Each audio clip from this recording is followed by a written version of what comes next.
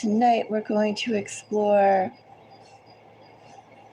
general collective readings. What should you be aware of? Well, perhaps these messages may be for you, they may be for someone else. They're messages to the entire collective with no filter. Things you should be aware of.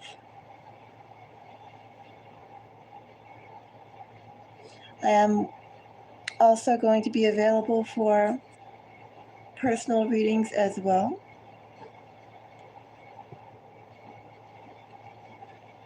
But first, we'll go and see what is in the energy. What messages should we be aware of?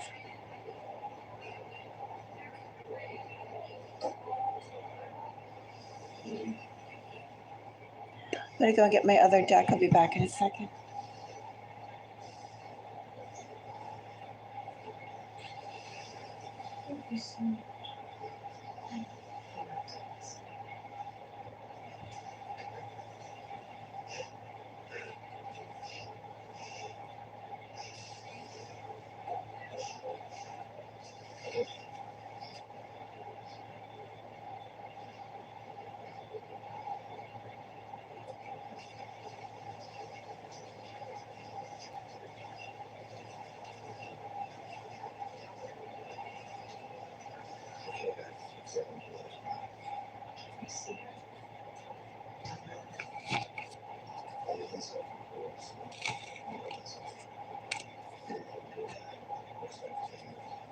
Okay.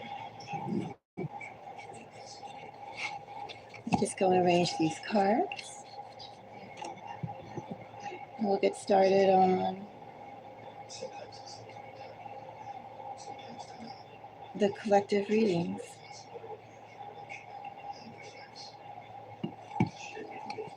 Shouldn't put on my gloves.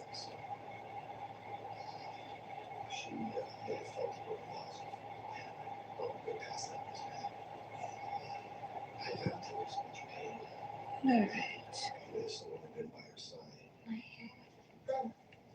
It's doubtful that this would end up with in time.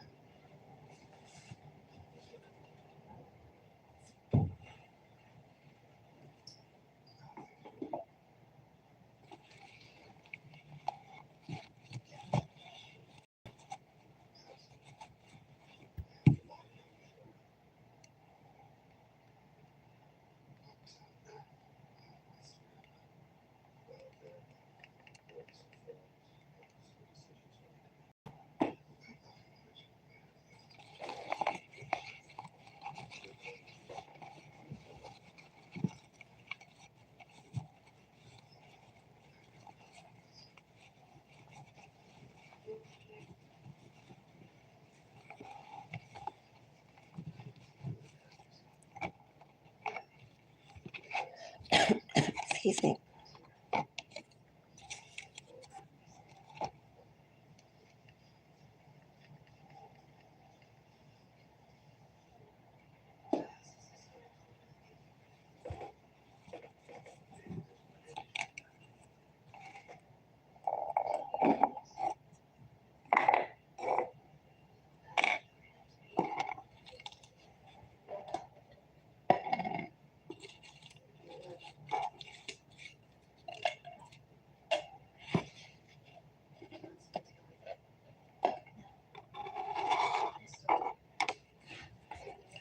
All right, so for the first message,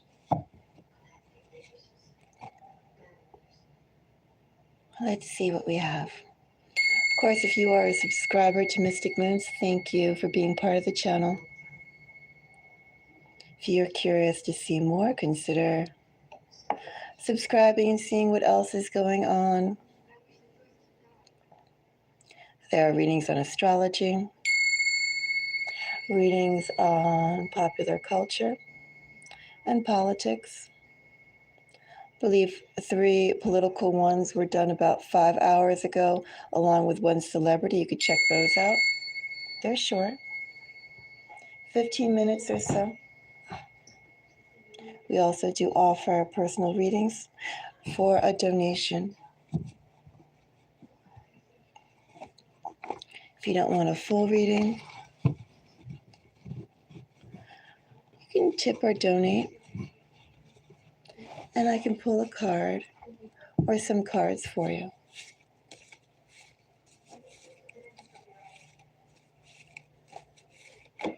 Let's see. 2 of Wands came out, bottom of the deck energy, 6 of Cups.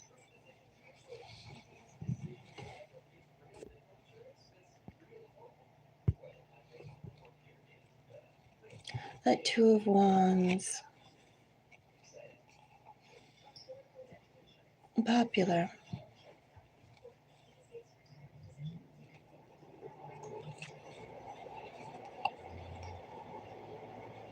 Perhaps a little too popular.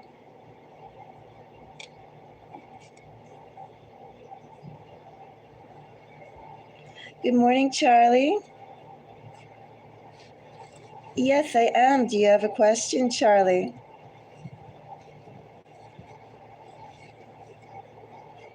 It is Rise and Shine where I am. Well, I just got up about an hour ago. Oh, well, let me know, Charlie. I'll be more than happy to pull for you. Let me know your questions. Send over a donation.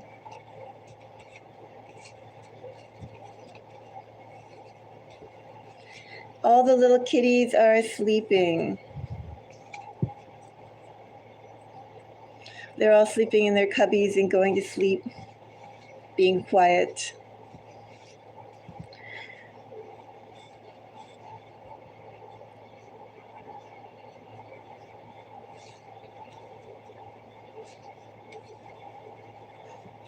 In fact, when I woke up, my little gray and white cat was like holding me.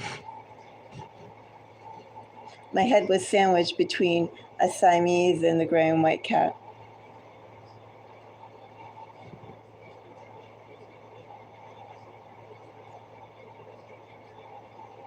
Okay.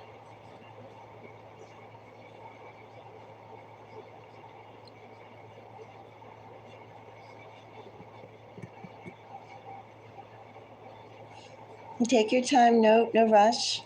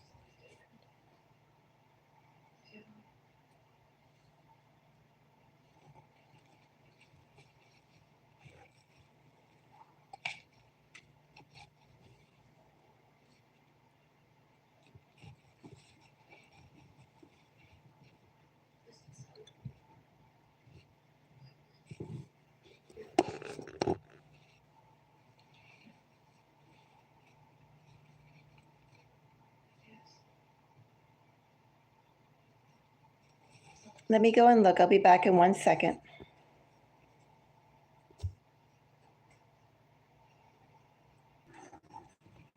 I have. Shireen, can you put one more dollar in? One more dollar, and then we'll go and see about your question.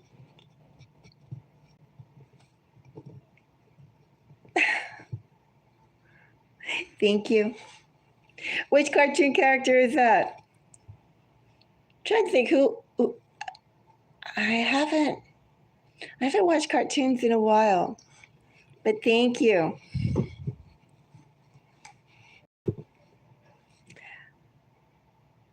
Thank you so much.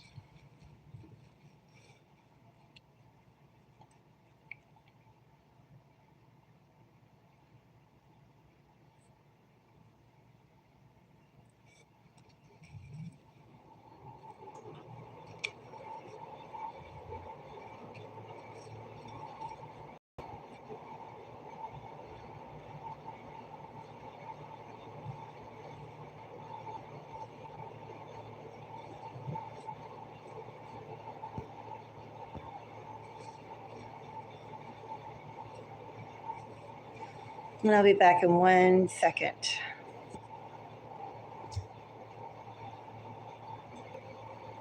Thank you, thank you, thank you. Okay. So,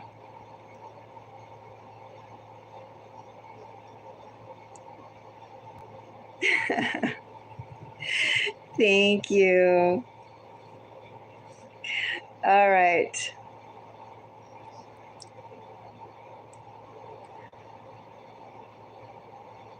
No, I appreciate it, Shireen. Thank you. Oh, the cartoon character? Yeah, I haven't watched cartoons in so long.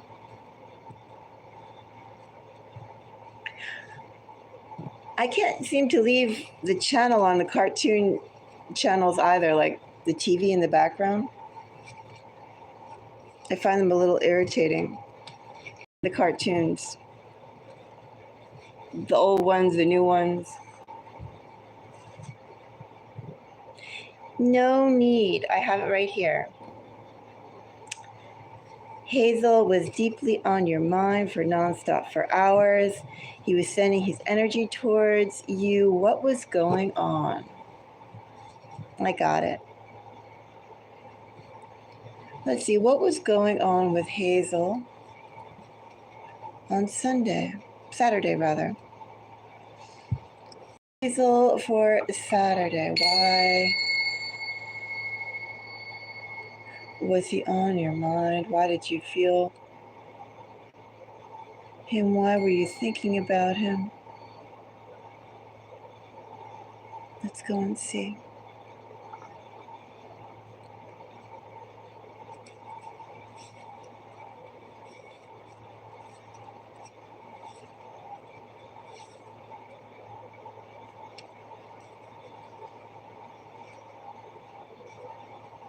I have Hermit.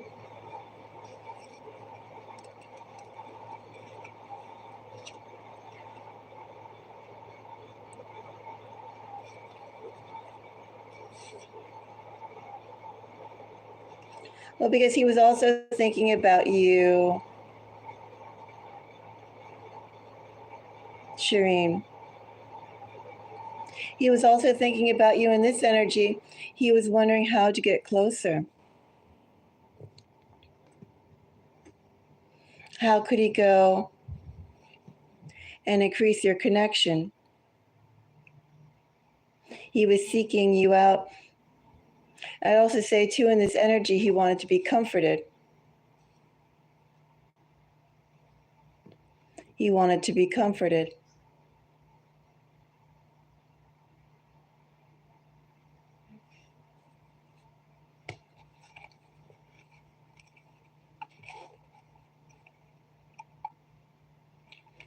I'd say he was seeking you out because he wanted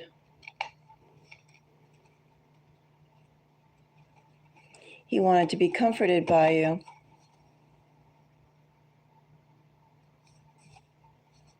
Something going on in the background with him.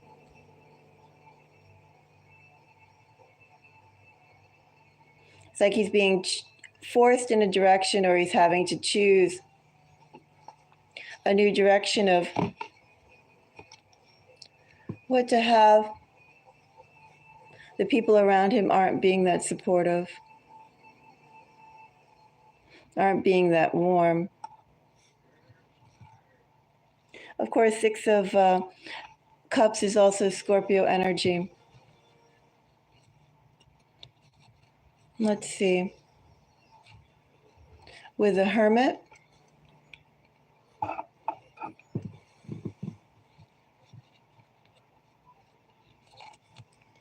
we have watching you.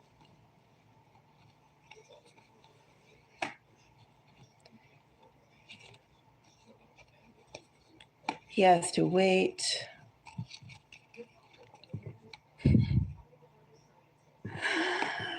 I would say, first of all, he wants companionship.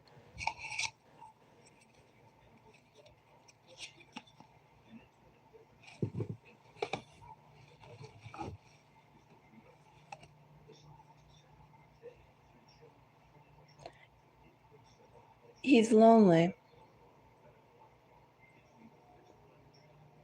He's watching what you're doing. For Six of Cups here, with what I feel, the Six of Cups is essentially tenderness, care. You know, those quiet moments that build up a relationship. Oh, you're a Scorpio moon too. I also have Virgo placements and Taurus placements here with Virgo, Hermit and Seven of Pentacles. But it's like it's dumb to go and wait to have those quiet moments, those moments that really build that solidify a relationship, right? That allow you to know who you're dealing with.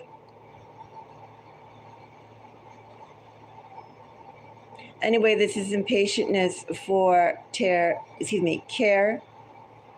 comfort, and tenderness.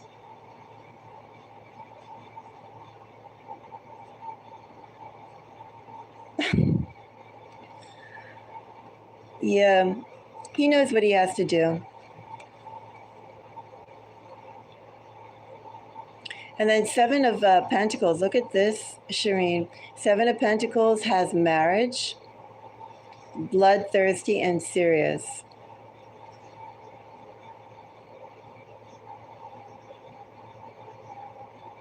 These are the cards here.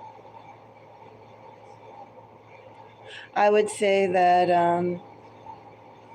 the reason why you were feeling his energy was because, first of all, he feels like he has no partners, no partnership, no real partnership. And I feel like the Hermit energy, the Virgo placements would be in places of action or planning. Well, both Taurus and Virgo placements would be in planning. Virgo and also action, and the Taurus placements indefinitely more thinking, planning as well. But look at this. Seven of Pentacles is clarified by marriage, bloodthirsty, and serious. You're feeling his energy because he feels like he doesn't have anyone who he can count on, anyone who he can build on. And he wants partnership. Someone who will be by his side without having something to gain from it. He thinks it's dumb to go and wait to go and have that connection. What I'm seeing is that he is lonely. I think he's also feeling like either the people around him are all around him for a specific reason. Nobody's around him just for, just because it's him. Just because they truly want the best for him, because they truly care about him. No one's around him just to see him at his best. And I think what I have here is he wants to have a partnership. So it's dumb to wait. It's dumb to wait for a close connection. He doesn't have anybody right now who freely gives affection, who truly cares. That's what I'm seeing here with dumb and wait. And with watching you, basically this is imagination. He's alone. As I said, he doesn't feel like he has anyone.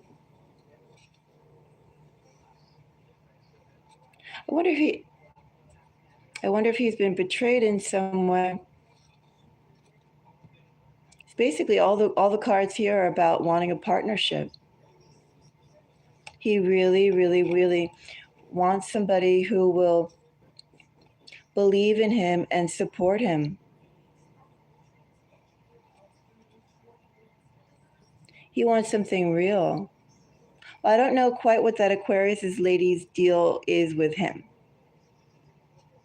All I know is that they're close. They were closer at one point than they are today. Their relationship has changed. Well, that's what he's going through here. Bloodthirsty is just something that he really, really, really wants. He seriously is contemplating marriage. If it's not marriage, then it's just a union, a serious union with not really there because of what you can gain, but there because you truly care. He has no one who he can count on. No one who truly is there for him because of him and not what they stand to gain from him.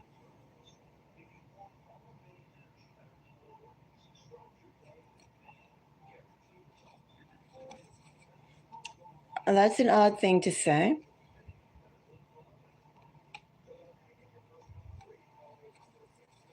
That's a very odd thing to say.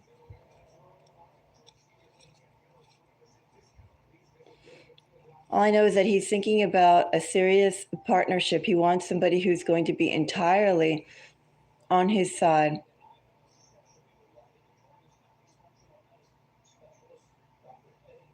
Well, that would be another question, but what I have here is that he is watching you. He is thinking about you.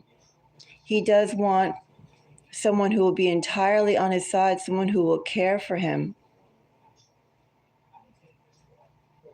He's tired of waiting. He's tired of waiting for a relationship with someone who will truly care for him. And he is thinking about what that would be with you. And then we have here more thinking. In general, he really wants a union. He wants a union of someone who will care for him. Who will care for him without any gain.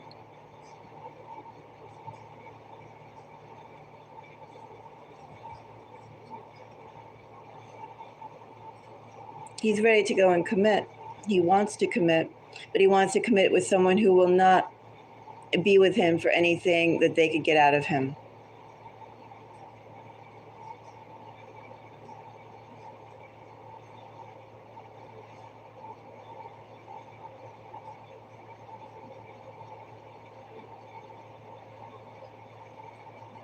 Why did he say what?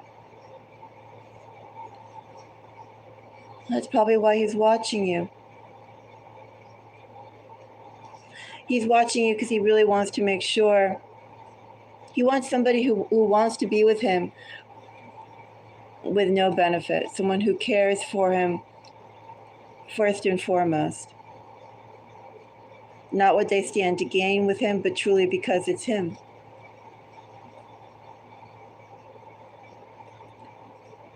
He wants a partnership like that. Could be he really wants marriage. Has he been speaking about marriage? He's been thinking about marriage. He's been thinking about a committed union.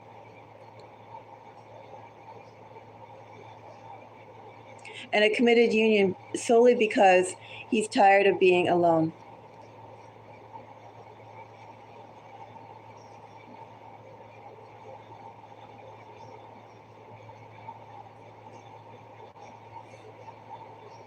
That's why he was thinking about you. He was lonely.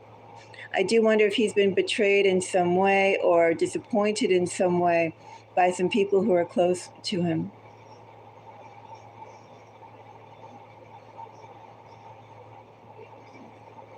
He really wants someone he can count on. I mean, with marriage, he wants union. That's the energy here too. But more than that, he wants a partner. He wants a partnership that's forever. He wants a partnership that's real. He wants a partnership that lasts.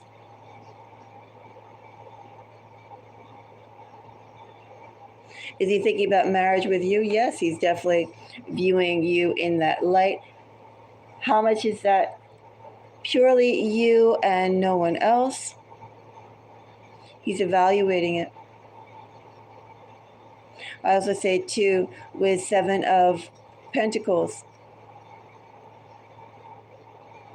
he's reviewing everything around you, around him rather, everything around him. And he's very exacting too. He wants to make sure that he wants somebody who, again, he really wants to make sure this is authentic.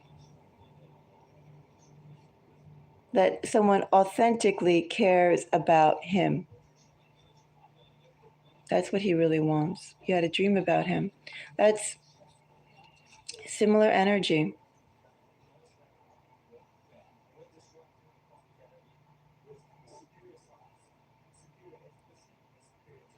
Similar energy.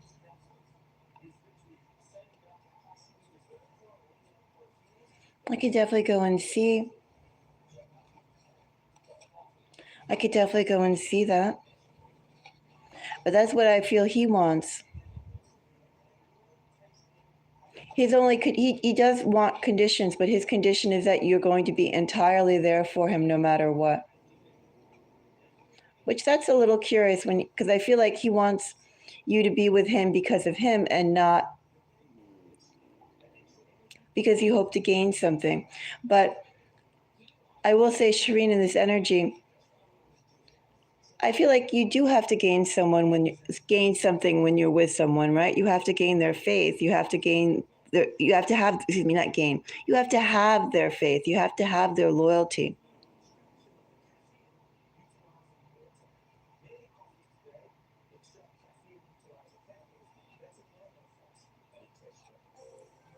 Would you like me to go and pull on that question? Would he be genuine if you got together?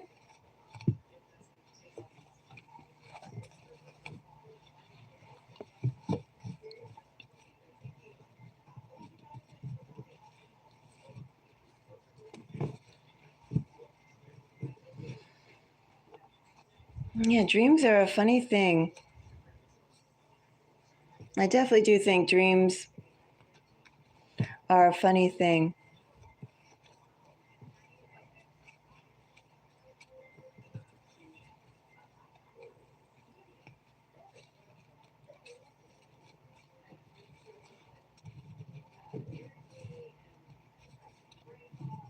Would you like to see?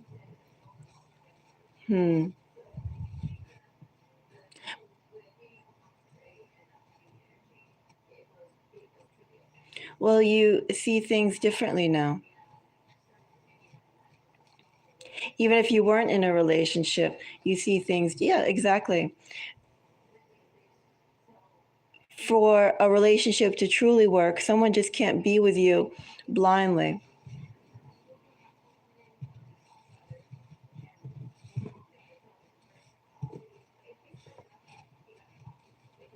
There's no need to. There's no need to waste your time. You know what you want. You know how you want it.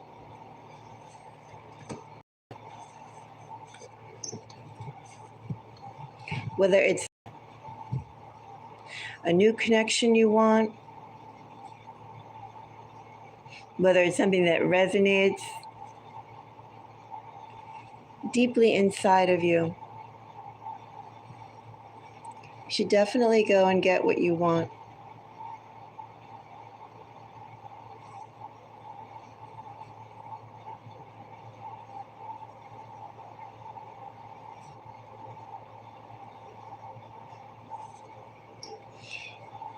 Yeah, tell me later when you're ready.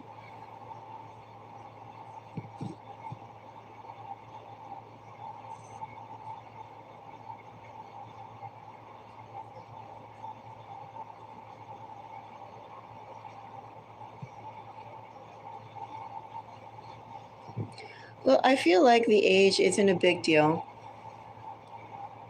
I also feel like the distance isn't a big deal as well.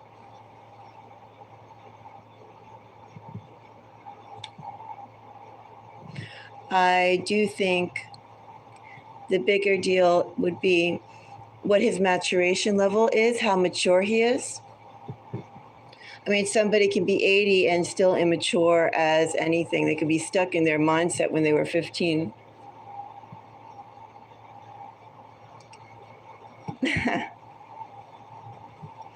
Yes, I am.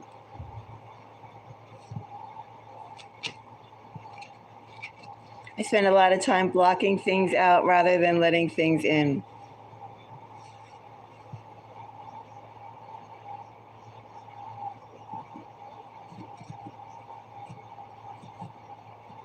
But more than age is not an issue.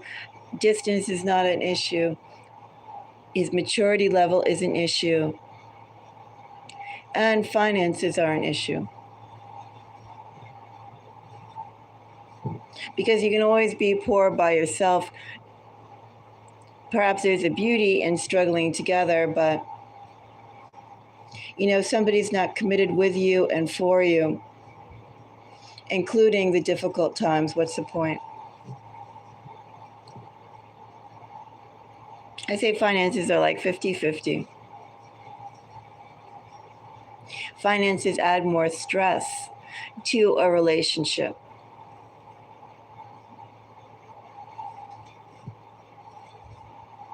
All right, sounds good. Yeah, finances add a stress to the relationship. You get to see more about how that person behaves under pressure, and also too, how will they honor their responsibilities and commitment?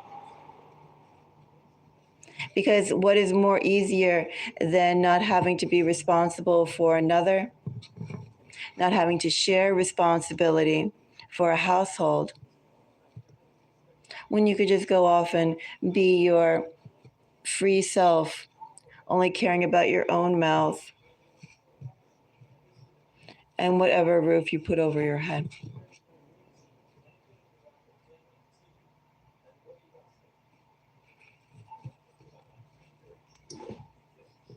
Well, those are the only differences I would see, or the things that really make an issue. His maturity level and finances do matter, only because, as I said, they add additional stress to a relationship. You get to truly see those who are committed and those who are not. And then also too, how would they deal? How would they deal with that stress? Well, you can go and ask, will he be genuine with you? That's a good one, right? Would he be genuine towards you?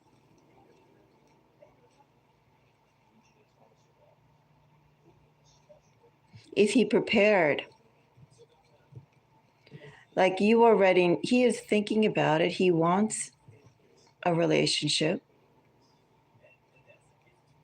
Is he prepared?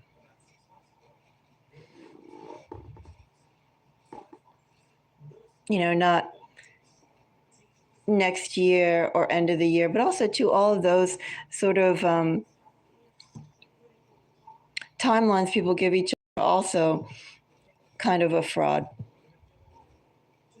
Because if somebody really wants to be with another, they're going to be with that person no matter what. Just think about it.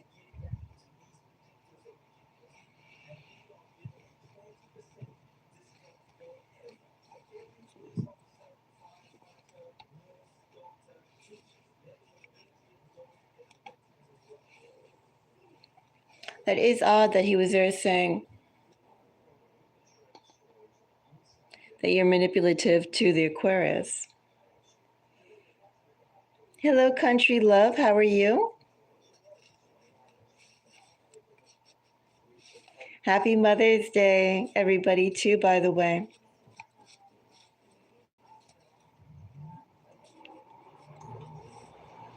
And of course, if anybody else has any questions that they'd like to go and ask, if you don't want a full reading, you could send some love over my way and I'll pull some cards for you. Oh, I am not, well, I am a cat mom. I have 4 cats. They cry a lot. Will he be genuine towards you if you were in a relationship with him? That's a good one to see.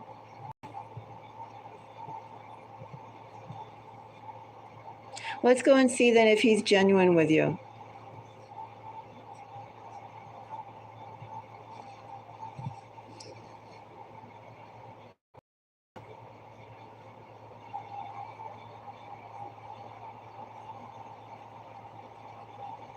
You definitely go and see his energy right now towards you.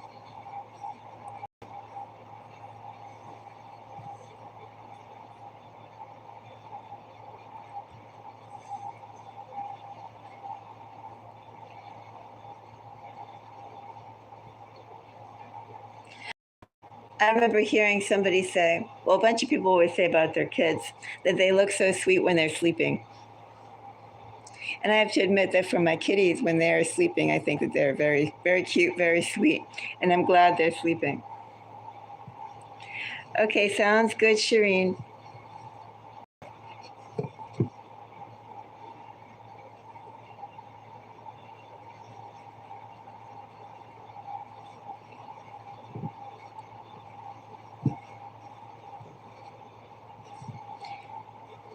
And then we'll get started on your question.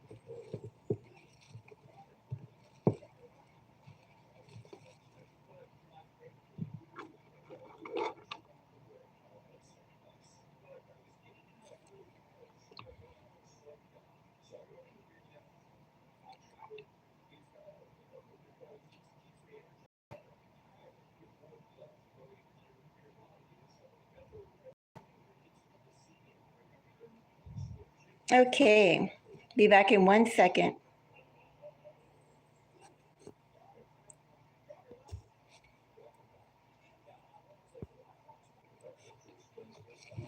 When's your Mother's Day? When is Mother's Day celebrated in England?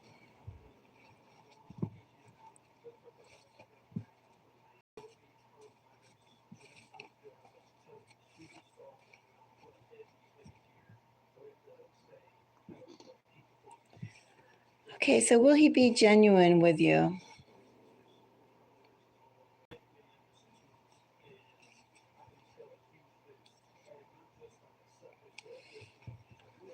Knight of Wands.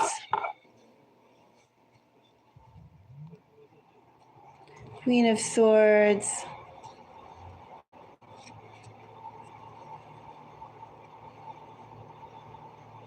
Yes, he would be.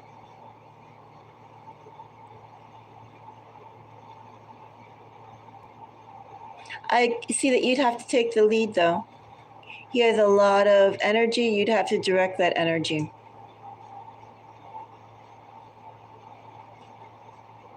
You'd have to direct the energy that he would go, of how he should be in the relationship, of the energy that he would provide to the relationship, the passion, the vigor, the dedication. No, I see you in Queen of Swords energy.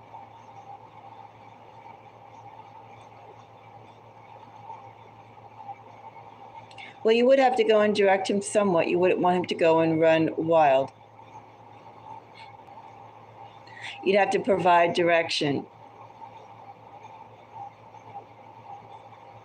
But he has a lot of energy to give, and he wholeheartedly would go and work towards the connection. He would wholeheartedly be a provider. He'd be very dedicated to the connection. Lots and lots of energy there.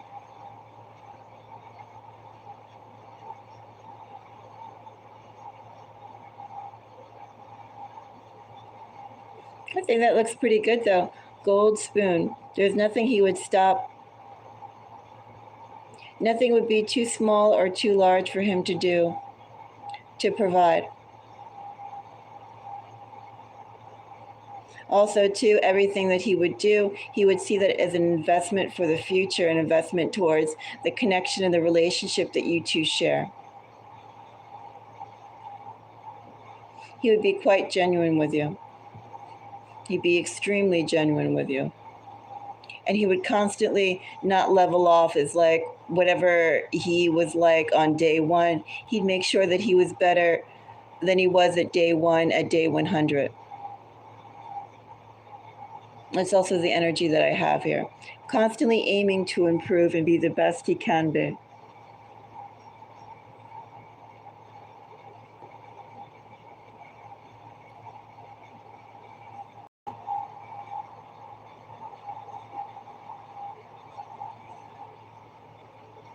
Interesting.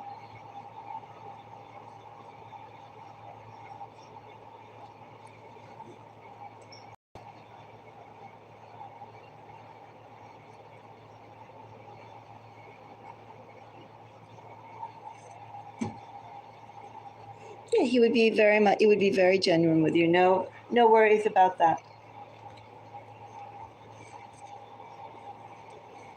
I just feel with that Queen of Swords energy, you would just have to go and direct him somewhat to make sure that he's doing the right thing. He can't do it in a vacuum. And of course, a relationship is about feedback. It's about collaboration. But he has the drive, and he will move according to how you need him to.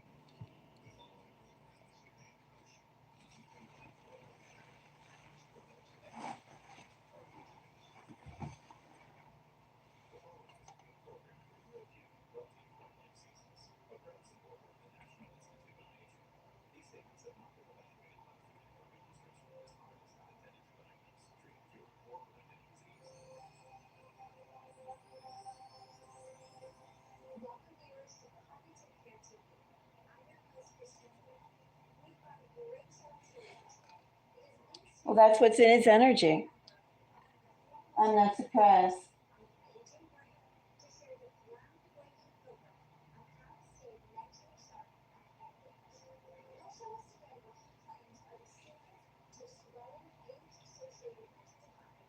Trying to find a show that says there's one about baby animals.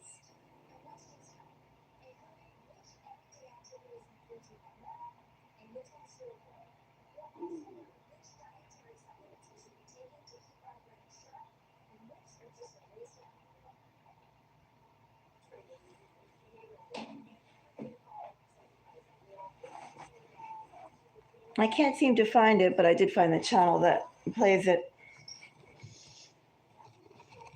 They have like little baby kittens and little baby puppies.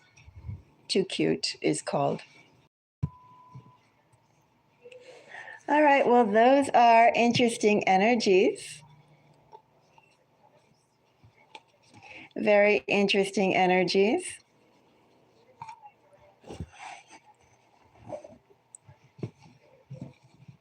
I think they're very positive energies too. I can for another donation. If you want me to go and continue pulling up on that one, I can. But I would need a little bit more.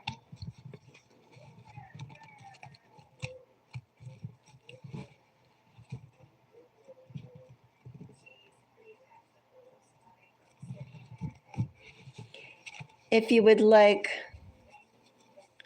yeah, we need like another, if you put in $3 more,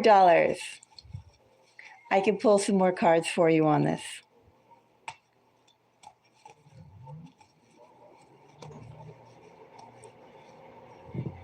Let me go and pull those cards out that I just had. And I will develop that message. Okay.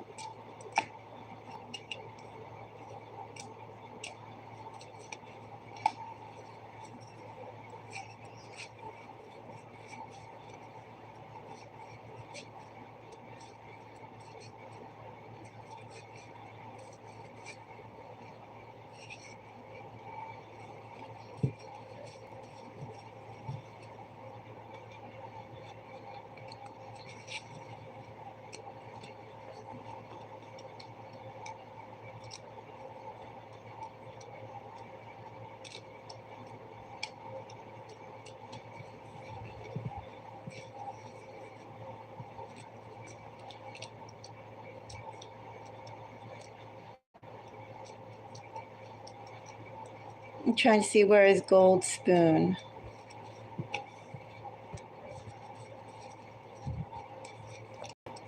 I don't even know where I put it. There we go. Gold Spoon.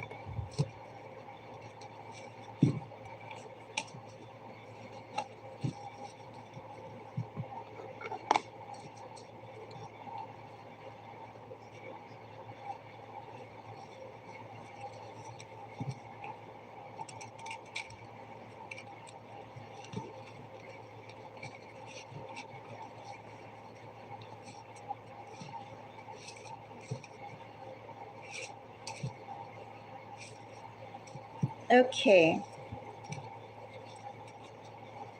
Thank you, Shireen. Back in 1 second.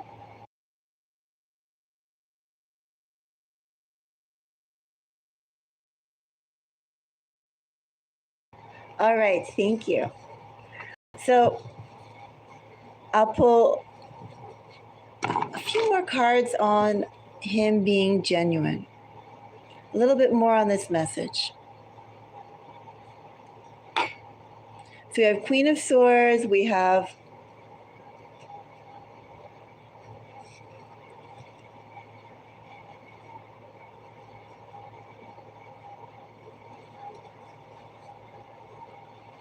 right, future tense. Future tense on will he be genuine with you?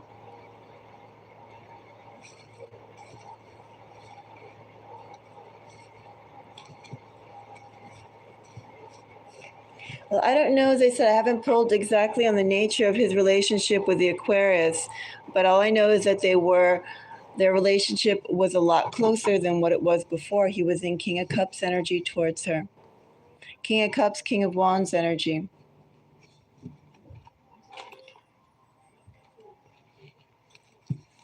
Okay, so, and by the way, these aren't past, future, present, or anything like that. These are just the cards pulled on the question and situation. I don't bother doing that standard spread like that.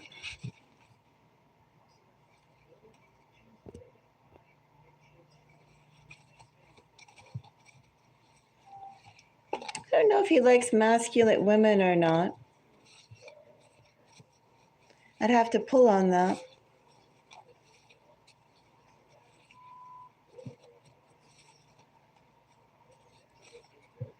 All I know is that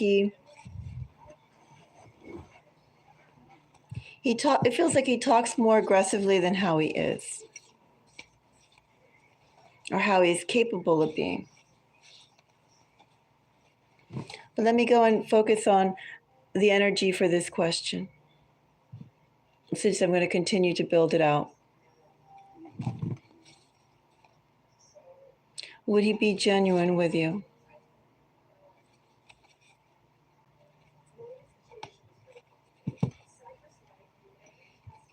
So I have Death here. I have Queen of Swords, Knight of Wands with a gold spoon. I have Death.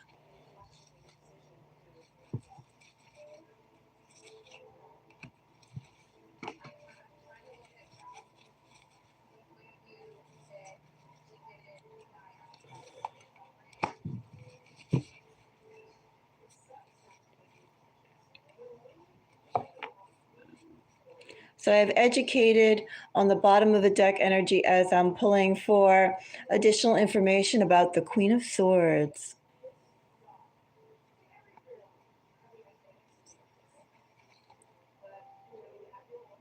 Queen of Swords is knowledgeable.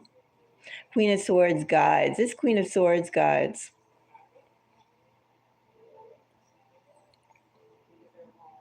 Energies I have here, I have fire. My Knight of Wands always skews more towards feeling, if I was to put a sign on it, more towards Sagittarius energy than anything. My Queen of Swords I read as Libras. But of course, it could be any air sign, any strong air, strong fire, Scorpio and Aries.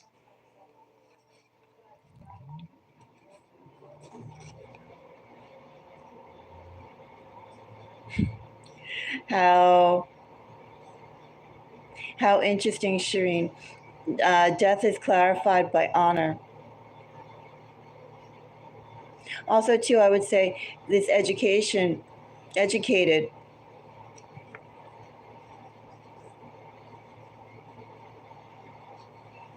Yes. This educated is interesting because it's like you're educated, could be both of you are educated in the type of relationship, how you want to be treated, it.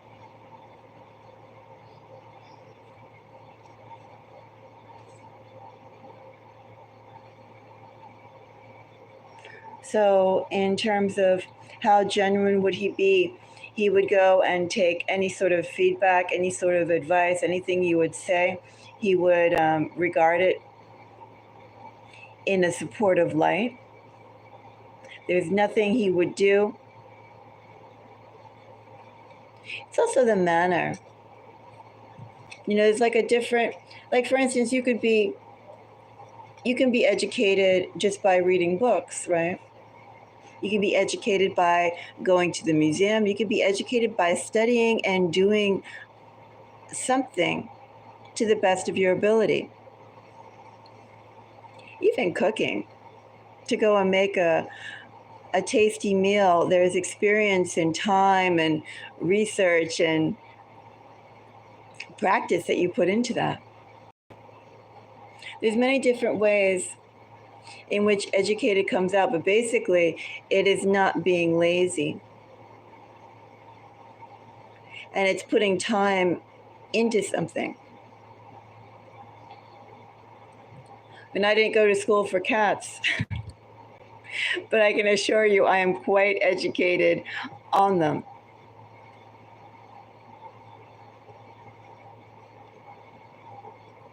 But the energy here is really actually beautiful. Also, too, the bottom of deck energy I have here is red thread. Fate. It's also calling that out as well when I pulled for for death. Death, I have honor.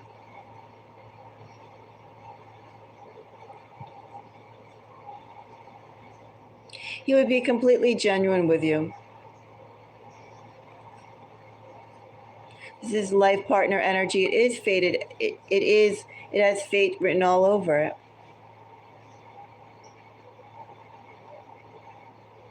He'll do his best. And nice to know, too, he'll do his best to provide.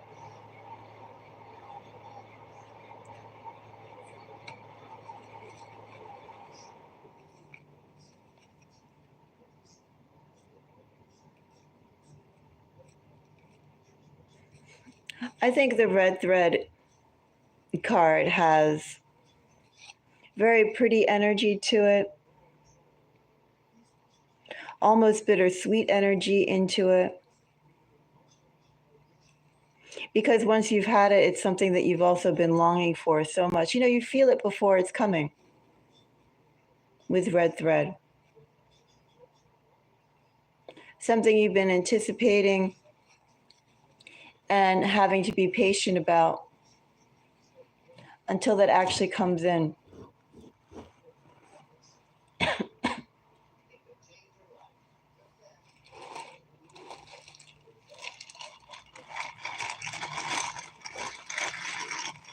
No, it definitely is something very, very strong there. It's a notice the signs type of energy.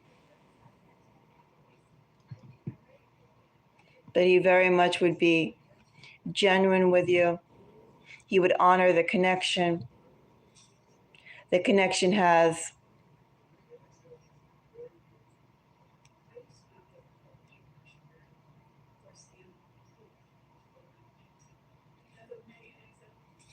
I feel it is much more pervasive than just a romance of a lifetime. I mean, I see it as life partner energy. You know, not boyfriend energy, not girlfriend energy, life partner energy, the partner that you live out your life with, the partner that you do life with. Right, I remember you said that. Well, he definitely, when it comes to his energy towards you and magic, he's created a large, I don't know whether you call it a large depression, a large fog, a large space of stuff in there. He put out a lot of energy. Yeah, so that's why I wouldn't say romance of a lifetime, because it sounds like in the timeline of life. You know, you go to school, maybe you go to one school, maybe you live in this place, maybe you go to that place, maybe you work at that job. I mean, the timeline of life, when you say like romance of a lifetime, it makes you think like, you know, here's life, and that romance is right here. And I feel like with saying something like life partner, basically you met that person, let's say at this point, and for the rest of your time together, that both of you are, you know, breathing and functioning and heart beating, you're together. So I wouldn't use the phrase romance of a lifetime because it sounds fleeting. I actually feel this is more permanent than that. It's not a boyfriend energy. It's not a girlfriend energy. It's not someone or something that you dally with. right, that you just enjoy where it's going. Of course, some people like that energy of seeing where it's going. Um,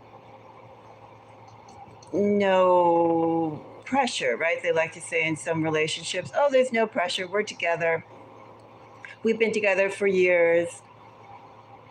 I'm in no rush to get, well, I would like to get married, but I'm in no rush to get married. You know how people say that?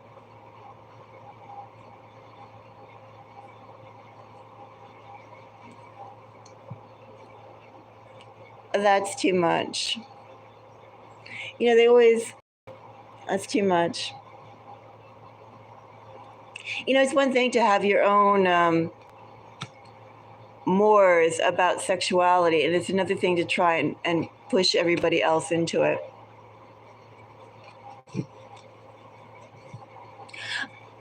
I once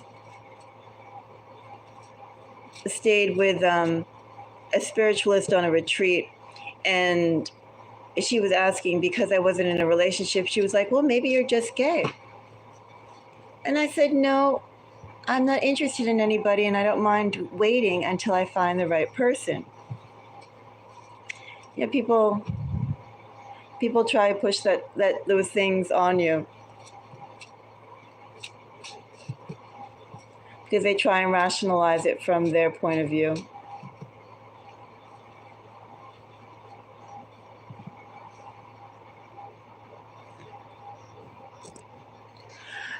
Yeah, I know. It was, you know, I felt too when people say that or they go into phrases like that, they just want to go and bring up conversations about sexuality. That's all. And they want to have you go and share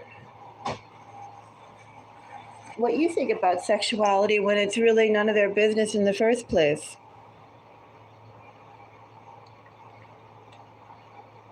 I mean, I just gave her a look and said, what did I say? I said something that shut down the conversation with one word. I forgot what it was.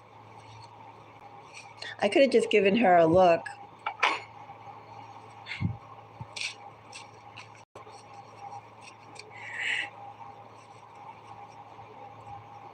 You know, I appreciate beauty.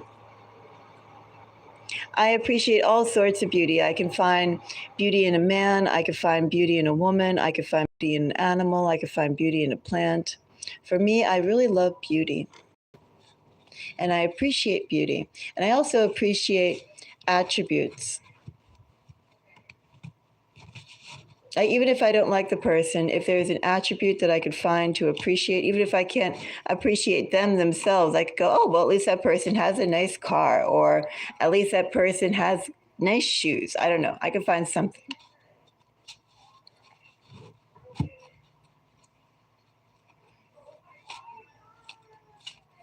Right.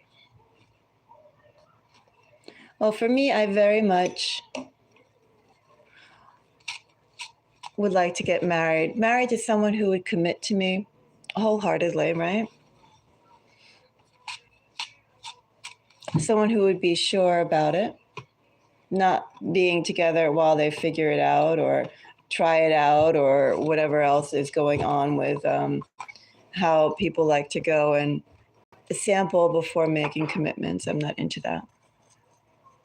I like a man too. I think an attractive man is very enticing.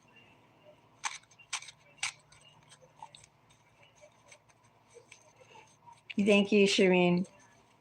You know, I've had a lot of friends, female friends, who they've been, I guess, a bisexual. Maybe they've been gay completely, I don't know.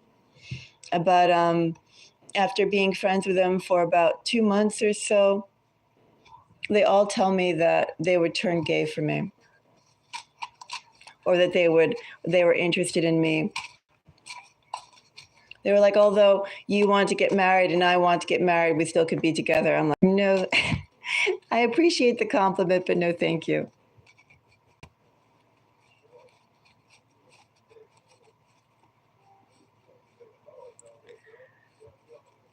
Well, thank you, Shireen.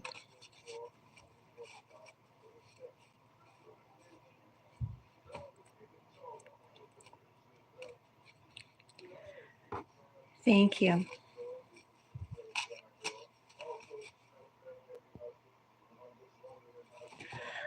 I know something about, I think, too, there's something about how they've taken the concept of women being strong. And I think even that concept in itself, they've put it to a masculine light. I don't know if most women are bi. I mean, I reject that because I think that to go and put stereotypes on all women is unfair. But I do think that even when you think about business wear, right, when women go off and work in the office or they work in very corporate environments, the way that women's suits, women's business suits take their lead typically from menswear. In the way that sometimes too a lot of business wear, they have the shoulder pads and they have all these things to go and make you look masculine. I mean, there's a lot of emphasis with women that if they have to be taken seriously, they have to go and adopt male traits, male characteristics. And I think that's very unfair. And that also beguiles or sort of just completely distorts femininity. Like, for instance, with working, I don't believe in dressing anything that resembles menswear. I don't need to. I don't need to go and act like a man. I don't need to go and be aggressive like a man to make my point.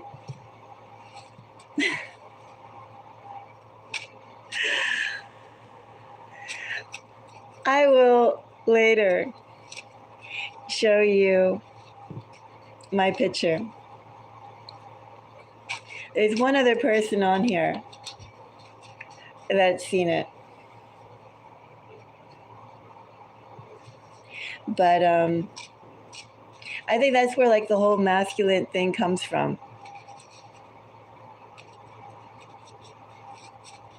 It's just the fact that women think in order to go and be powerful, they need to tap into being aggressive and all these sorts of male actions and attributes and traits. And that's not true.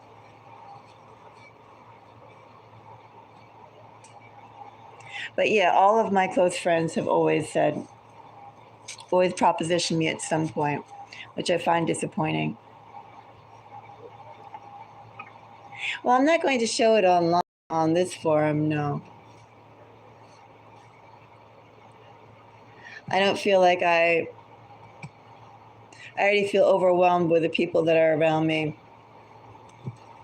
in real life, let alone dealing with people online.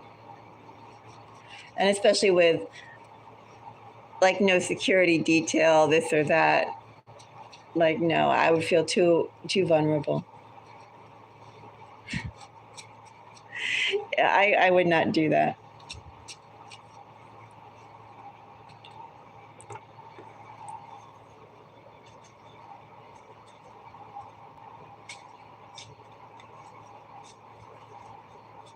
I mean, I was even thinking, and perhaps at some point I will, doing asanas and yoga positions through here, because I have done yoga for a while, and I also have my certification in it. And I was thinking, when I do that, do I put like a mask over my face? Like, how would I do that? Yes. You know, part of me is split evenly between being extroverted when I want to be or when I need to be, but I prefer to be in the background.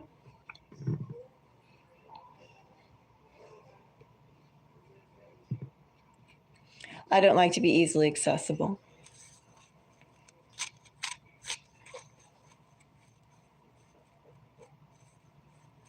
Yeah, I wear sunglasses, I wear a hat.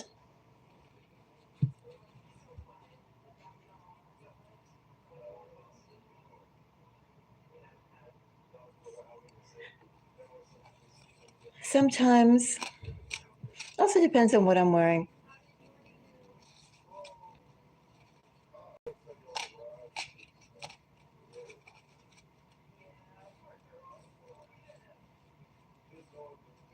Well, it definitely is in the energy.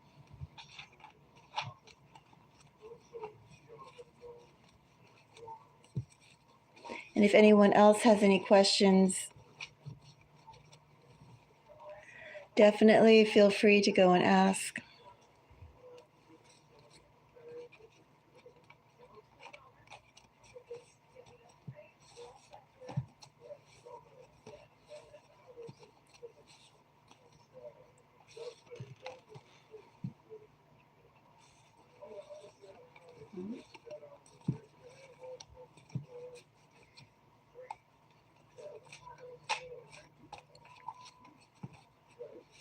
So I guess we can go and start, unless you have any other questions, Shireen.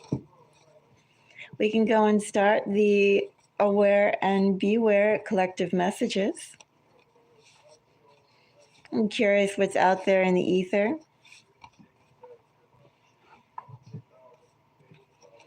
Seven of Cups with Justice. Many ways of acting upon something, or many things are going to be addressed and solved.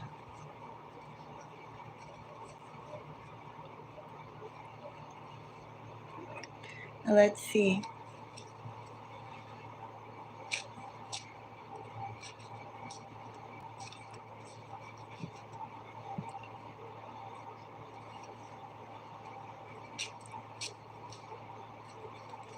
Seven of Cups. Oh, you want to have one more question?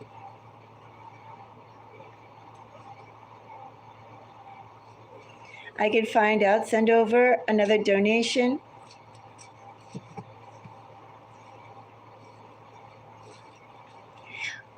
You could include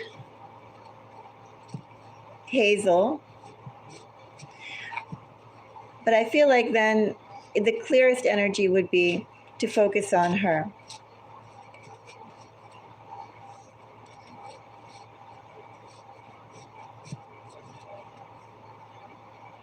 And if you find her creepy, then don't deal with her. There's so many creepy people that will come to you that you'll have to deal with, let alone dealing with someone creepy who isn't even around you, physically.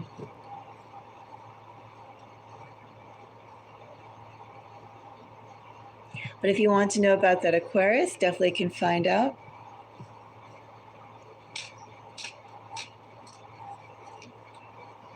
Send over a donation and we can see.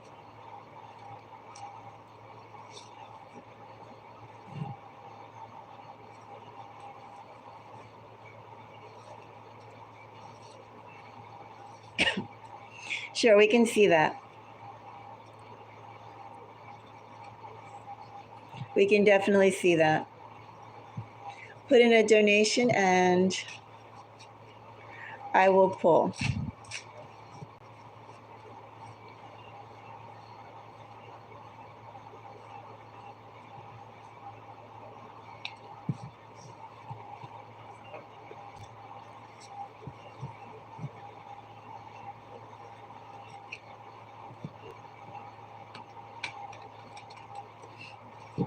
Okay, I'm going to go and get some water too, so I will be back in just a moment.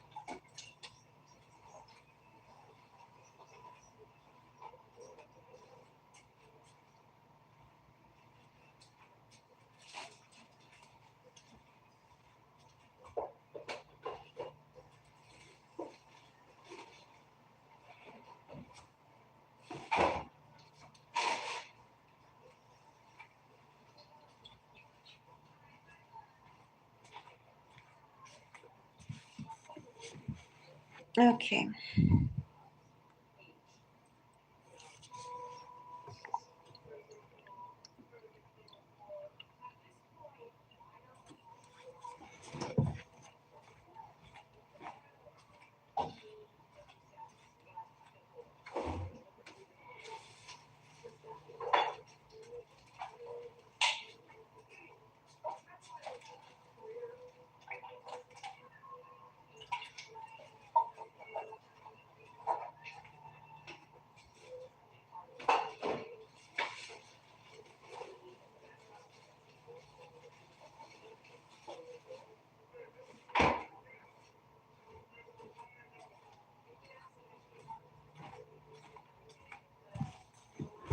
Okay, I'll be back in 1 second.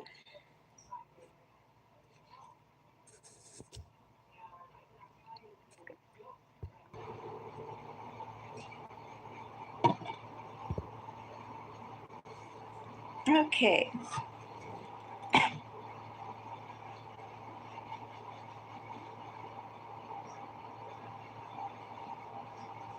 That's weird.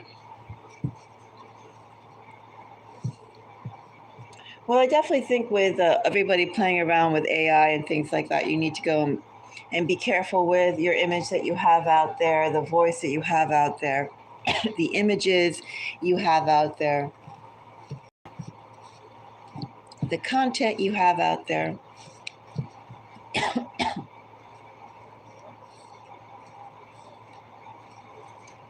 But let's go and see. How does she feel about you and Hazel?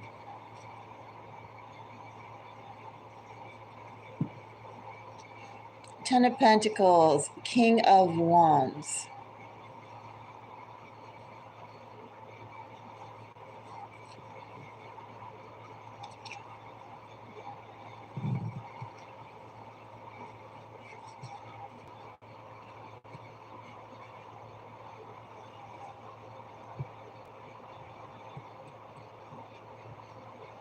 I do wonder what her relationship was with Hazel, or her relationship is with Hazel. How her relationship got started with, excuse me, how her relationship got started with Hazel. Because they definitely were very close in some way. How does she see the relation? How does she see you and Hazel? It started online. Well, essentially, she feels.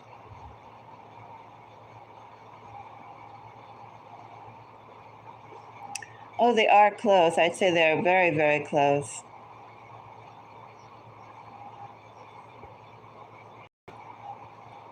They're very, very close. But I do think there's been some, again, a change in what that relationship is. What it is, I don't know. I'm not pulling for that question.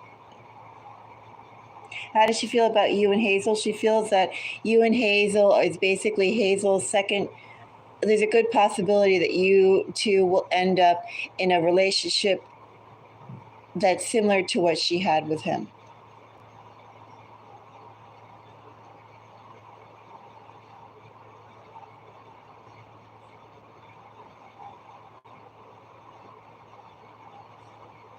No, she's not saying the full story. There's a lot more complications. They've been, and also too, they have been involved closely. Ten of Pentacles.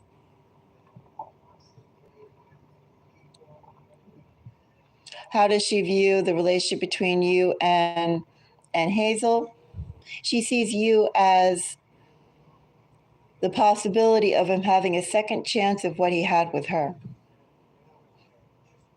That's how she sees it.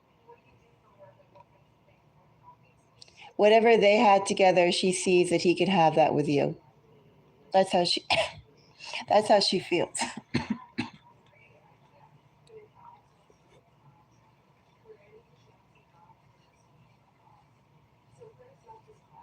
So,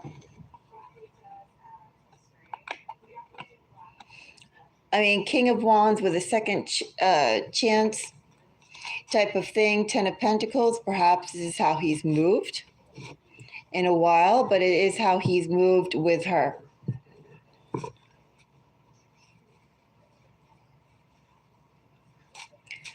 That's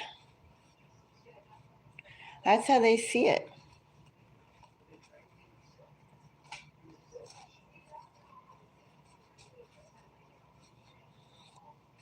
That's definitely how they see it.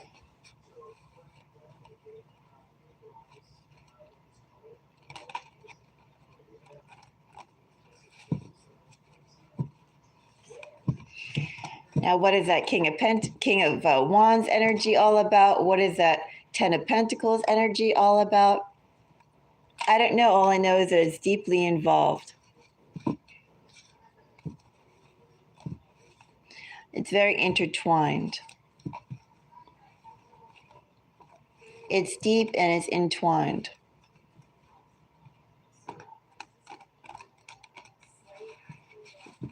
It's like pulling ivy off a building and out of the yard. They got a whole bunch of things going on.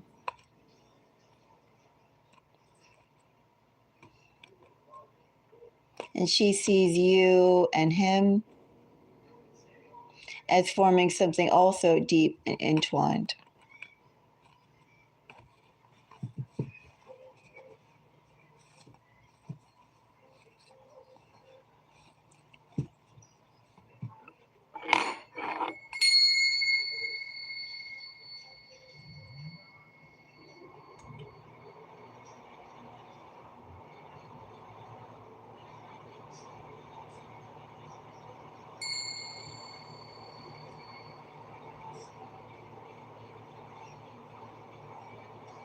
Does she want him?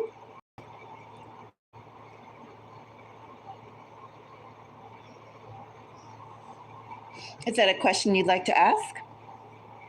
Yeah, I don't fight over men either.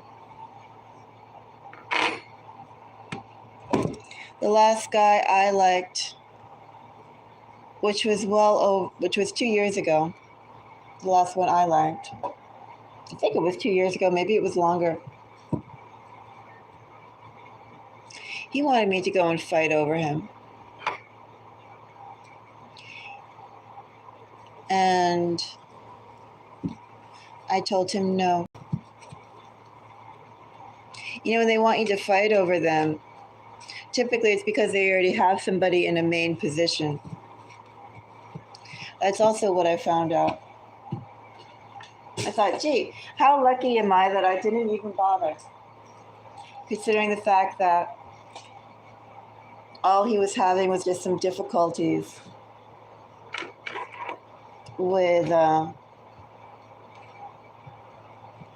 someone who he'd been with for a long time and someone who he went back to as well.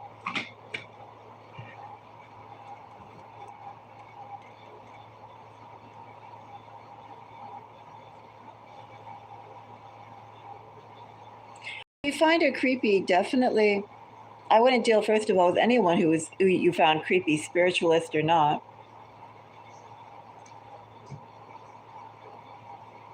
You don't need someone who's creepy. And also, too, I think you don't need someone who plays games. Like if she supports you and Hazel, she should say that she supports you. And if she doesn't support him, then your relationship together, she should say, I don't support you guys. And the reason why is because of this or that. I mean, she should just be honest rather than just leading innuendos.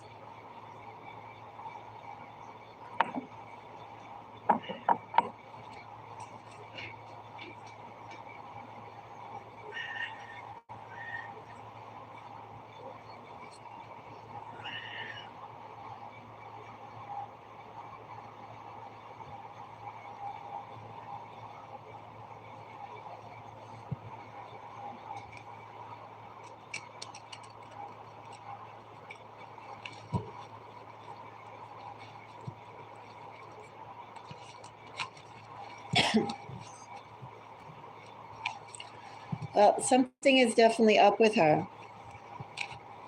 And she also is very connected with him. I don't know in what way. I haven't pulled that, but she has a lot of investment in him. And it's not going away either.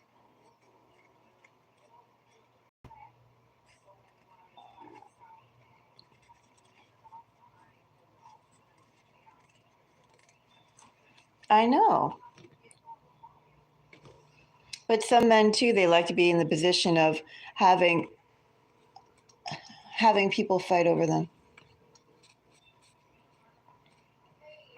You know, the one that concedes to them, the one that doesn't have boundaries for them, etc., etc., etc. The one that doesn't make them feel intimidated, the one that they can feel like they're in control.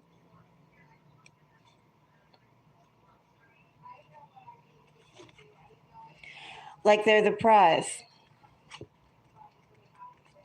That reminds me, there's another person that I know who also kind of wanted me to fight over him. And that guy, he ended up marrying this woman who he was more attractive than her. He was also an athlete and she wasn't. He came from more money than her. And they have 2 or 3 kids now, two or three small kids. And there's something very disturbing about the way he treats her. She's very, very much in love with him, very happy to have him. And it's like he's happy to come home to someone who won't wander the way he does. Very creepy. He is not respecting her. But as long as he comes back home, she's,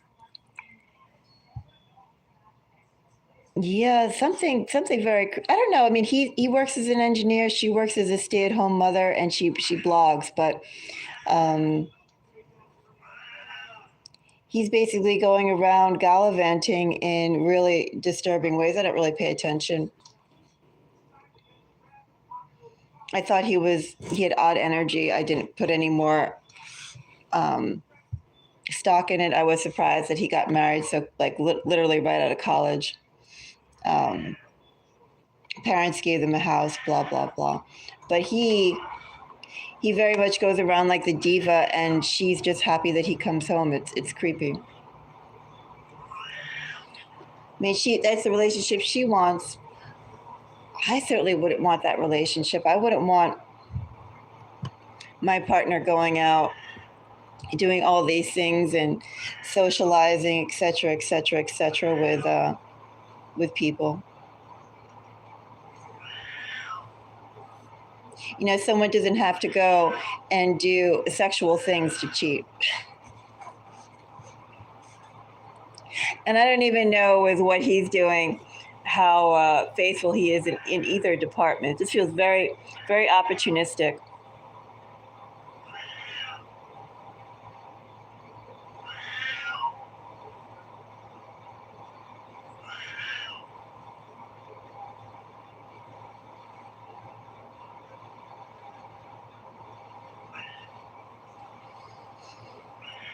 I also think anyone to insert themselves into a relationship of 2 people, something's weird right there. Quiet.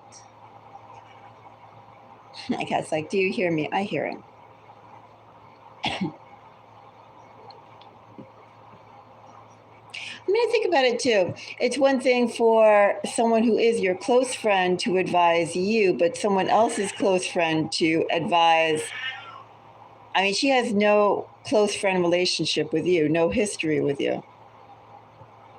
To come from a position of advising.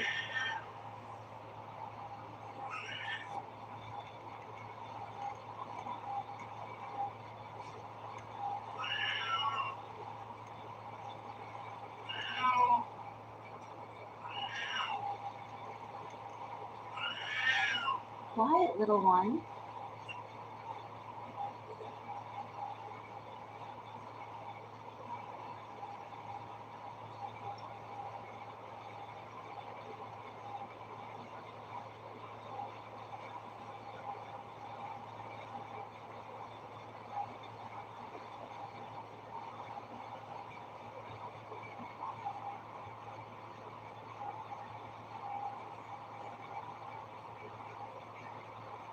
I can't comment on other people's readings.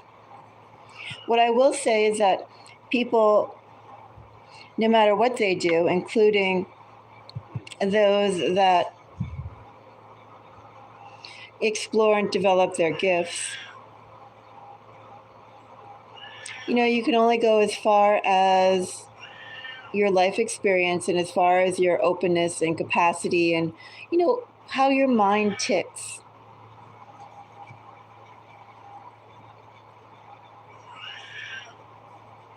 And also, too, just like if you look at an artist, for instance, a visual artist drawing, everyone, for instance, can draw a pair of shoes. But how they draw those pair of shoes, a whole bunch of people can go and speak volumes for, how they tick. Or so everyone can go and draw the same figure in a figure drawing class. But it could also tell, too, just how empathetic and open someone is to looking at that figure and how much do they have to put their own self or their own likes and dislikes into that. And I feel tarot reading is the same way.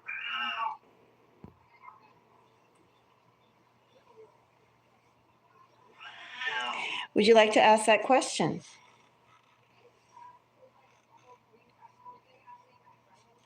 But the point is, just like anything and everything, you can only read as far or see as far or explain as far as your own life experiences and what you're open to. Also, too, how willing are you to let go of yourself and what you have experienced, what you deal with in that.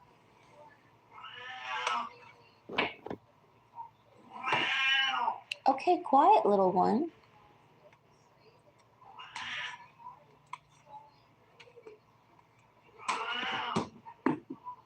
Understood. Understood, but thank you for the support you've given.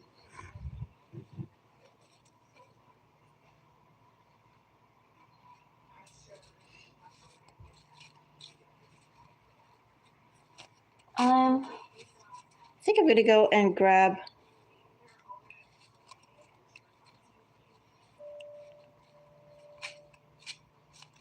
for $20.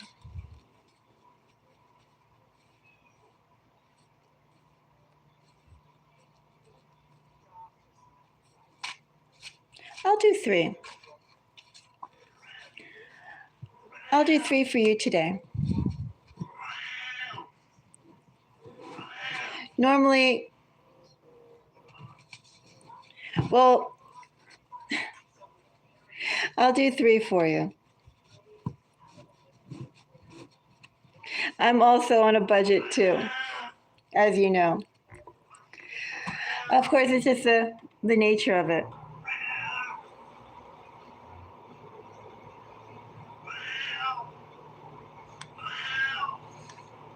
For $20,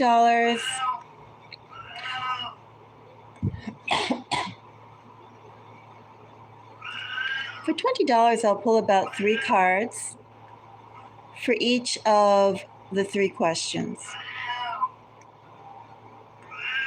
It's hard to go into the readings longer when, they aren't that much. Typically, I charge,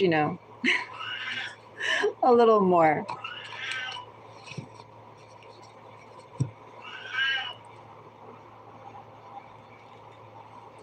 Like typically, it's $5 a card. I just pull more because I feel like it sometimes.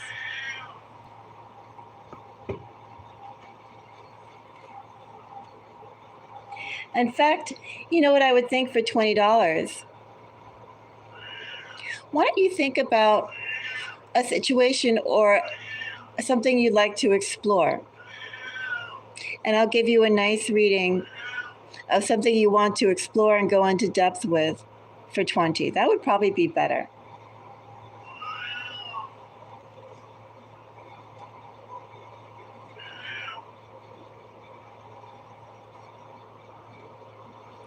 I mean, I think that with the $50, I'll go and I can pull multiple questions for that. For 20, I don't know, we'll just see.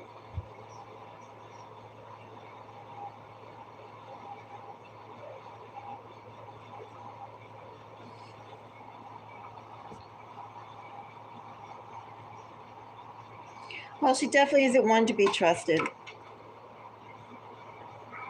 And I do think if you feel that way about her too, you shouldn't even have her in your energy. It's not good to go and allow someone like that inside of your energy, especially if you don't have to deal with her.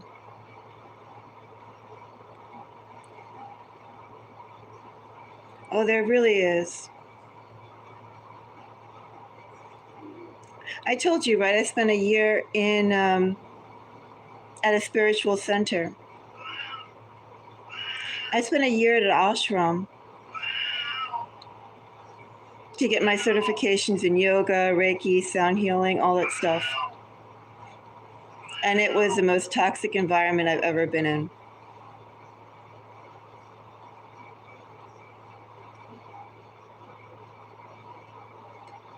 And also, too, during that year, I traveled to a whole bunch of other spiritual centers, New Age centers, healing centers, Zen monasteries, ashrams,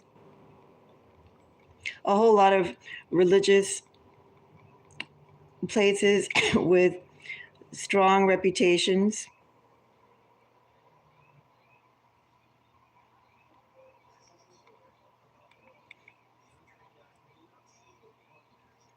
And I got a little creeped out.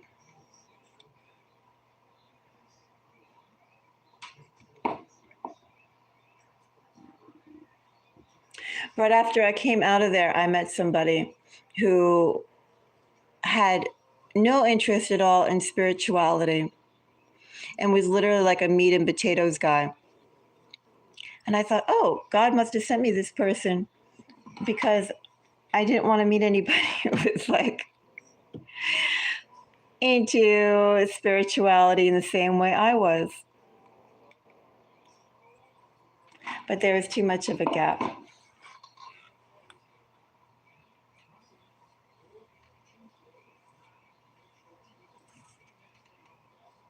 When you're ready,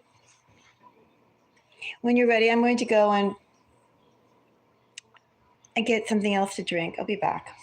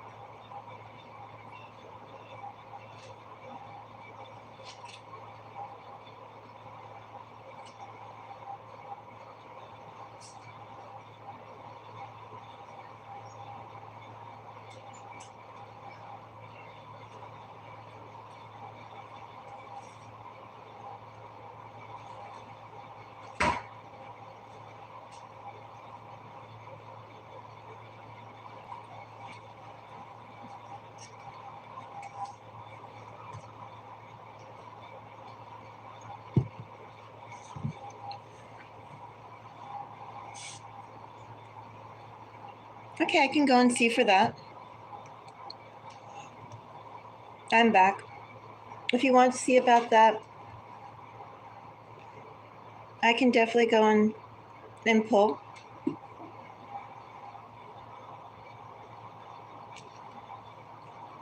If you want to go and have a short question, I can see for you.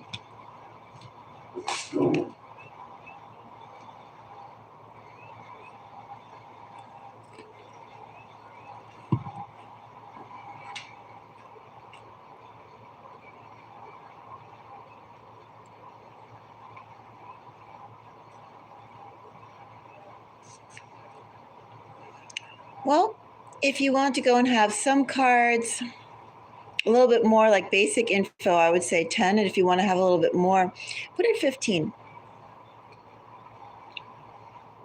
Because, the whole thing is about each card puts out more information.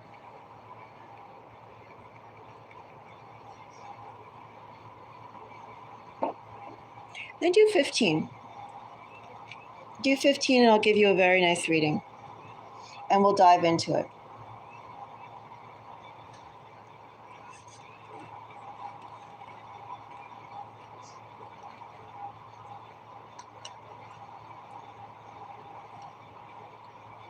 Well, you definitely can't have,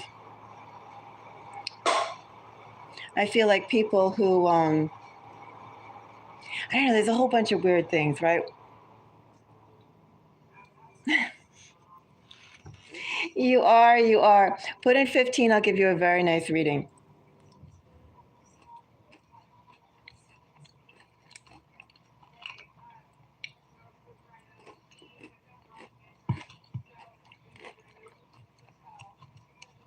Okay.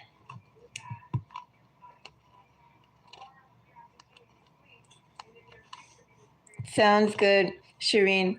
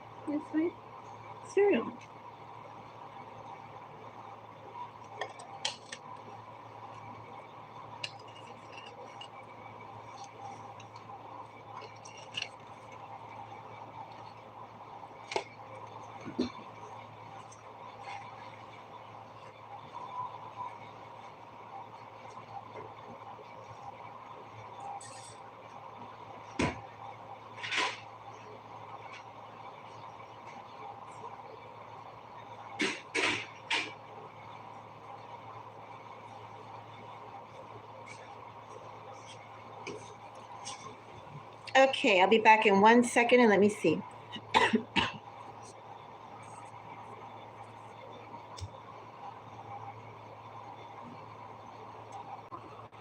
Okay, I did. Thank you. All right, let's go and take a look.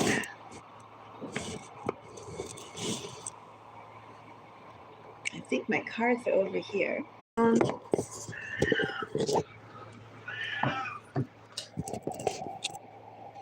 right.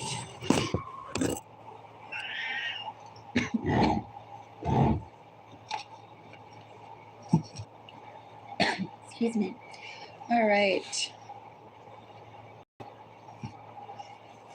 I did. So if you want to rewrite your question again, but the question is, will the Aquarius use spells on you, or has she been using spells? Okay. Will this Aquarius try to use magic in this situation?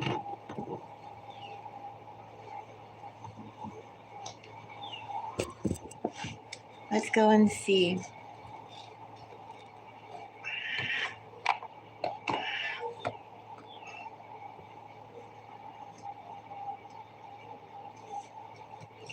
Let's go and excuse me. Let's go and see.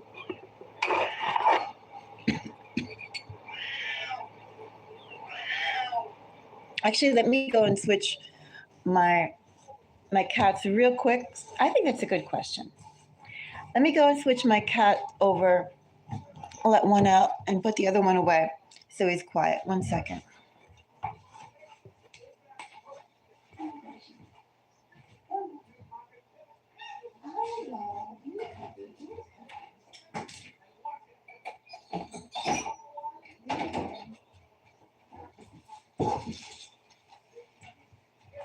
Okay. Now we're ready. Will this Aquarius lady try to use magic on you?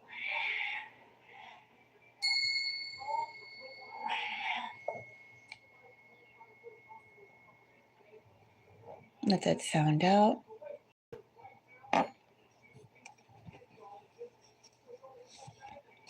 So, Shireen, are you there before I start? Let me know if you're here, and I'll begin. Okay. Will she try and use magic on you?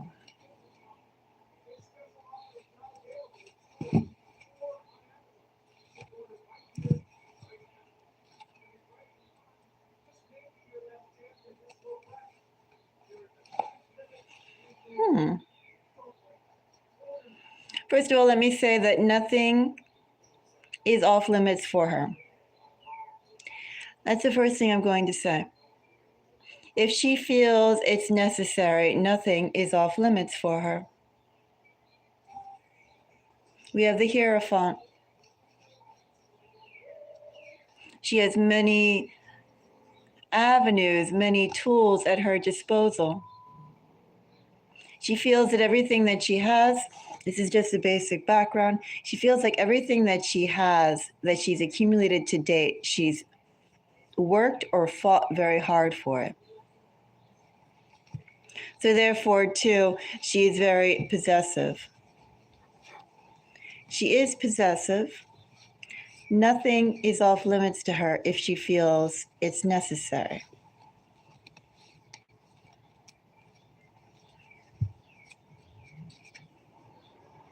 I have 5 of Wands.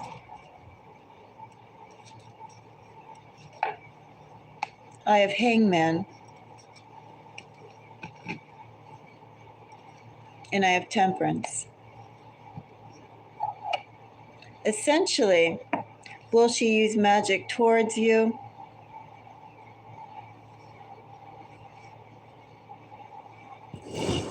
She's going to try and use everything she can. She'll use her words. She'll try and use her position and her station as Hazel's friend, and also the power she feels she wields in her own right. She's very, what's the word? It's not high ego. It's not quite narcissistic. It's like she's judge, jury, and executioner. You know, she's putting herself in a leadership position, in a position of authority. It's like she's self-nominating herself to be in a position of authority, to be the leader. I guess that's the energy that I feel here. You know, she sees herself. Is she jealous? Well, the question is, will she use magic on you? The short answer is if she feels necessary. If she feels it's necessary, she definitely will. But she'll do more than that. She uses her words. She tries to use her station. She tries to go and create almost a sense of urgency, like this is how you have to behave. These are the things you should do. You should listen to me. You should stop when I say stop, and you should move according to how I want you to move. She's very controlling. She's very controlling, and nothing is off the table because she wants you to move according to her. That's the short answer. Short answer is yes, she would use magic.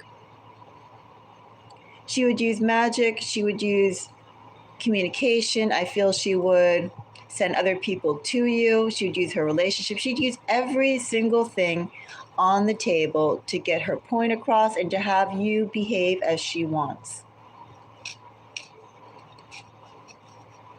So take a little deeper look into this.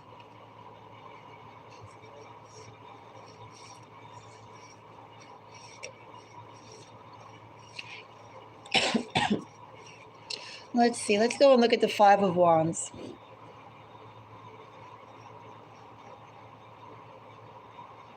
She definitely wants everything to progress according excuse me. Everything to progress according to how she wants it. You moving in a way that she doesn't want, that's unacceptable. Five of Wands has a King of Cups,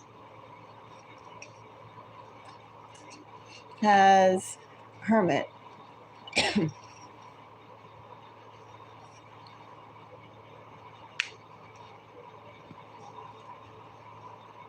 She sees herself as guiding you. She sees herself as guiding you. She also sees that you should value the fact that she's taking an interest in you, and you should really move according to how it's all about you moving. It's like a puppet.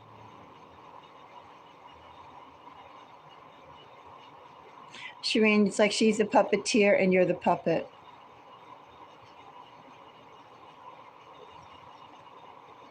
King of Cups, Hermit, and Page of Pentacles. You know, why won't you take the offer that I've given you? Why won't you move according to how I want you to move? Why are you seeking your own way when I'm here telling you how to proceed?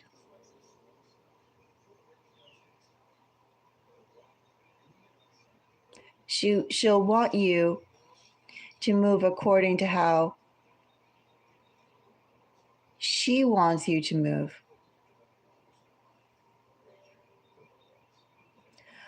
Well, with Hierophant, she does see herself as boss. She does see herself as knowing best.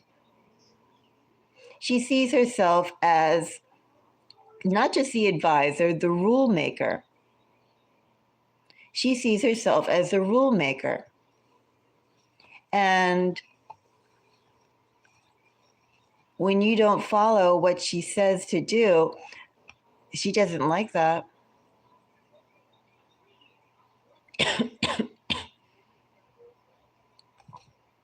She doesn't like that. She says, why can't you? I told you how to be. I told you what to do. Why didn't you do it?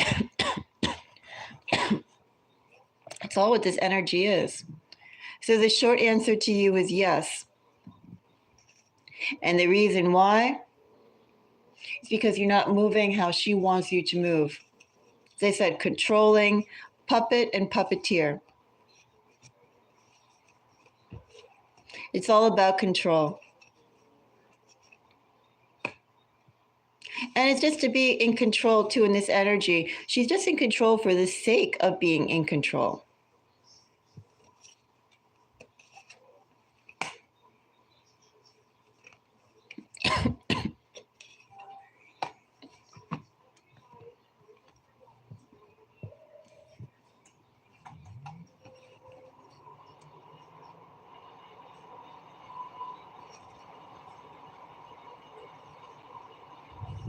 Actually, this energy,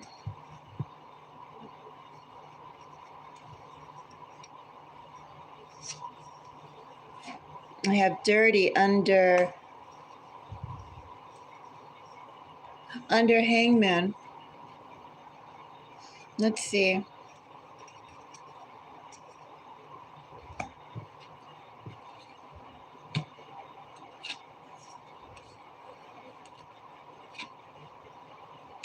Well, I wonder if she's already done some things towards you.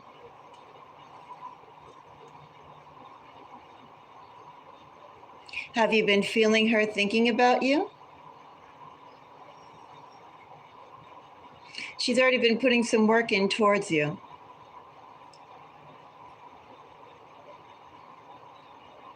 She's already thought very clearly about you, how she wants you to move. She's waiting for the results of that.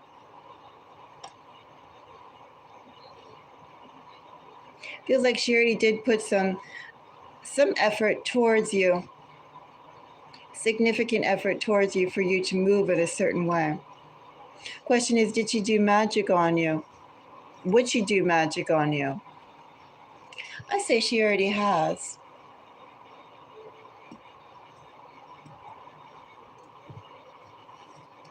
I say she already has.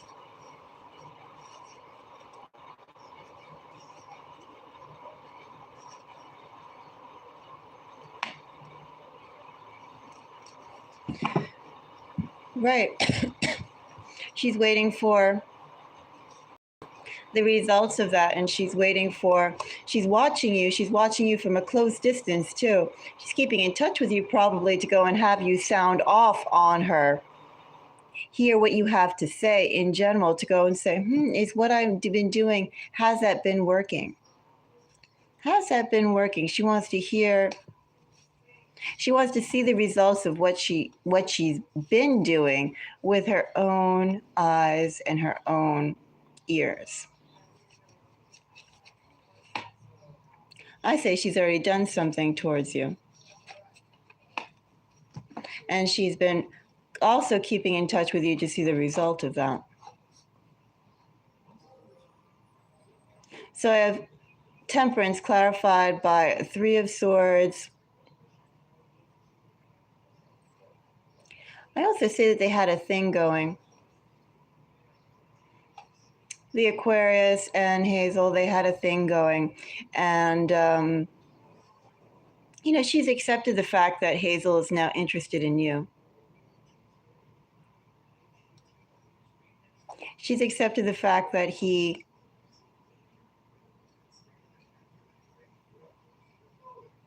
is interested in you. Still hurts, but she has accepted it. In another way, this goes back to that reading that I gave you where I said that with the Aquarius, it wasn't so much about you, it was about how she is dealing with the Scorpio, right? You're just the person involved, but she's not really viewing you as a real object. It's all about Hazel. And in this energy, She's accepted the fact that their relationship has changed. She's accepted the fact that he's interested now in you. Doesn't mean that she likes it. And I would say that she's accepted it because that's the way that she can continue having a close relationship with him. Whether she has a close relationship with him like the way that she had it, but she doesn't want to be separated from him. She doesn't want to be cut out from him. She accepts the fact that he could be romantically interested in someone else, but as long as they still have the friendship, she'll do whatever it takes for her to stay next to his side. She doesn't have to be the one that he feels romantic about right now, but she has to stay close to him like this no matter what. So that's what I see, Shireen. I think you should do protective magic. She already has done something towards you. I think she has done, and she could be continuing to do something against you. I'm not quite sure in this energy, but she already has definitely done work towards you. And I feel like the reason why she's contacting you, Shireen, I think I will put, I mean, this is like 100% energy. I feel the only reason why she's there in communication with you, I don't know, Shireen. That would be another spread. We could think about it for another day. But let me tell you, Shireen, what I do feel from her is that the reason why she's in contact with you, the reason why she's keeping in contact with you, the reason why she's talking with you is because she wants to hear what you talk about to what she's saying, and she wants to judge how effective has her magic been. That's the only reason why she's in contact with you. Well, all those are different questions, Shireen. But I gave you quite a drawn-out reading of this. Shireen, first of all, the relationship she had with Hazel is definitely something complicated. And the relationship that they had isn't what they once had. There was something that went down quite heavy between the both of them. Quite heavy between the both of them. In this energy is literally, you know how when people break up and then they say, oh, but we're still friends, right? They have a friendship, or we're still good friends. And the energy feels like that. It feels like she is no longer like this with him romantically.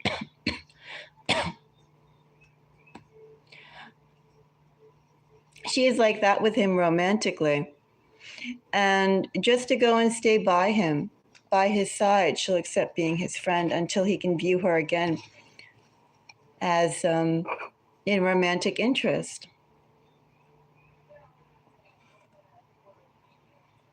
But she'd rather remain as a friend than be nothing to him. She'd rather be his closest friend than be something personal to him. He right now won't have her. She's waiting. I say she's waiting. She's waiting until she has a chance again. And he knows, and he knows that she's someone who's waiting for him. It's that kind of energy. I felt that energy so many different times before with other people and other situations. I've also pulled on people who are currently couples, and I could see like stuff was like they were connected long time, a long period before. And it's always those people, something happened close to them, like, you know, sexual or romantic or what have you, and then they stay friends, and that avenue, that doorway is always open. On one person's side, it's wide open, the other person knows it. She'd rather remain by his side than not be next to him at all. And she's by his side in the capacity that he allows her to be now. That's all.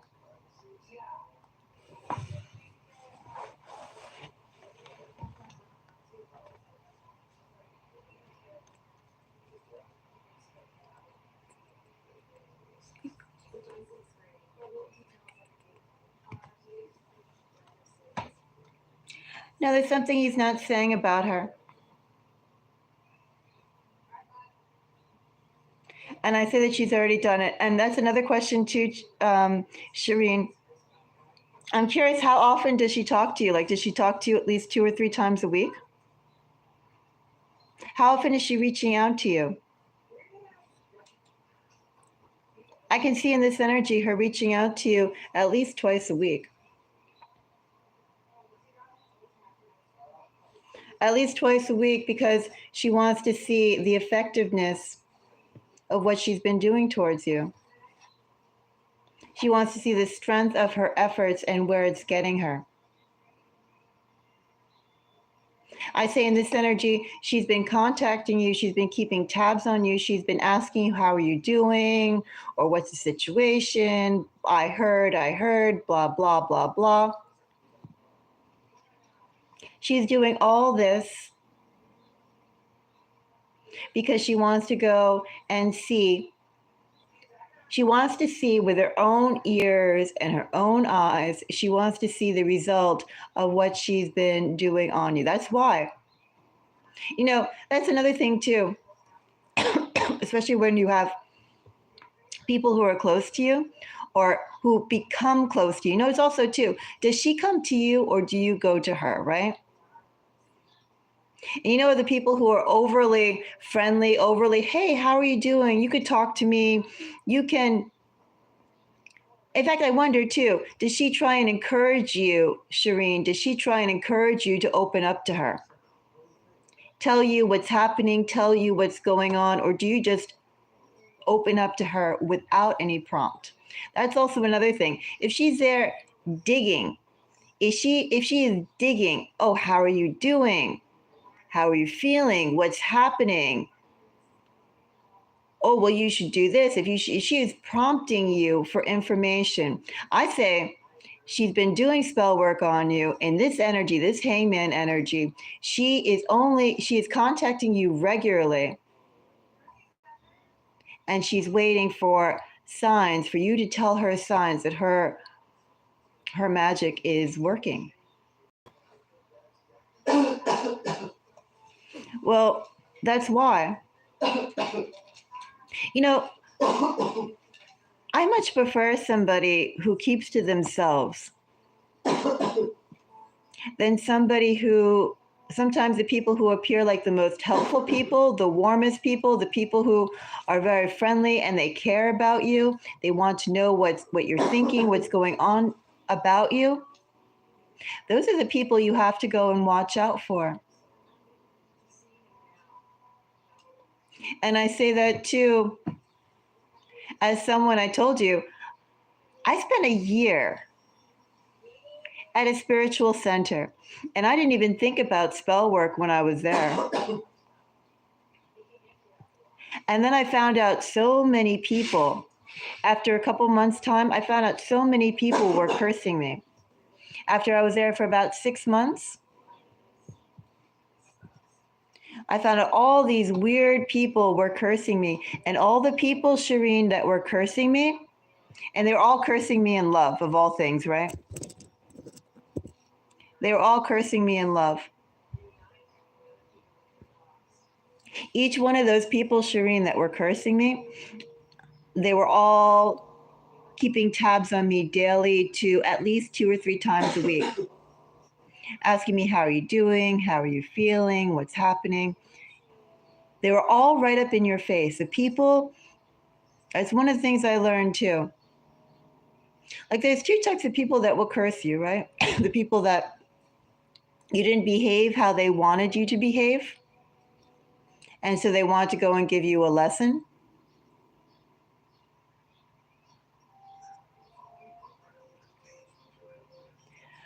think anybody that has energy of other, energy that what we see, anyone who has knowledge of energy, I feel is capable of that.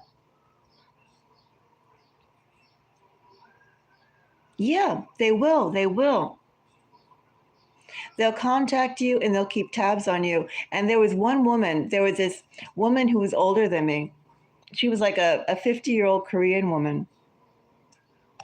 And she was a 50-year-old Korean American woman. And she, for 6 or 7 months, presented herself as like my biggest friend and my strongest ally. And then she told me about 8 months later that she was cursing me every single night. Every single night. And how much she hated me. After pretending to be my friend, my confidant, after specifically coming after me to go and be friends. First, I was like, how could I be friends with this woman? Like, we have nothing in common. Yes. Yeah, so that's also something that I really watch out for, because this energy feels like that woman. They are. And you know what? She keeps on saying that she loves me. That's what that Korean woman said. She said, oh, I love you so much. You're like a sister to me. I only want to see the best for you. She told me, all the time, I pray for you every night. And what she was doing was she literally was cursing me every single night. She was cursing me with Indian mantras, this Korean woman. So, people could say, oh, spell work isn't real, cursing isn't real, and dream work isn't real, astral projection isn't real, magic isn't real, cursing isn't real. I say that on a sliding scale because there are people out there who do curse and they will curse. But what I get here from this woman, she's been after you precisely because she's hot on your trail. Yeah, it's real. And she's keeping in touch with you because she wants to see real time.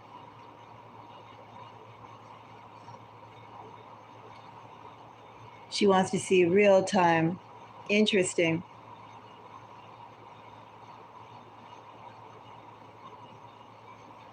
No, she just wants to go and she's keeping in contact with you to see how it all goes down. That's the only reason. It's funny, as I said, there are two types of people that will do work on you. Maybe there's three, right? The people that don't even know you. But there are the people who will do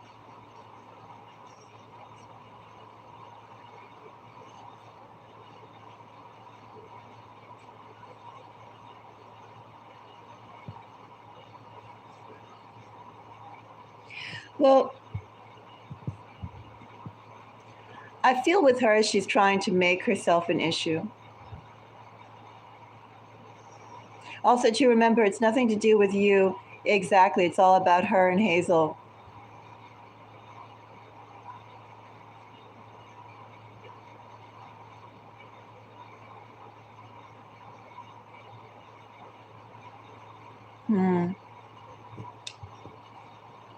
There's so many different types of curses, though. There really are. There, of course, is the evil eye, right? The envy, the jealousy. All I know is that this woman is not your friend. This woman is too self-absorbed with Hazel to even open herself up for friendship, and that the way that she's contacting you is not good. That's all I know. And that she's keeping in touch with you. Not because she likes you, not because she cares about you, but because she literally wants to see how how her work is doing. That's the only reason why she's contacting you. She can't even just go and throw cards, or for that matter, go off and meditate and see in the energy how her work is progressing. No, she has to go and get up in your face and pretend to be your advisor, someone you can confide in. Okay. That's what she wants.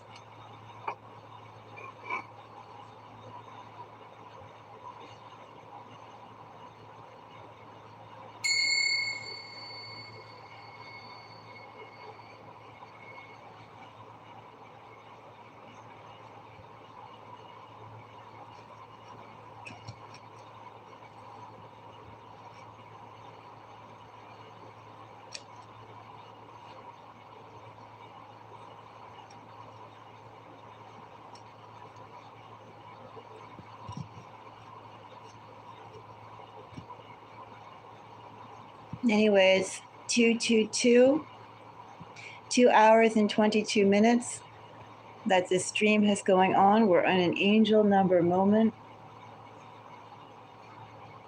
where I am. The day is brightening up slowly and surely.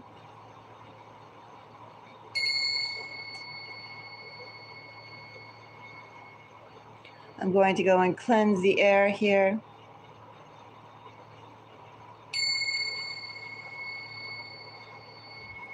Call in our advocates.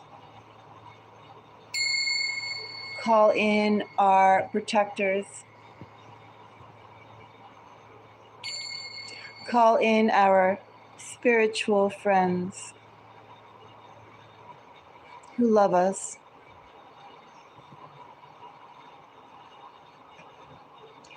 Create a space of joy and prosperity and safety.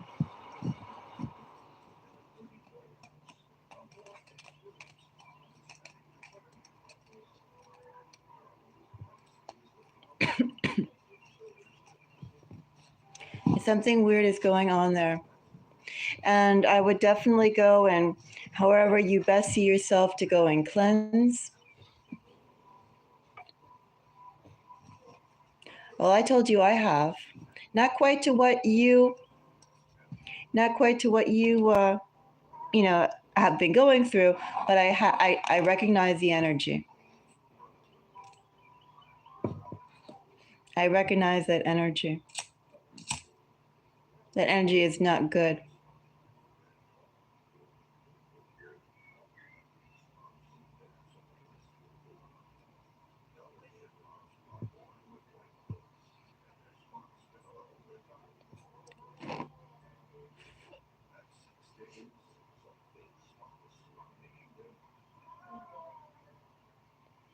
Well, I don't know what kind of secrets he's hiding from you, but I do know that he's had a very involved relationship with that woman.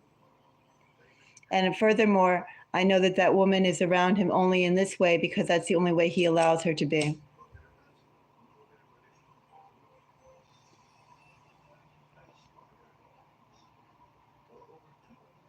And where I am, we just did angel number 222.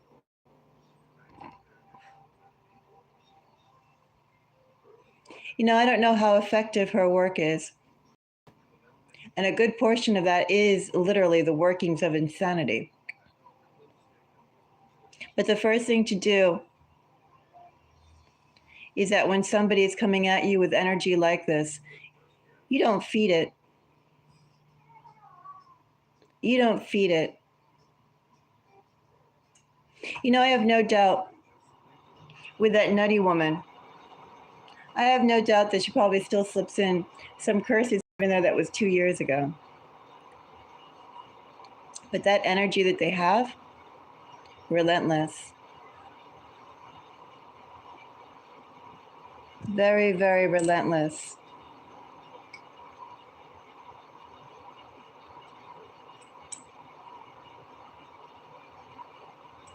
No, it's weird. It's weird and suspect.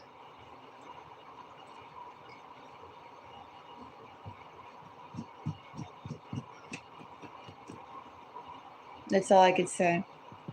It's weird and suspect.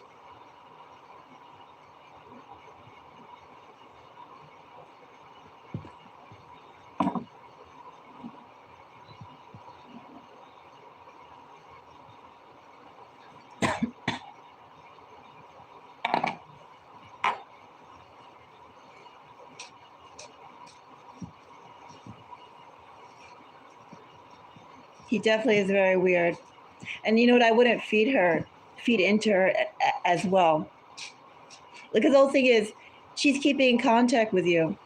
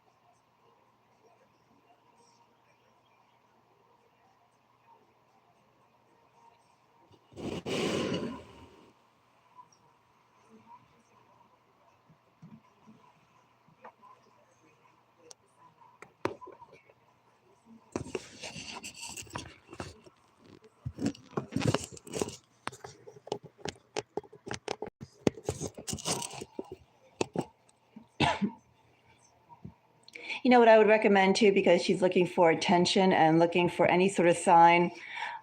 You know, she's looking for confirmations of the work that she's doing. I would just be very blasé with her. Be very blasé with her. Don't give her any more information than you already have.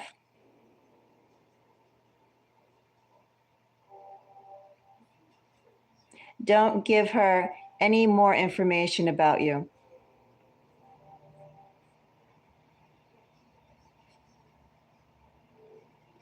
And if she tries to provoke you, don't allow yourself to be provoked. Give her no information. Don't let her know you know what's happening. Just cut her off, but cut her off with no emotion. She's a non-entity.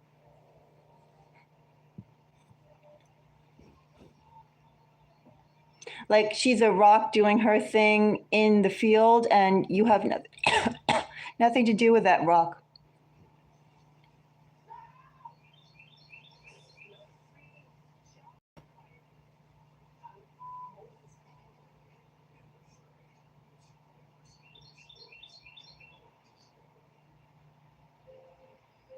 So that's what I see there. And that's what I recommend.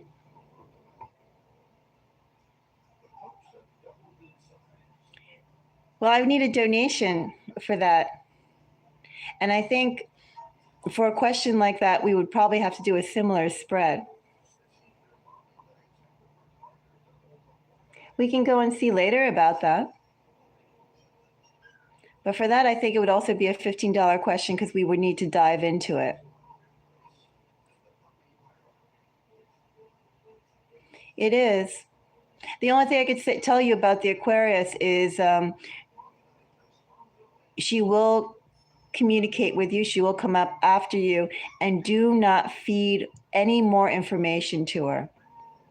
Don't give her positive information. Don't give her negative information.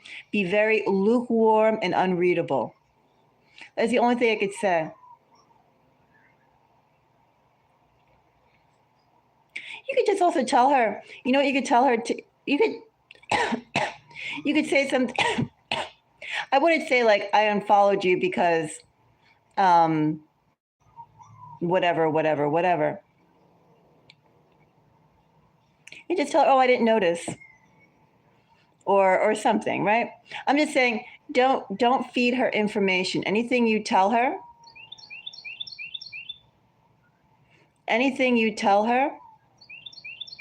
keep it lukewarm. You already gave her enough information. Don't let her know that the energy she's put out towards you and what she's been doing towards you, you're aware of. Now the whole thing is to disregard her energy. And also, too, you've given her enough information about yourself.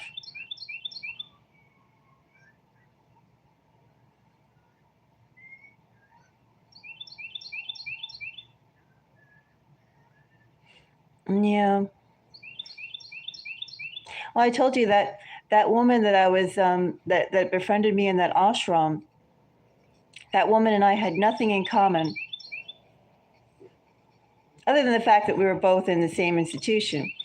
We were both. She had been there for about a year or two. She had actually lived in the ashram for a year or two, and it was just very eye-opening to see someone who was openly there, being your advocate, saying, I love you, I want the best for you. And then that woman, for 8 months of seeing me every day or every other day, smiling, giving me hugs, saying I'm like a sister to her. For 8 months, then she said too that she hated me from the moment she saw me. She told me that after 8 months, from the moment I saw you, I've hated you. And for 8 months, she kept a facade of being my number one fan.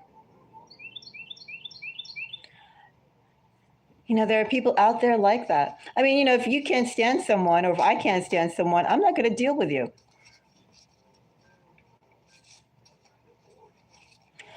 Right? That's what most of us would do. If you like someone, you get to know them. If you don't like them, you're going to distance yourself from them.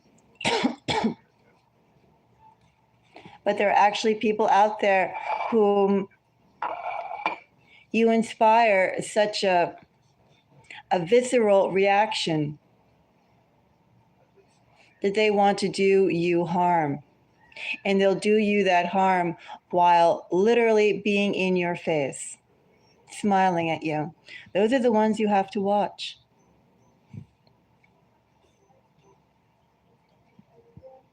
They do that when you ask too, is that woman jealous of you? As I said, I got more that she was upset with how her relationship with Hazel has turned out. And that now she has to go and take this new role to be next to him.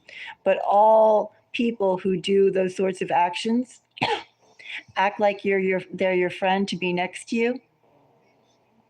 All those actions come from jealousy. All those actions come from jealousy. Although I wasn't pulling on jealousy, essentially, it all comes from jealousy.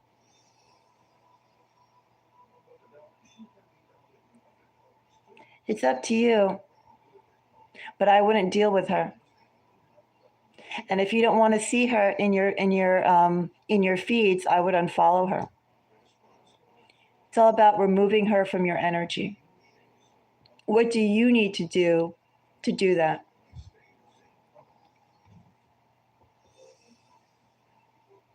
I mean, she could still see you in some respect. I'm sure. She can create another account and see you. But it's all about not what she's doing because she's crazy.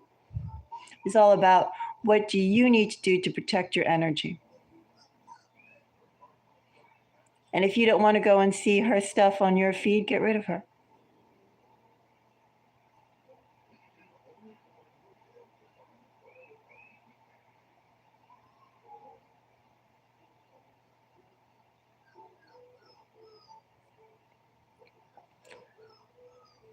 She's not your friend.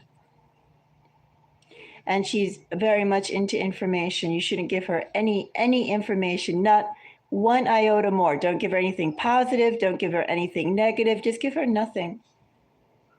whatever you have to say to go and keep that lukewarm, ambiguous, but detached state, do that. I don't know what that could be for you to do that to her, but that's what you need to do. Don't confront her. Don't anything her. Just leave her alone. Leave her with her own mind.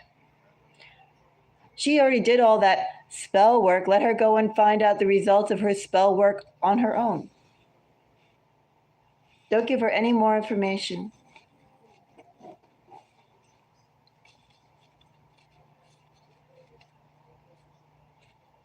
Don't give her anything negative. Don't give her anything positive. Don't give her anything.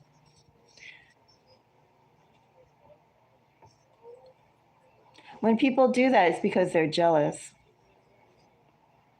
You know, with that woman that I told you, that older woman,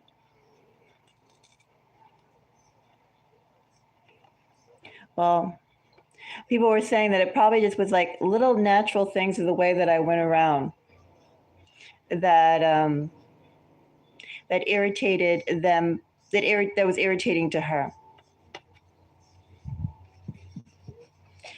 And one of them too was that woman. She kept on talking about my figure, and she always dressed a certain way, and she always commented on how I looked, how sexy I looked. And one day she lifted up her shirt, because she was the type who carried all of her weight apparently around her midriff, and she dressed a certain way that wasn't obvious. But she had a lot of weight around her waist, and something that she always commented about was my waist. And she showed that about 7 months after knowing me. After 7 months of knowing her, one day she lifted up her shirt and showed me her waist. I don't know, it's just like little simple things, and I think they all add up. And I do think one of the things was, for her, right before she was revealing that, she was revealing the fact that she was also jealous of my figure. That was one of the things that irritated her about me.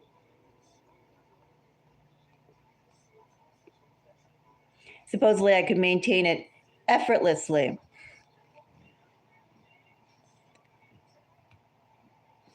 And by wearing the clothes that I was wearing, which I thought were I just put on clothes.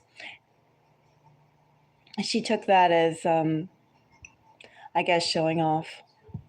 There's all these different things that can set people off, if they want to be set off in the first place.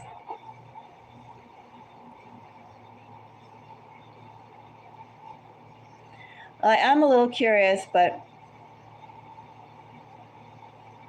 well, he's probably looking for other things, because this woman is devoted to him. She's obsessed with him.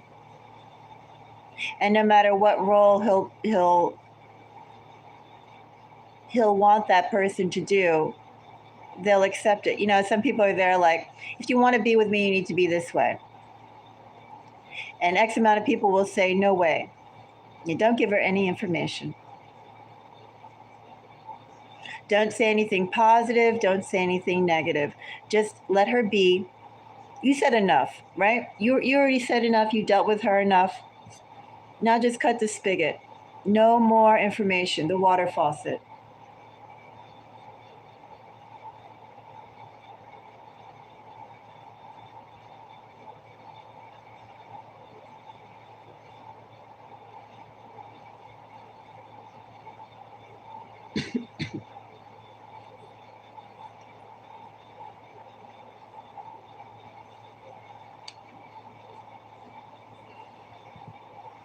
Well, theoretically, all spell work will be returned in time. Theoretically.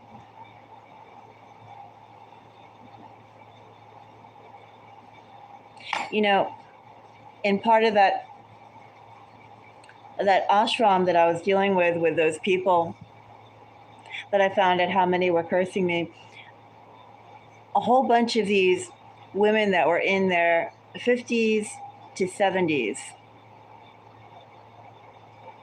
they were doing moon magic curses, moon curses by the moon phase. And I'm sure they did that because of also too my own makeup.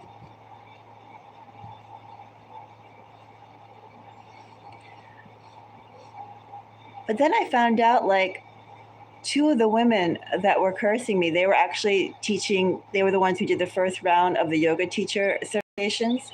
They were classified as insane, legally functioning insane, certified insane, but they were like public functioning.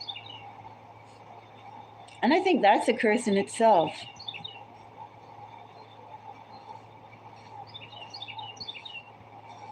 I mean, they are,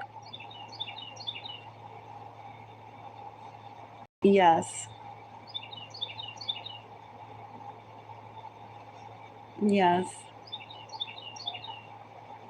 Yeah, and that's something else, Shireen, that Korean woman did, that 50-year-old Korean woman who did the Indian mantras. She was always complimenting my figure.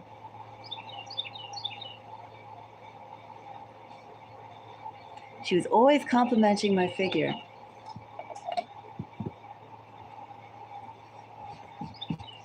Well, I think a bunch of people are jealous in different ways.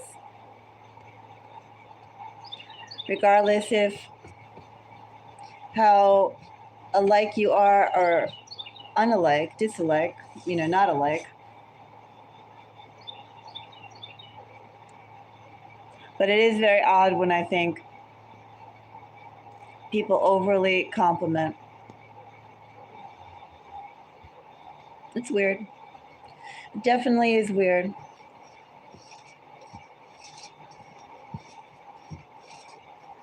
And I think it's just, it's a type of person. There are men who are jealous of you. There are women who are jealous of you. They could go and see similarities because maybe you're the same height, maybe you're the same weight, maybe you are the same ethnic group, maybe you are from the same town, maybe you work in the same company, maybe you went to the same school, maybe you both have green pants on. There could be a whole bunch of reasons of why someone puts themselves in competition with you. It doesn't really matter what and where and how alike or how dissimilar. Essentially crazy is crazy, and we all do operate on vibration. And I do think your vibration sets other people off. It goes beyond just race. It's about all vibration.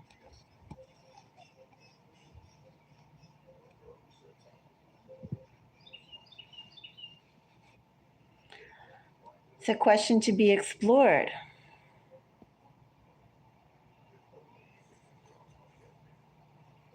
And of course, if anybody else here has a question, we can explore it too.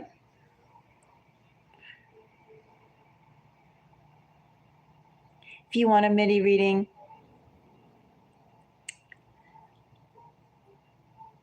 I'm open for that too.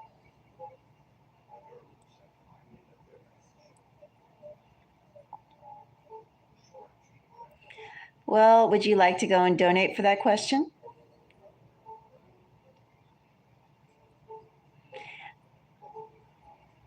Put in the same amount and we'll take a look.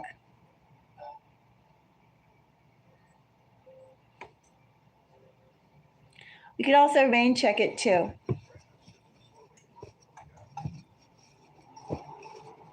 If you want to think about it a little bit more, or a better time is better, to explore it, the question.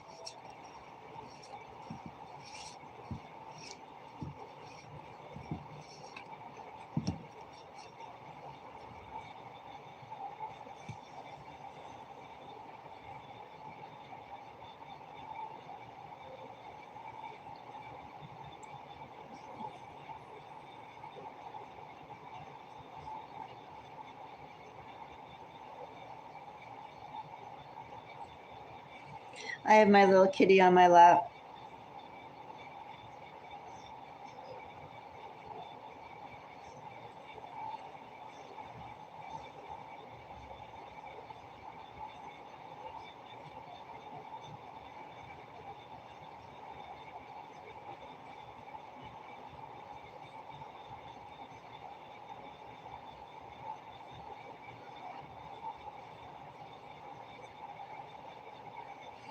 Yeah, some people like drama.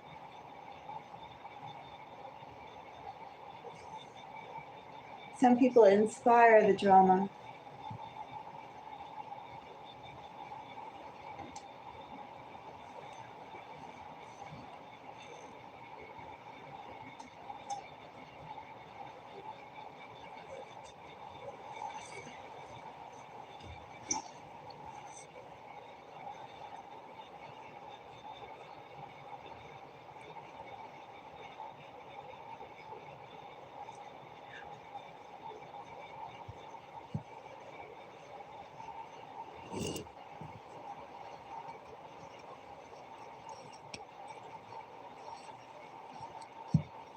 Very much so.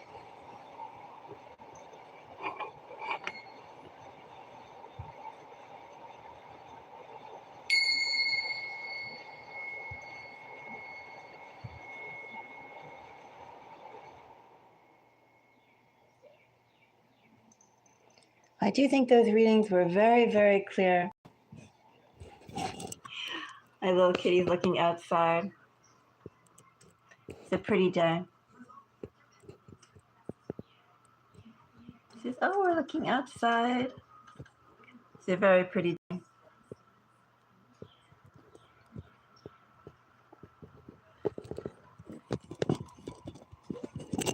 There's a woodchuck outside.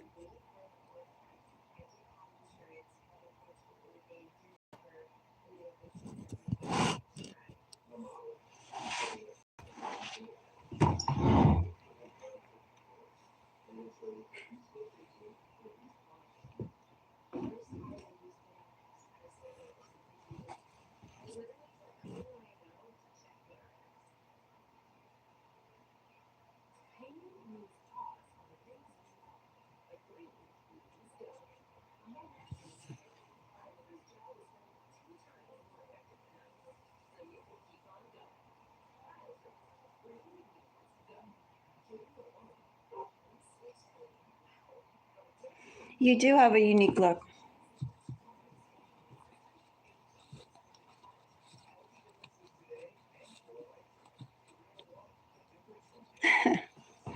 Same here. And I also think that we probably met because, as I said, I went through that kind of energy 2 years ago.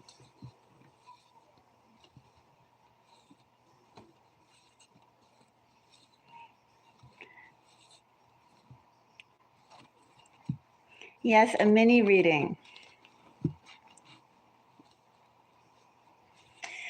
Well, if you have a question in which you'd like to be explored in the same way that we just did the Aquarius, and if she was doing magic to you, think about it, something that you want to know details about. You want to know information about. Right? There are some questions that you're fine with just knowing a basic yes, no with some information. And then some things you want to know more about. What would you like to know more about?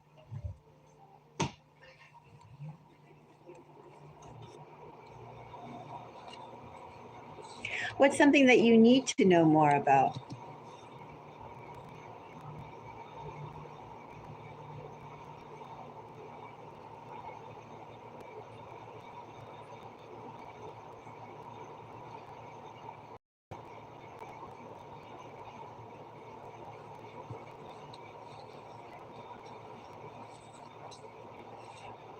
And that's a question that everyone can ask themselves. What would you like to know more about? What do you need to know more about?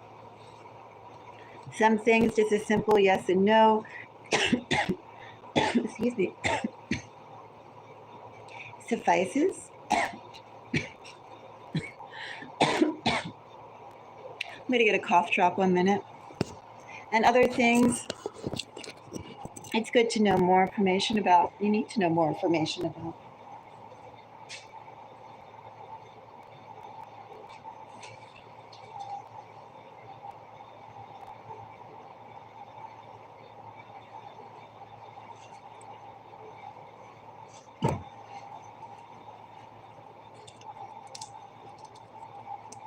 I'm curious. My cat's like, what is this?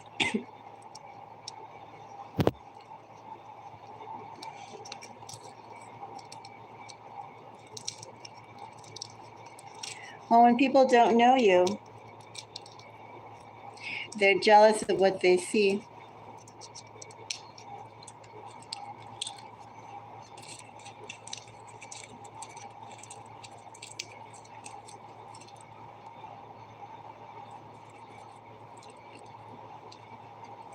And there definitely are people who are jealous of other people's body types.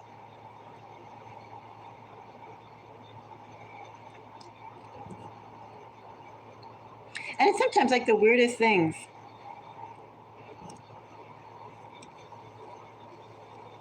I once had somebody who told me in school, she came out of the blue and she said, if I was your height, I'd be gorgeous, or something like that. She said, if I had your body, your height. And this was a woman a girl who never spoke to me in any sort of conversation. That was the first statement she told me. If I had your body type, I'd be gorgeous. Weird.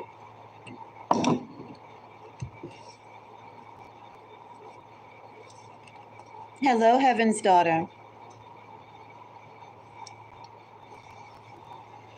Right.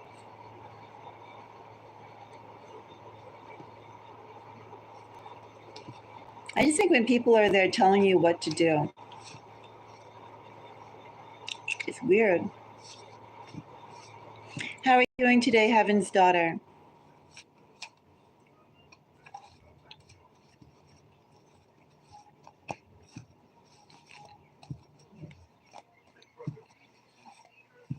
I thank you. Thank you for the blessings.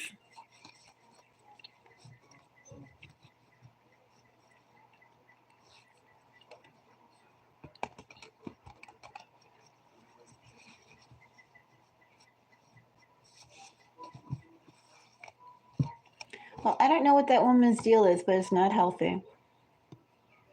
It's not positive, and she's been playing with you.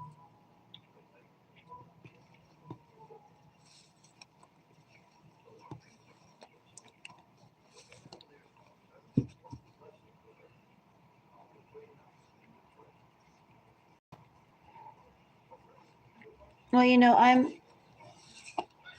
I'm between two different cultures. And I've had people of my father's culture try and put trips on me. But as I pretty much have nothing to do with my father's culture in the first place, it doesn't really go that far.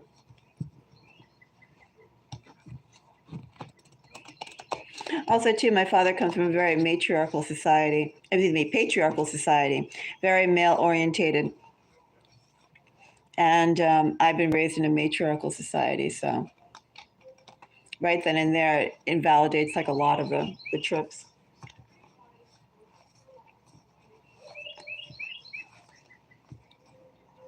Oh, what a creepy thing to say to you. I think that's a creepy thing to say to you.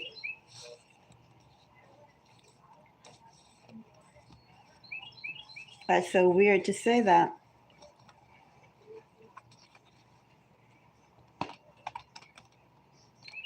Also, too, none of her business. That's so weird.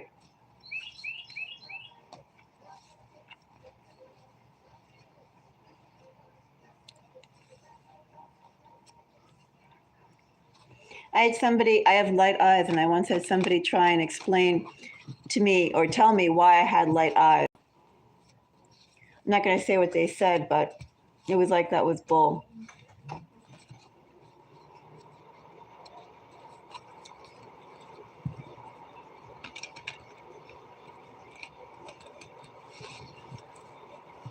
People have been getting around for a very, very long time. There are many different types of traits that we have within us, and it has nothing to do with something that came up recently. We all know that there are many, many different traits that every single ethnic group out there has in their gene pool. Maybe a predominant, maybe a recessive trait. But it's not something by a grandparent type of connection.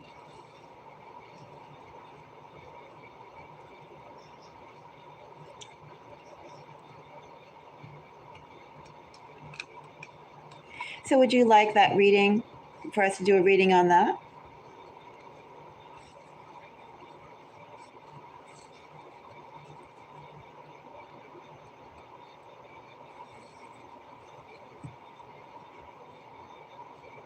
Yeah, I think unfortunately that's a common experience.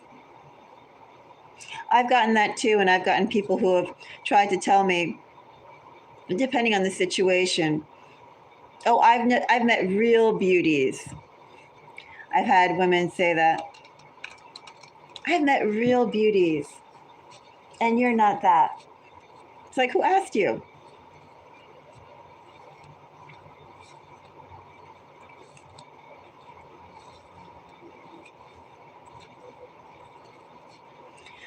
I don't know. It's weird energy. I think it's weird energy to comment on someone else's looks to begin with. You're not putting yourself on the subject, on the table to be discussed. It's rude.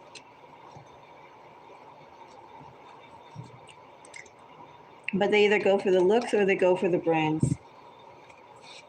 Oh, she's not that smart. Oh, she's not that pretty. Oh, she's not a real beauty. Oh, she's not that talented. It's all that little negging they try and do.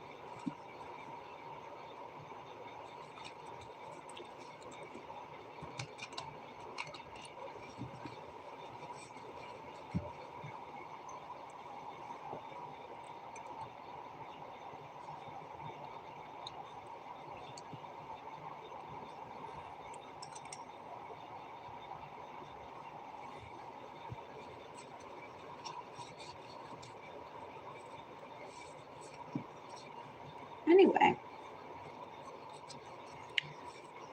I can start pulling some collective messages if no one has any other questions you'd like me to pull for.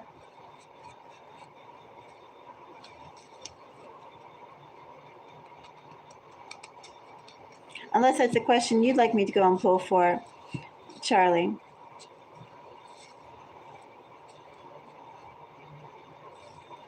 Why was she saying that?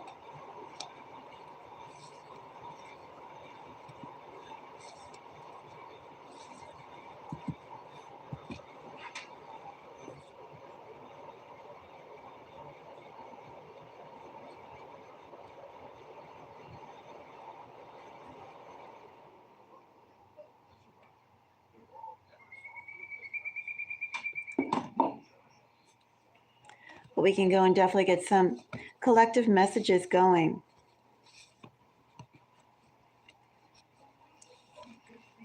Let's see.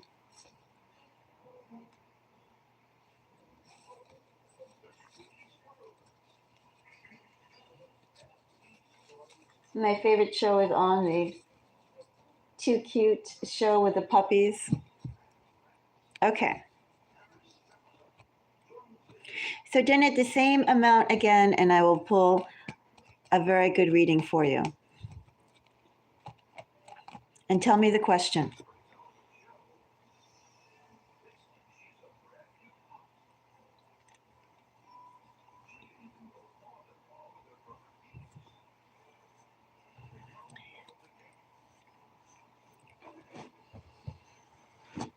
Okay, think about your question, and I will pull on it. Especially now that I have Mystic Cherokee here. We're ready.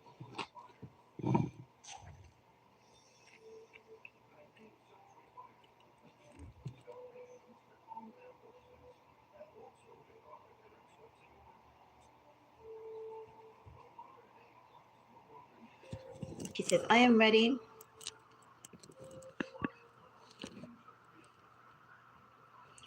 Looking out my window.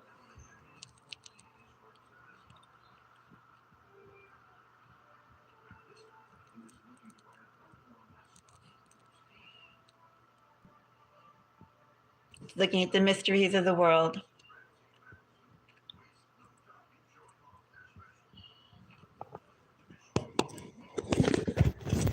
The bird chirps of the world.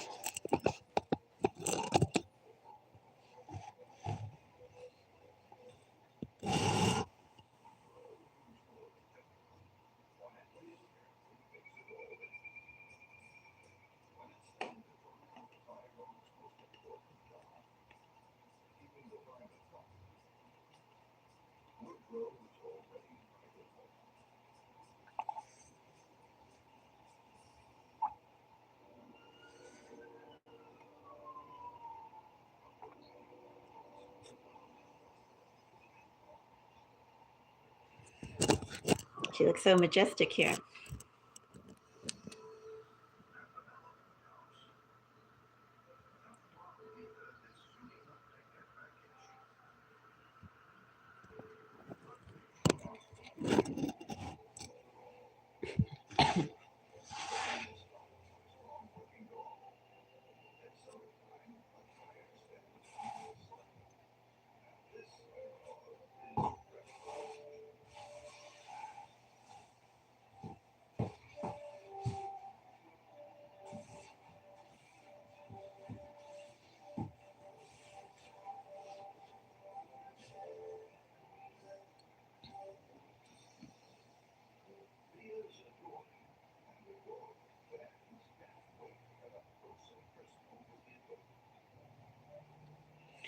Okay, I'll be back in 1 second.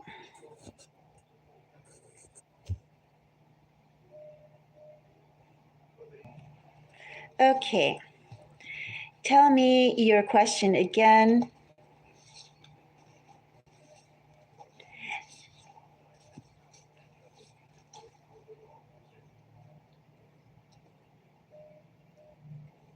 Okay. Okay, I see that.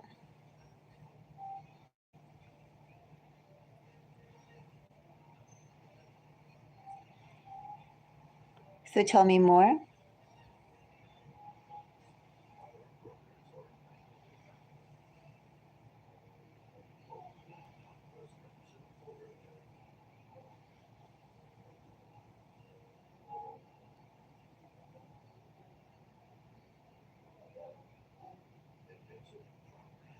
Okay.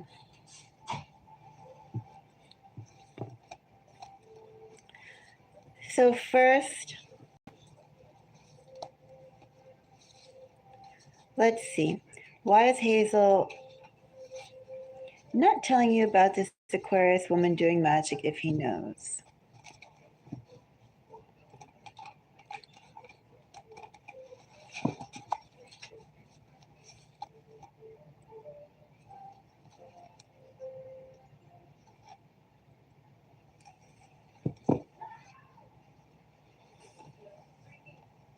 First of all, I'm going to say that it probably hasn't even crossed Hazel's active consideration.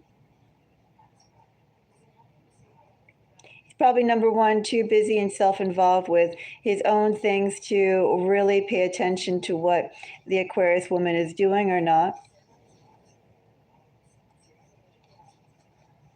He has other things and other items on his mind.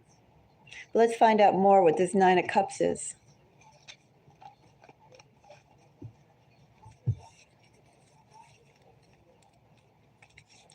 So Nine of Cups. I have the Tower.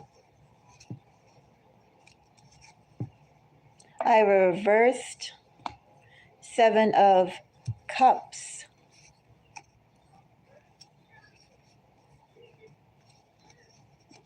And I have the Fool.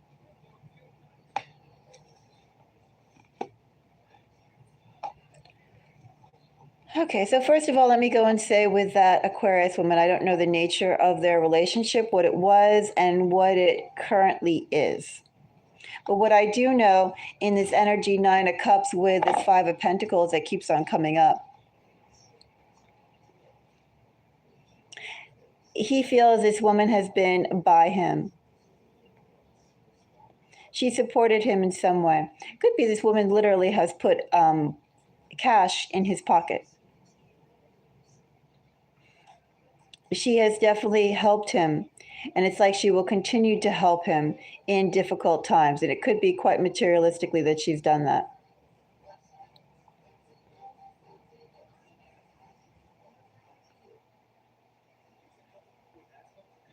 No, that's what I hear with this Five of Pentacles. It feels like in this energy, if she could move mountains for him, she would.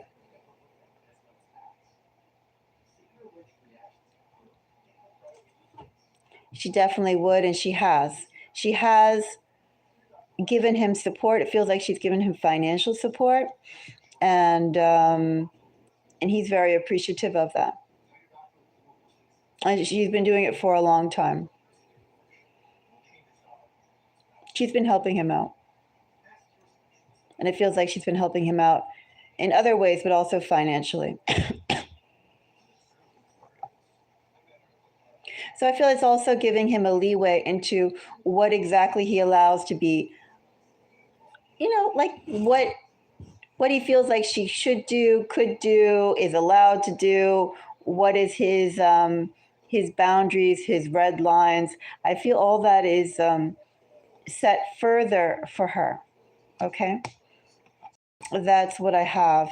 And with the Tower of Reverse, Seven of Cups, and the Fool,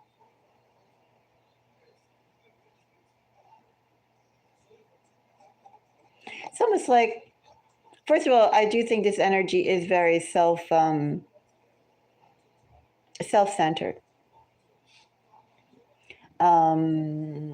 If Hazel doesn't actively have to acknowledge it or deal with it, he's not going to. And as long as she's not making a big issue of it, or she's not telling him or something about to that nature, he's not going to go and pry. He is primarily concerned with his own issues. And of course, Seven of Cups and the Tower is Scorpio energy. And then the Fools, I told you I read, or maybe with the Fools, I read my Fools as Aquarius, by the way. Then also going into that energy as well, we have Pisces energy, we have Taurus energy. Six of Swords is also Aquarius energy. Just saying the makeup of the energies we have here. And essentially, right now, he's pushing forward for something with Hazel. And if he doesn't have to deal with it, he won't.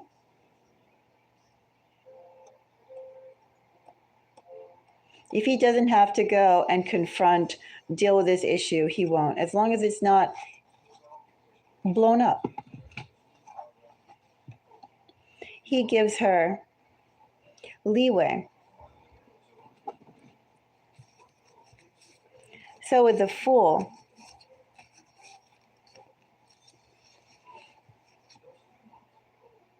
I have a Knight of Pentacles.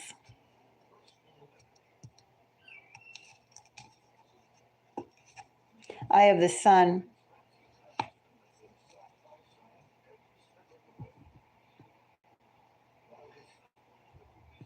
I feel like as long as it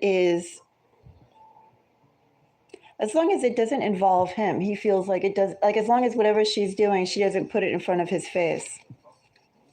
Like he's not thinking about it either way right now. He knows her, but he's also not really thinking about it either way.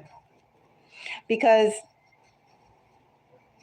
she's had his back. That's the way he sees it. She has provided for him. She has been generous for him. She has supported him. And therefore, he He's ultimately supportive of her, as long as it doesn't involve him, as long as it's not in his face. He'll look the other way. This energy is like if you have a whole bunch of chocolates that are outside and somebody stuffs their face with chocolates. And if you don't really care about the chocolates, you could look the other way. And that's kind of what's going on here. So the Fool, clarified by Knight of Pentacles, Sun, and Six of Swords. First of all, I feel like with where Hazel's at, he feels it took him a while to get to this level. I do think this Aquarius woman helped him get to wherever he is, whether it's comfortably financially, comfortable in the spotlight. She's aided. She has been critical to him being comfortable. Well, she helped him out financially. I feel she's helped him out in other ways, but she's also opened up her wallet to him. She's made him comfortable. He's comfortable in a large part, so he says, because of her. And the Fool, clarified by Knight of Pentacles, Sun, and Six of Swords. Well, essentially, for him to be at the level that he's at right now, for the level he's at right now, he feels he has a lot of possibilities that are open to him. And he has freedom right now, etc., etc., etc., to do all the things that he's had planned to do. Now things are finally turning into action for him. In some way, for that Scorpio, things are finally turning into action.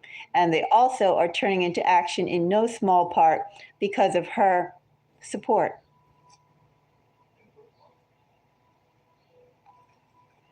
That Fool, clarified by Knight of Pentacles, the Sun, Six of Swords. Essentially, it's taken him a long time to be at where he is right now. I feel she supported him in a bunch of ways. We're not going to go into all the ways, but definitely one of the ways she supported him is financially. Definitely. She's definitely given him, and I don't mean just like some money. Maybe she took care of something like 6 months' rent. She's done something on that level.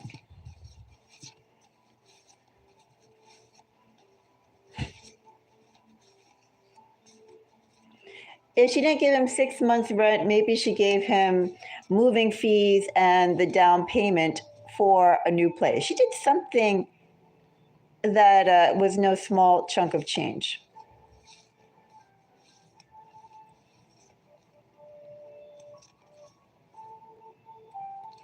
Seven of Cups reverse gets a Five of Swords.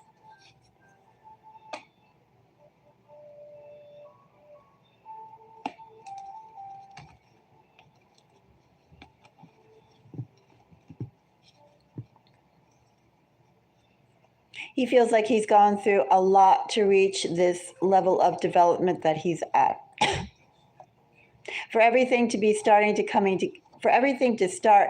to come together for him at the level it is right now, that took a lot of time for him to do that. Five of Swords is also Aquarius energy. Some people read the World as having Aquarius energy on there. As I said before, the World, I actually don't put signs on the World.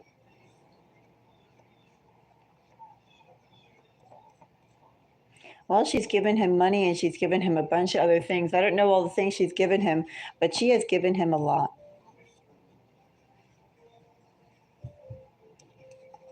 She has given him what he wants. Whatever he's wanted, she's given him.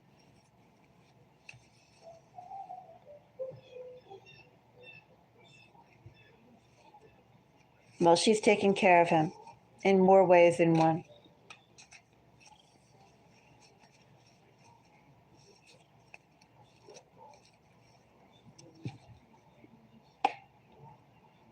So I have the Tower.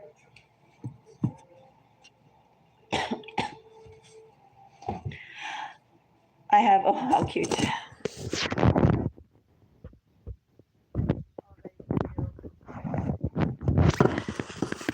He's doing little gopher feet. Let's see if I push this up higher. One moment, let me go in. Get some light in here first of all.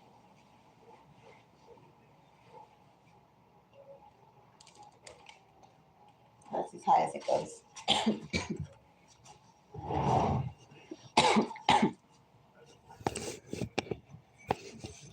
Okay, so the Tower gets Strength, Hangman,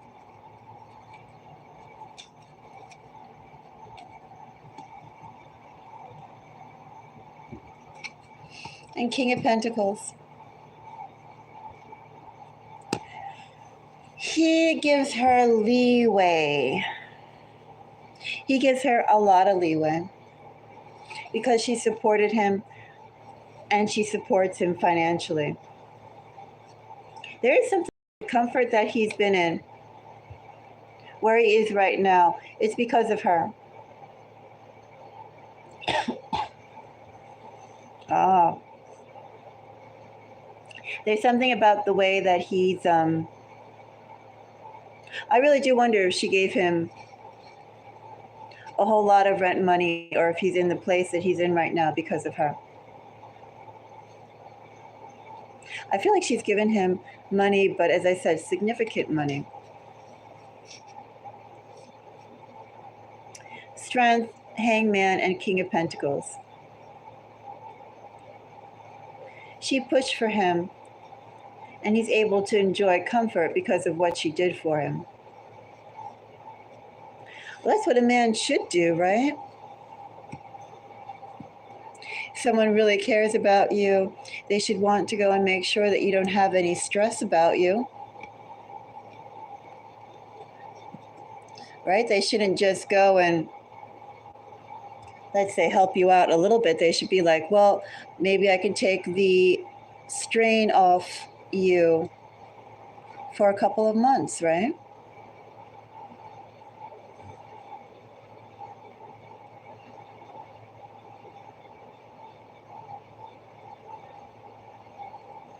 But she's given him a lot. She's given him money. She's given him other things in money, but she's also given him money. I do very much wonder if where he's staying right now, in some part, that's because of her. In some part, something that she provided also is responsible for the roof over his head.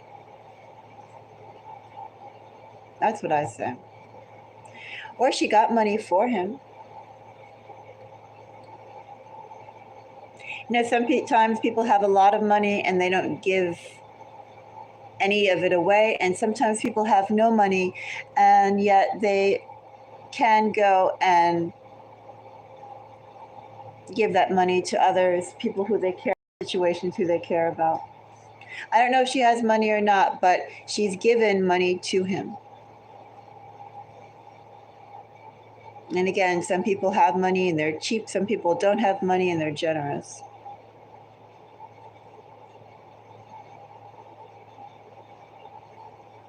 Right. Right.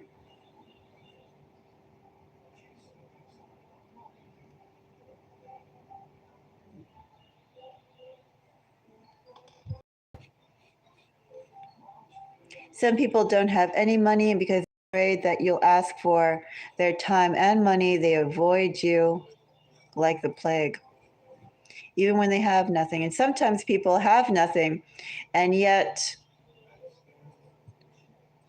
because they feel confident and comfortable that you can't ask anything from them, they'll be around you just because of that too.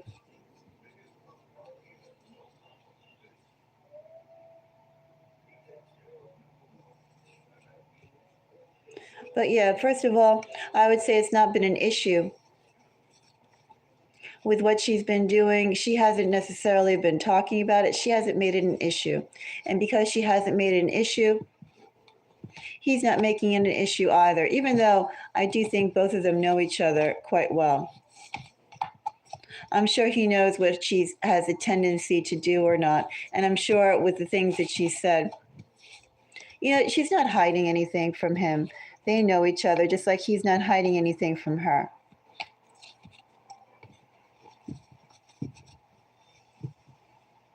But she's given him money. I don't know if she still continues to give him money in this energy, but I do know something about where he's staying. He's able to enjoy that because of what she did for him. I don't know if she put down his first month's rent, moving company, security, etc., to go and get into his place, or if she actually dumped a couple months' rent down on where he's at. She gave him significant money. I am going to be doing some spell work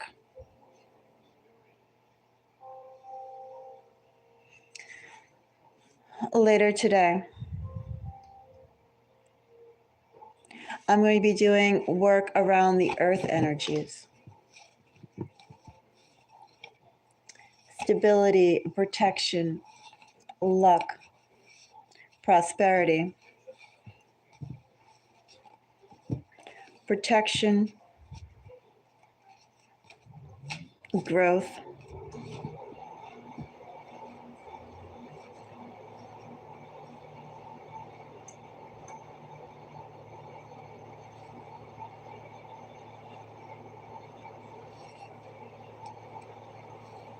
well, she gave him a lot of work. She gave him a lot of help.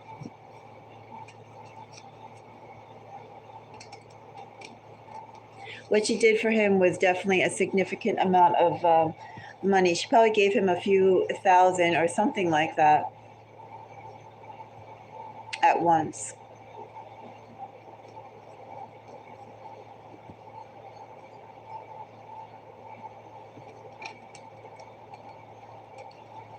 I say she gave him a significant chunk of change.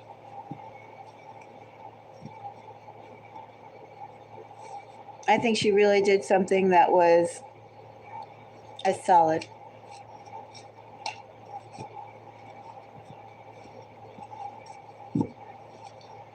She did something to put a roof over his head. I don't know what state he's in, but I do know roofs all over the U.S. are not cheap.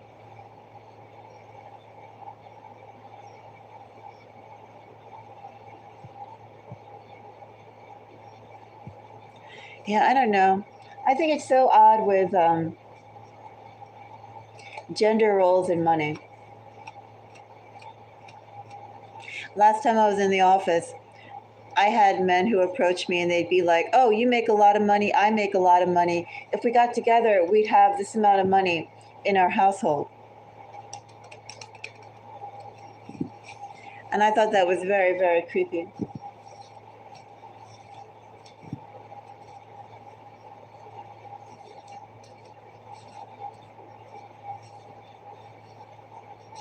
And then I had other people who approached me and they were like, oh, I could be the stay-at-home father. If we got together, I'd be the stay-at-home father.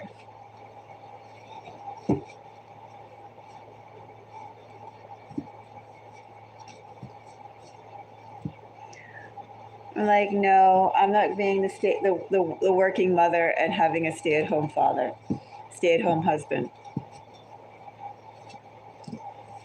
We'll both live on like $10 a month because I'm not going to be the one supporting the household.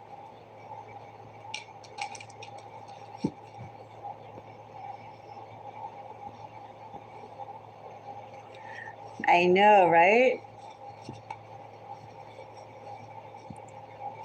It's like, no way am I having a house husband.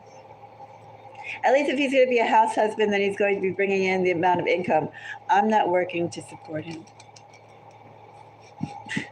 I'll be like doing tarot reading and sand drawings or something like that. I'll be doing something so obtruse.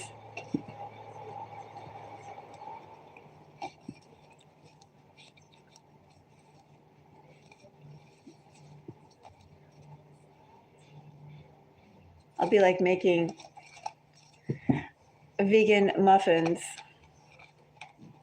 something of that nature.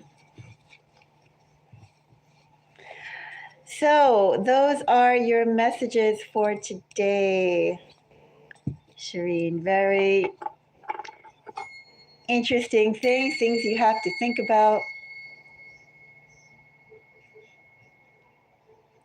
If anyone else has any questions, you guys can donate for mini readings. And we could take a look for you.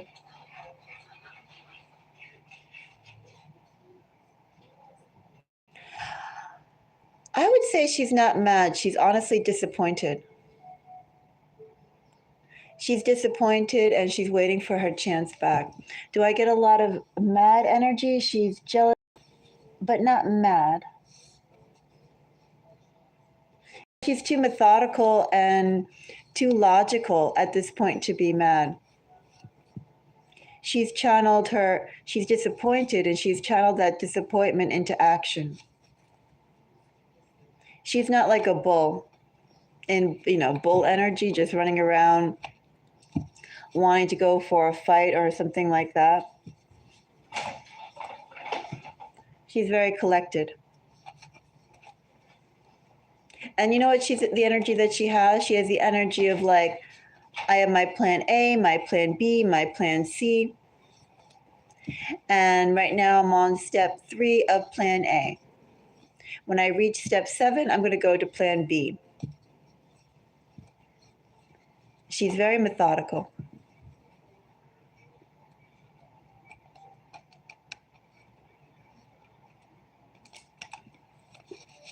She has bad intentions, but she's not mad. She's too clear-headed for that.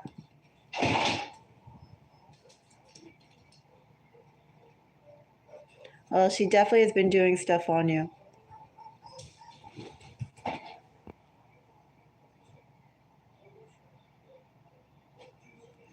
I don't know.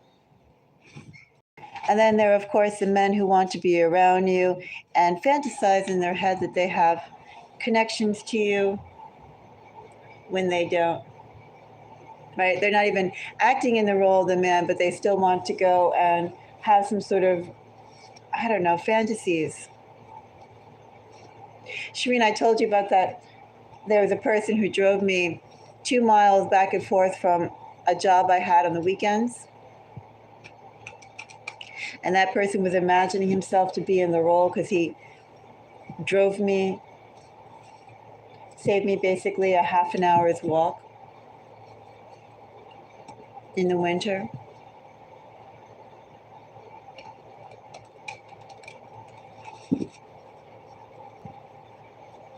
They're just weird, delusional people.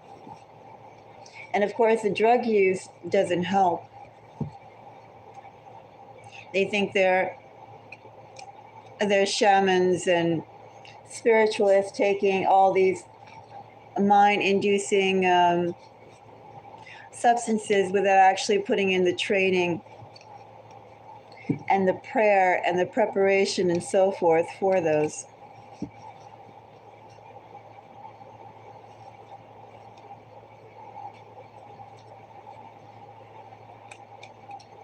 They both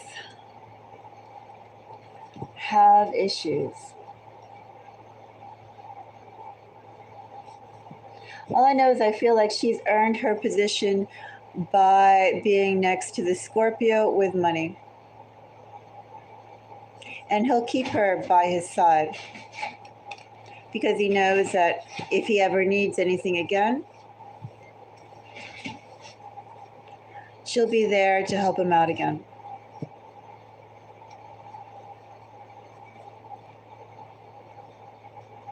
He knows that she's good to continue to help him. It just wasn't that one time. She'll help him again, and she'll help him again, and she'll help him again in a variety of ways.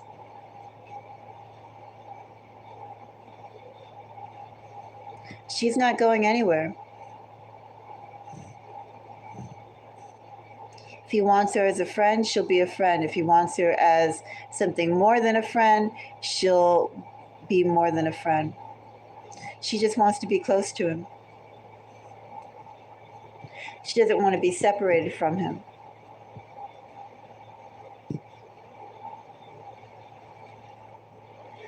Well, that could be another question for another day, if you still feel strongly about it.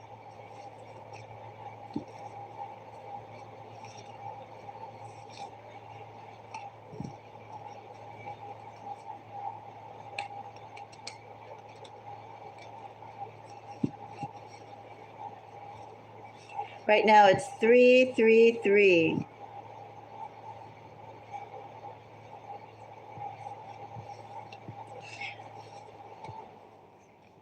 Well, sometimes when I pull on then yeah, she's doing magic. Well, go back and watch the reading. Sometimes when I pull on these cards, I don't remember everything that that I say. I don't keep the energy with me. I have to let it go because otherwise it'll be toxic. It's not my energy. And it's not from, especially a good place.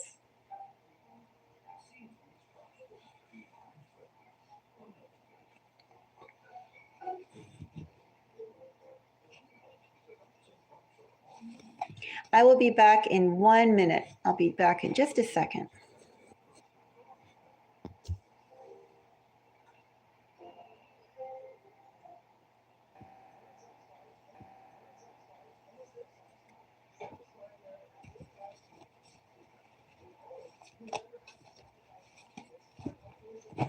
Well,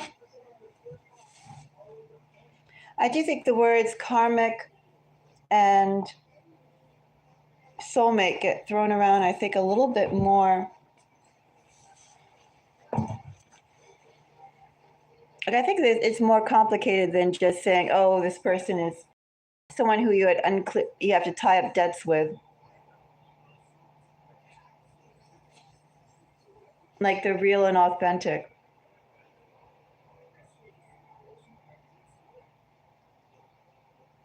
There are some people who just hit harder in their to you, their impact to you, and likewise, you hit harder on them. And it could be mutual, it could not be mutual.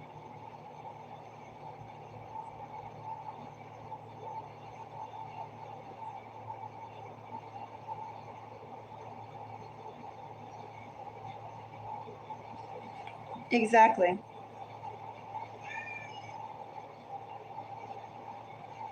There are some people that we affect very strongly, and to us, it's just someone that we're dealing with, no different than any other. But they are legitimately affected by us. It's the same thing.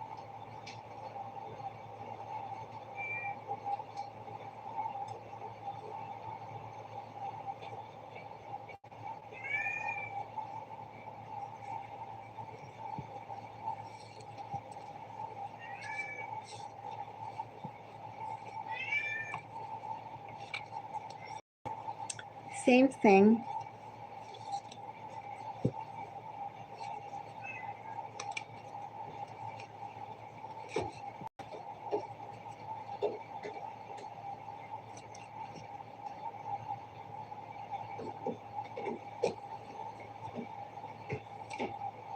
We should. As I said, I'm going to do something later today as well. Especially being in Taurus season in spring. The time when everything is coming into its lush green. before the full canopy of summer starts. It's the perfect time to do spell work.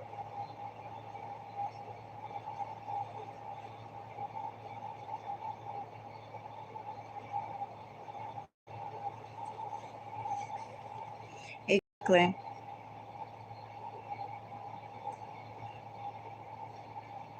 You should be the one who they're doing for you. They should do for you, not the other way around.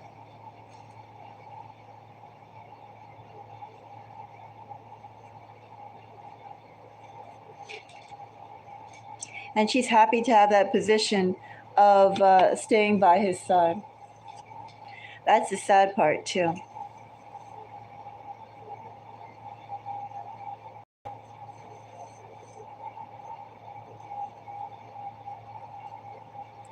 I'm going to be back in a minute. I'm going to go and get a snack. I'll be back in about 5 minutes.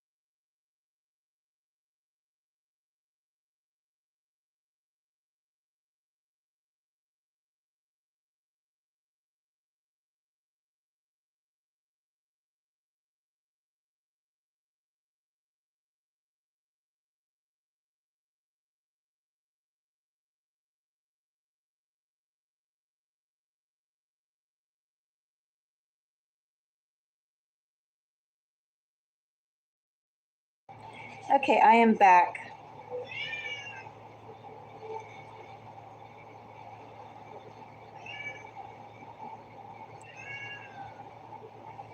It is.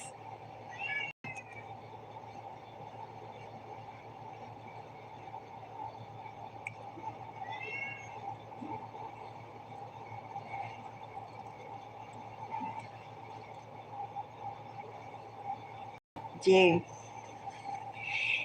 Yeah, I think tattoos are one thing, masculine dress is another.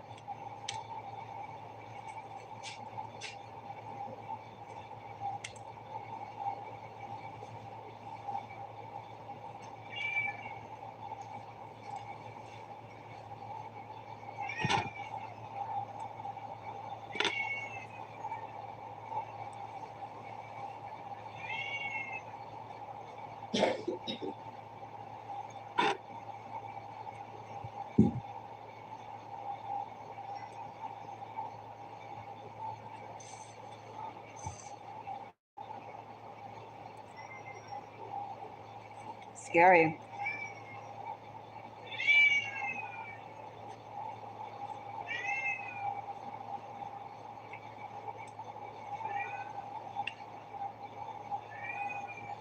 Well, she likes looking at Hazel's face.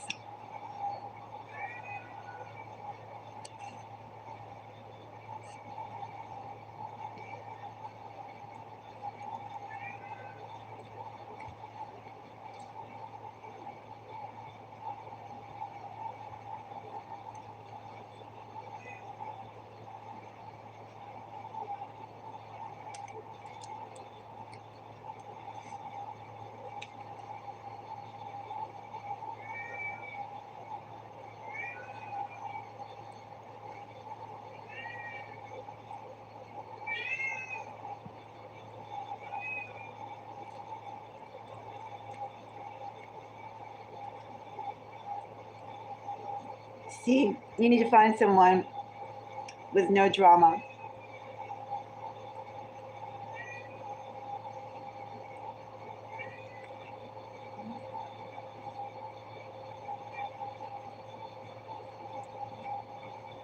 Or for him to clear away the drama, one or the other.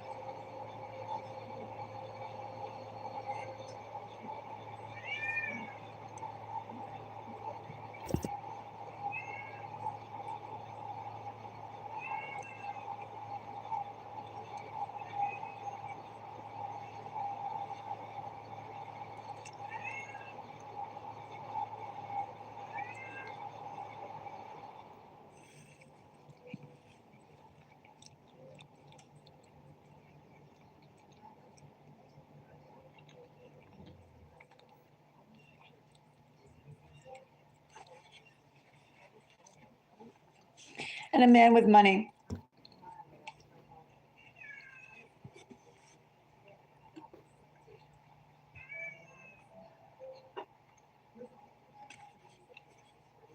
No drama, and he has money.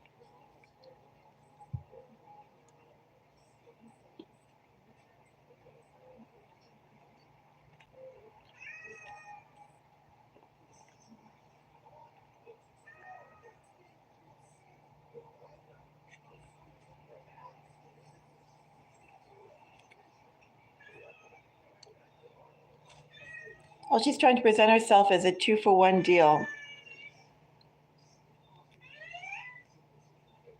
I'll be back in one more minute.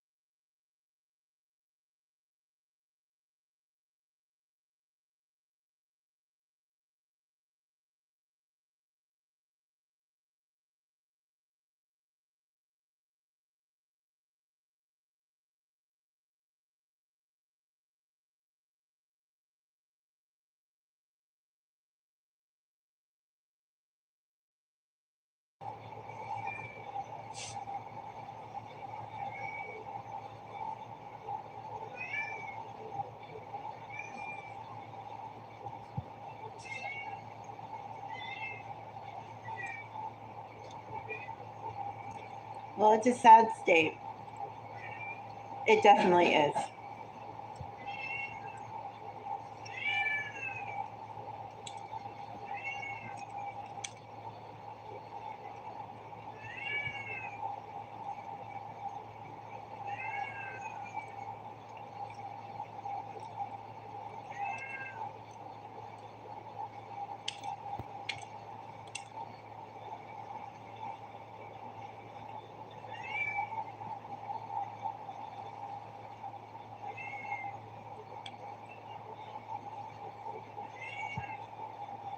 Well, something that I've been told is always don't worry about crazy. You don't need to worry about crazy. And don't worry about what other people do.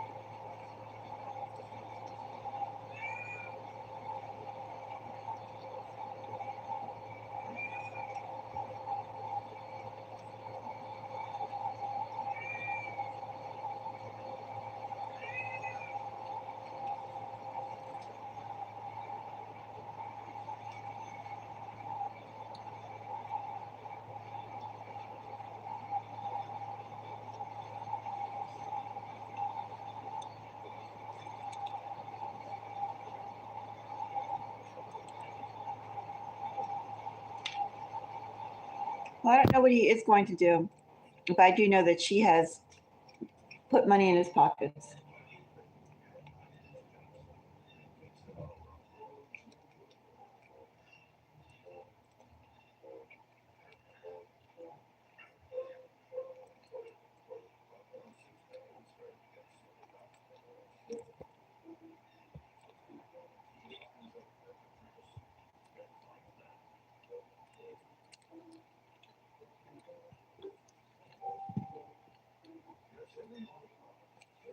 That's good.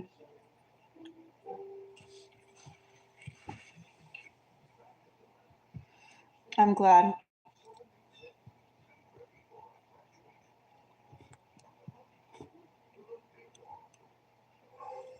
Ouch, ouch, ouch.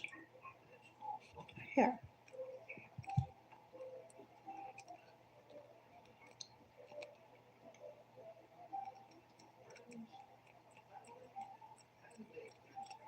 But he has to go and put in the proper effort.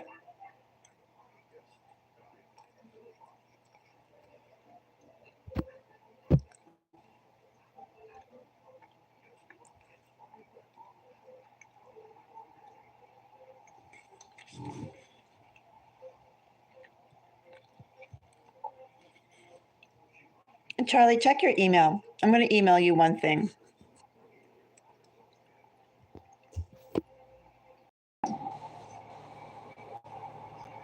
Yes. So that's what I have to say about the situation. What I emailed you. Come over here. Come on down. You don't want this anymore? Come on.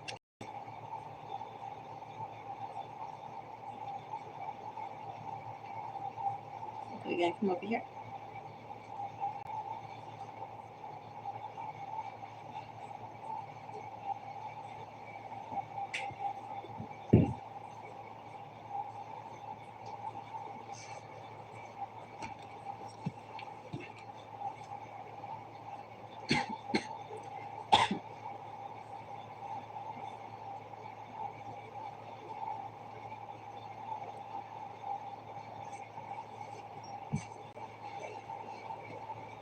And in the meantime,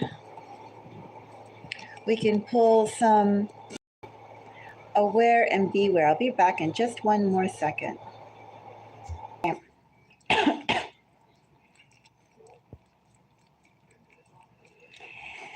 Same to you, Shireen. Same to you. What was it?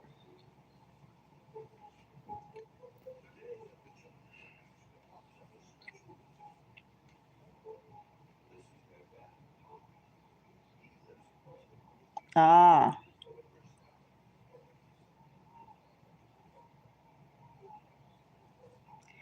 that does sound that does sound like her. But you know, I have to say, in the energy of what I pulled, he can never commit to her because she accepts second class treatment. She accepts second class treatment. You know, she wants a certain type of relationship from him. He's saying that he'll have her around if she accepts basically this kind of a relationship now. And she's going, okay, no matter what role he gives her, she'll accept that role to stay by his side. And how many people would do that?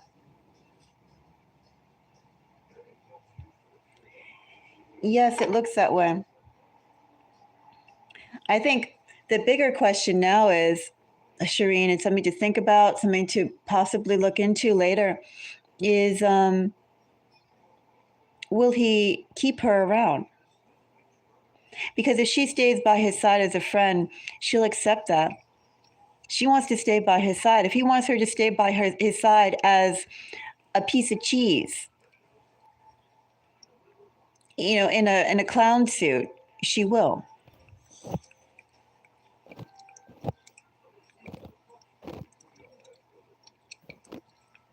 You know, as there are certain people and they have certain people and they have their pseudo exes, people who they've had situationships with, and they keep them by their side. Oh, this is my best friend. This person's solid. This person's important to me. Why are they important to you?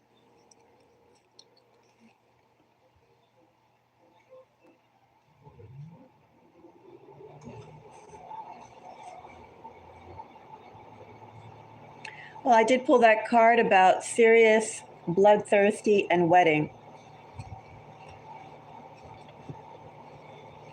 He definitely is thinking about being a husband, having a wife.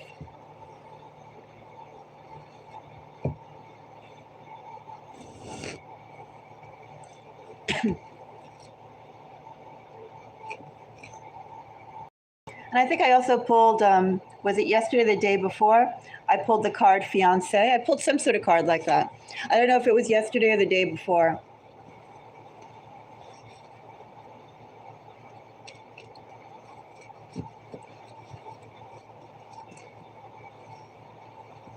Okay. But I do think that something to think about is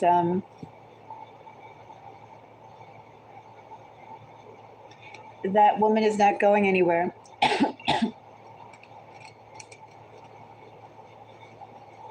And is he going to keep her? Keep her by his side? That's the question. Because she has no intentions of going away. She wants, if he wants her to be a water bottle, she'll be a water bottle.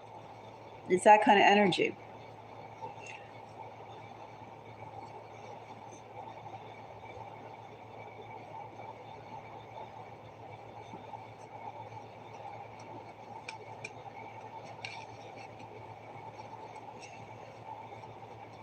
Very interesting. Very interesting.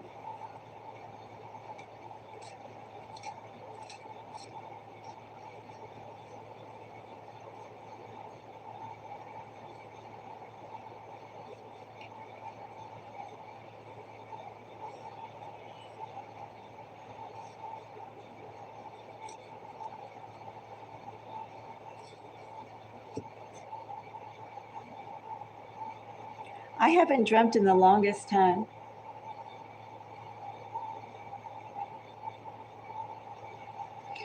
I used to dream all the time, and then I blocked it out.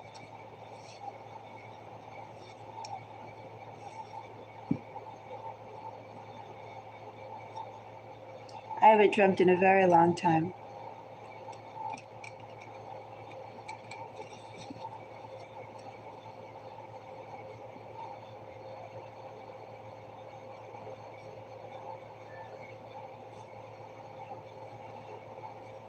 Exactly.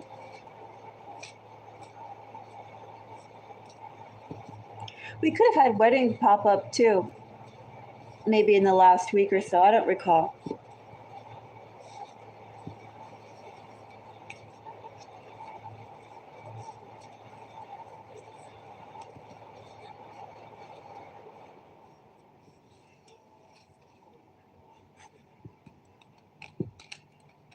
Well, confirmations are good. But if you think that your dreams are being invaded, or if you're having extra influences in your dreams, then that's when to go and I guess think about other ways of protecting yourself.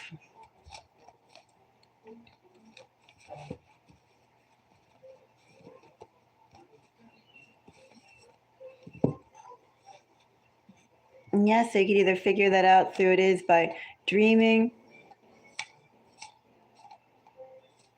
by meditation. And I don't mean the standard type of meditation either. Come up with your own form of meditation.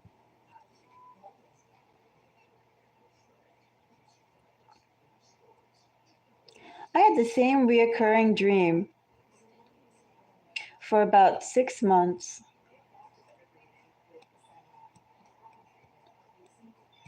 The same exact dream for 6 months when I was at that ashram. At first, I thought it was some sort of higher spiritual, I thought it was a message. I thought it was just something that was happening. I had the same dream for 6 months, and I had it about at least 4 times a week. And then after 6 months, I began realizing that wasn't my energy.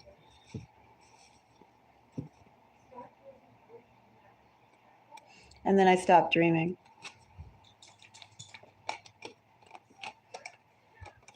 I put up big walls in my mind, and I spent my time awake rather than sleeping.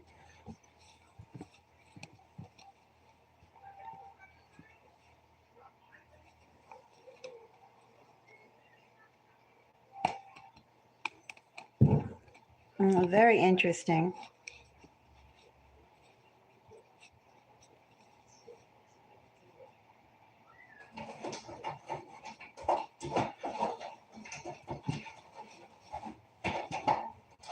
Right, it's just like she's earned her place by his side, literally. That's the kind of energy that she has, that they both have.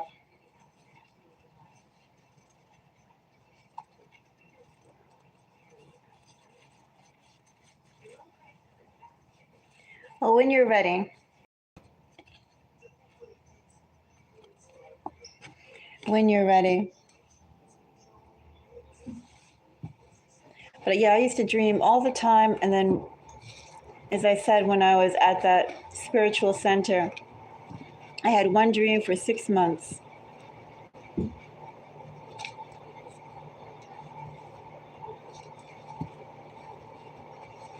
And then I purposely stopped dreaming. Yeah, you can email it. Email it, don't worry, I won't read it out. Let me know when it's there.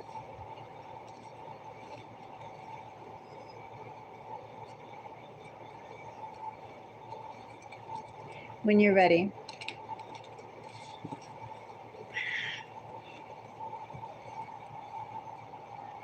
Okay, I'll be back in a minute too myself.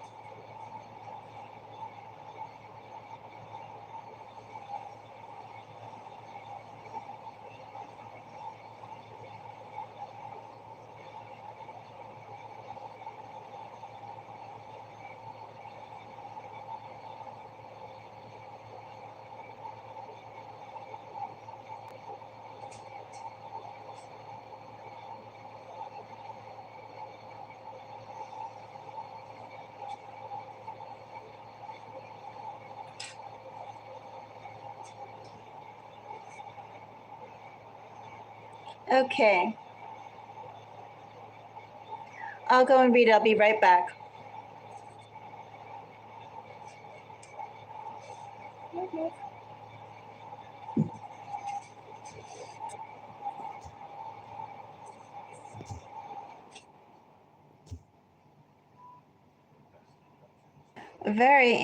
Very interesting. I could see why that dream struck you so much. Very symbolic.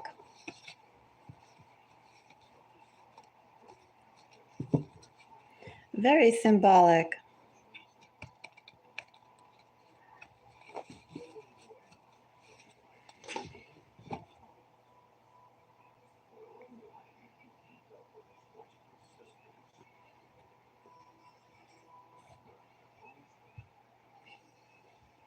It's also too like one generation to another. The next generation, the next phase.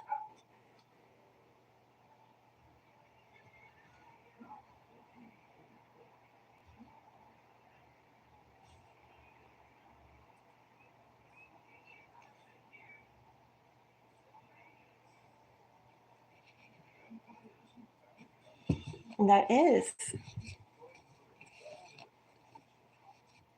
I was very curious.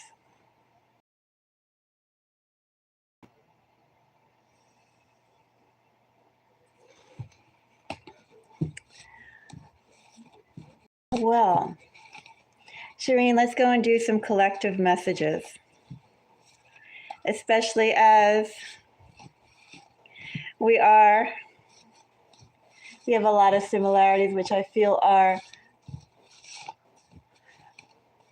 part of being just in the collective that we share. As you just wrote in your email about, how healed women move. There's a point when we give and we give and we give. And then as soon as we realize that, it's enough. You meet our terms or you get out.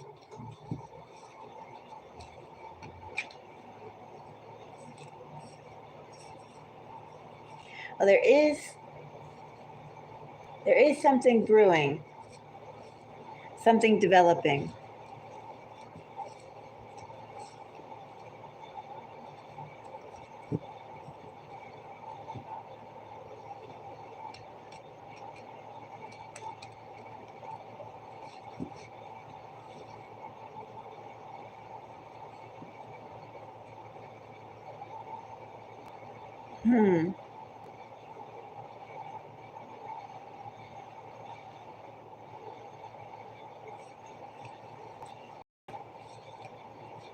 Well, Aquarius energy is significant.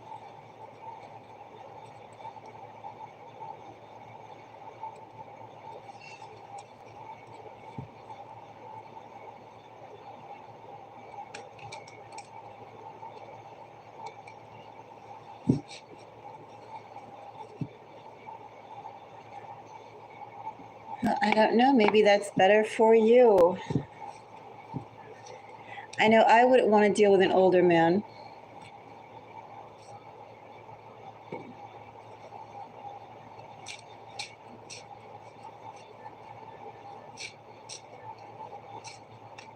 I wouldn't touch an older man.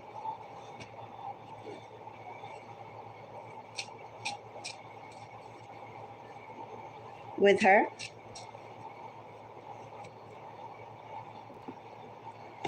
There's this site, I think it's called like Astrology Authority. Oh, he's a Cancer moon. Very intense being, water signs with water moons. What's your Venus in, Shireen? What's your Venus in and what's his Venus in?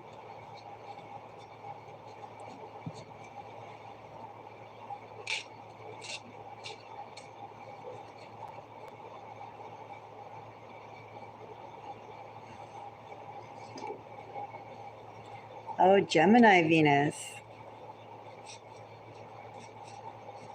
What's his Venus in?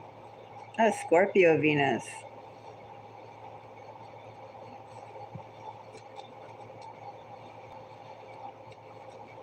I have my Mars in Gemini.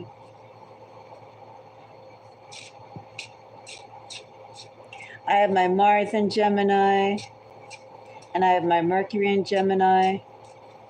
I have some other things in Gemini. A Gemini Venus.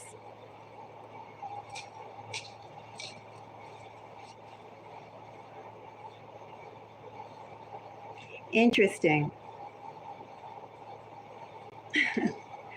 Yeah, I have my,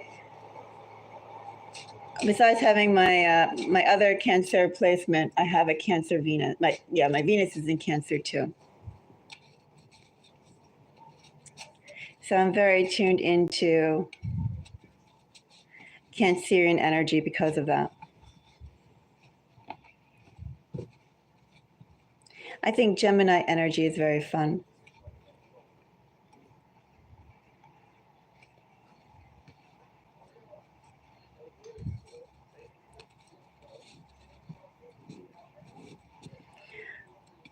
Do you feel like a Gemini Venus is fun?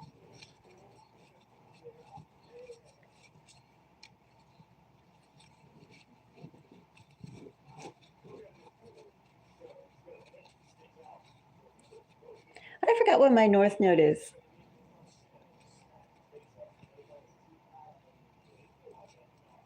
I think my North Node could even be in something like a Leo or Aquarius. I forgot. It's either in fire or air.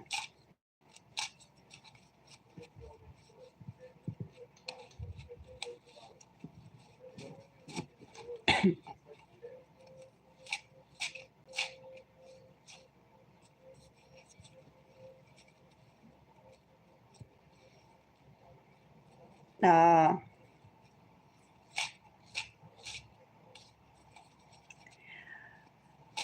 Well, I have Uranus in my 7th house, so everything I get is weird.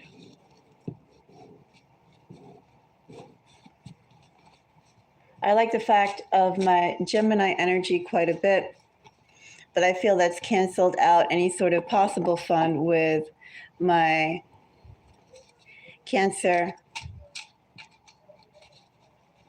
Really?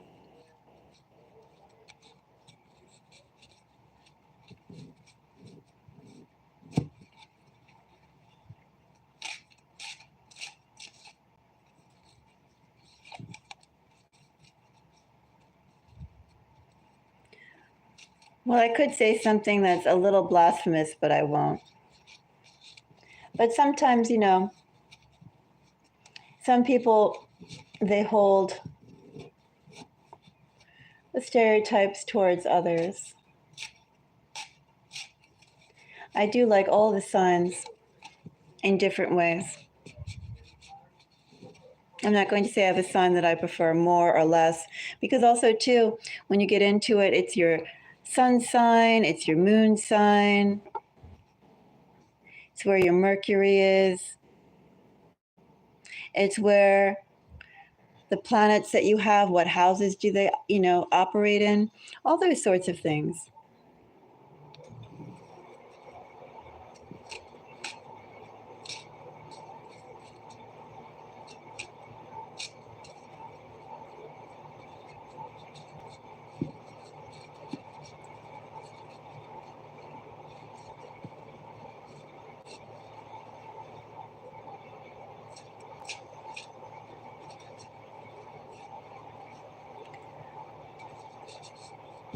I can say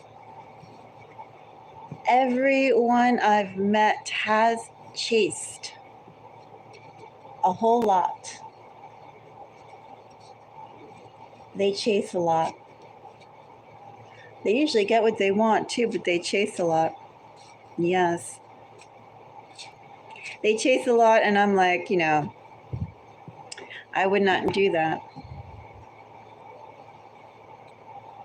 So I have to say that's true. I have to say, I've seen that. I've seen that as well.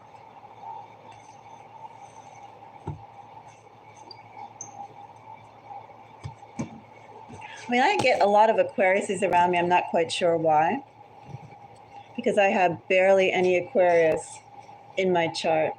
I think maybe I have Aquarius in one of my outer houses or my north node or something like that, or my vertex. I kind of forget. I have Aquarius somewhere, but I have no planets in that house. I'm tuned into Aquarius. I have lots of Aquariuses by me. Everybody I meet, I seem to meet lots of Aquariuses all the time. Every week when I go out, I meet another Aquarius.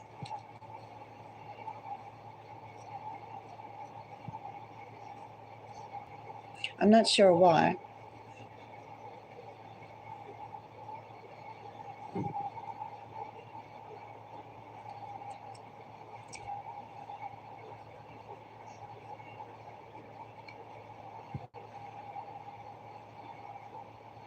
Really? That's too much.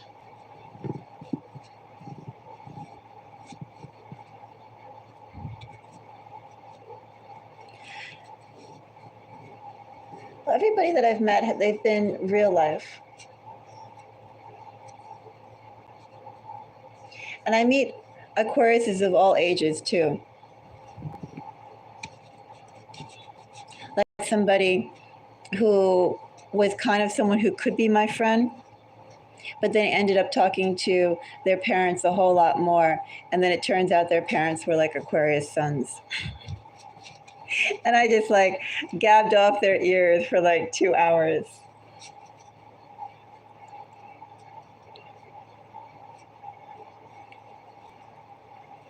I'll say you're a very strong Aquarius in you.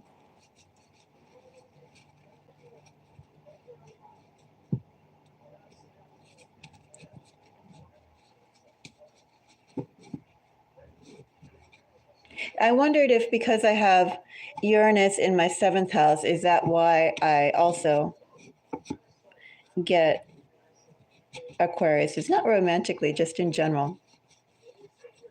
But I can always count on if I meet with someone and if I talk to them, they talk to me, chances are they're an Aquarius. More than any other sign. Well, I guess then probably after Aquarius is I get a lot of Capricorns. Those are the 2 signs that I get a lot of. Not quite sure why. In real life, the strangers that I meet, they're either Aquariuses or they're Capricorns.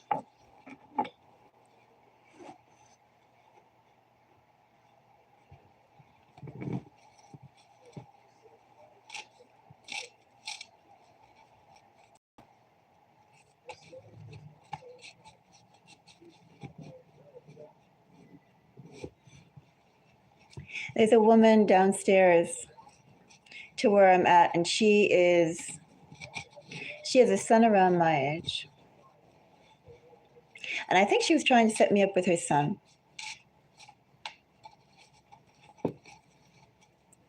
But, I wasn't about to jump on anything. And this woman, she told me the story of how she met her current partner. And it was kind of cute. She's, as I said, an Aquarius. She has a son my age. And her partner right now is a Sagittarius. So they do fit that classic Sagittarius, Aquarius partnership. And she was telling me essentially that she met him at a friend's gathering. And then she left a message trying to get in contact with him. And he went out of the state for some work. And she thought that he was ignoring her and running away from her. And she found out about a month later that he was away at a job. And then she said that she liked him all over again. She was going through, she told me all these trips like, oh, he ignored me. Well, I will never, ever, ever speak to him again. And then when she found out that he wasn't ignoring her, but actually legitimately had no idea, she reached out to him. Then she said that she felt like 20 times more in love with him than before. And I thought that was just cute the way she described it.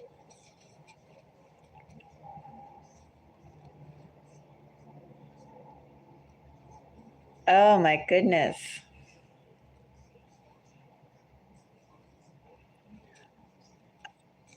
That's too much.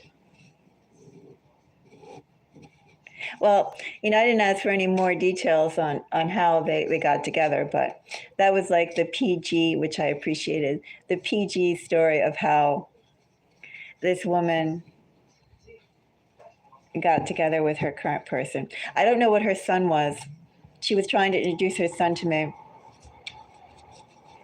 And her son helped me carry some things up. But I wasn't going to do anything more than that.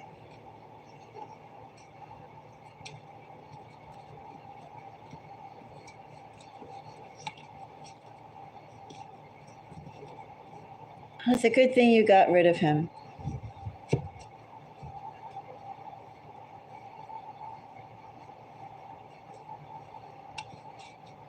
Maybe.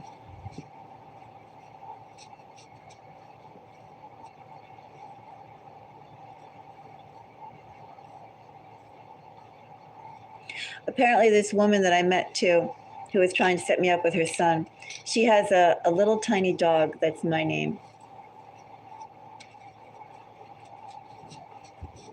So I meet all the Aquariuses I meet, I have relationships kind of like that.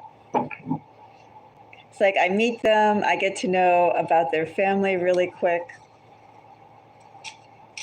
Like I get in with their family really quick. I mean really quick, like I meet them and then by the third day I've met half their family.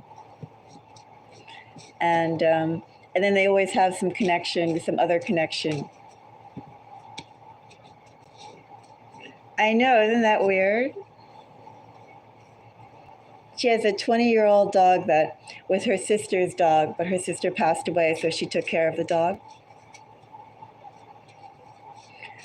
I mean, not gossiping, but I just think it's funny. But all the people that I meet, the Aquariuses in real life, they have connections like that to me. I don't know what her son's star sign was, but her son looked like he had a lot of game in him.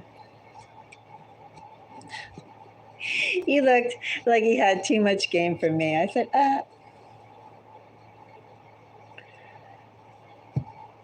I'm not going to push anything.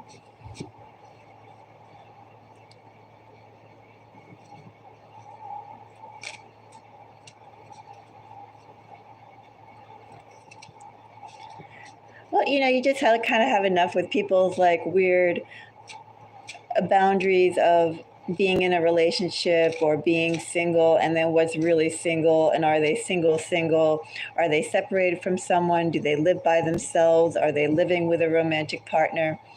All these things, right? No, I can't. I don't see any at all. Well, I see the laughing one that you did. But that's all that I see are the laughing ones, the laughing with the tears.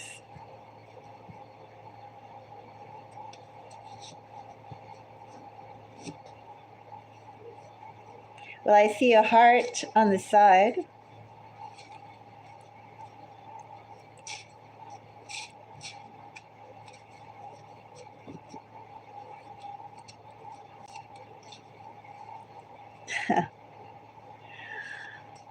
Well, thank you.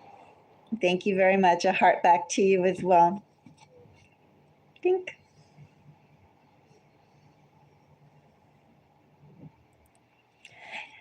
Yeah, I think it's odd sometimes the type of people and situations that we attract.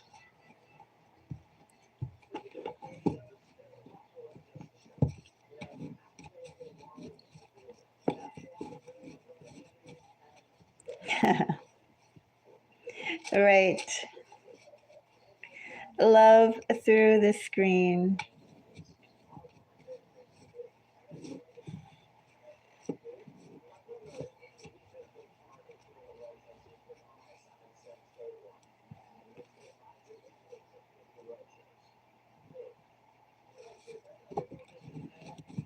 Well, you can't go and figure out crazy. All that you need to know is if they have good intentions towards you or if they have bad intentions towards you, and move accordingly to that.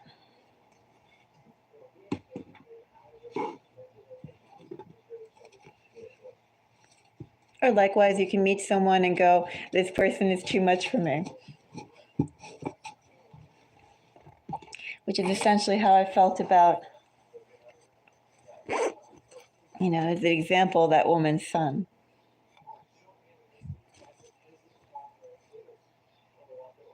Thought, interesting, but too much for me.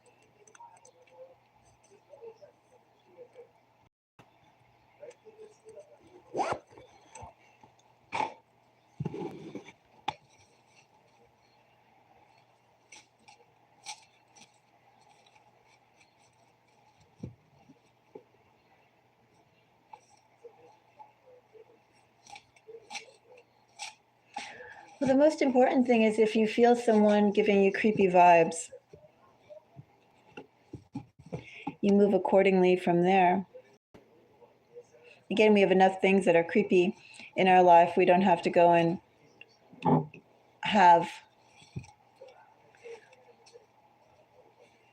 encourage creepy to be around us.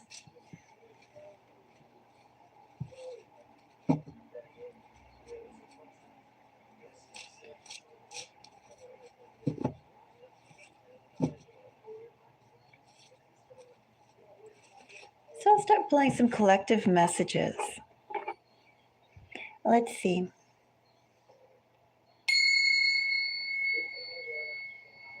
I'll let that sound out.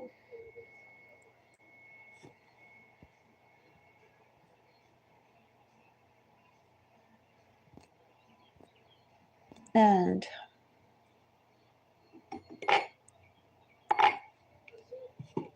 first message, we'll get a collective message.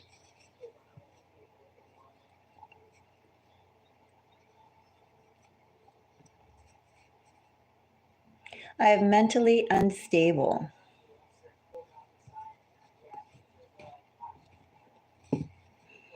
Mentally unstable together with sloppy. Someone is acting erratically and they aren't even bothering. They don't care how obvious they are about it. They're acting entirely from emotion, not really from logic. They're also not bothering to keep things together. In some ways, they're letting it all hang out.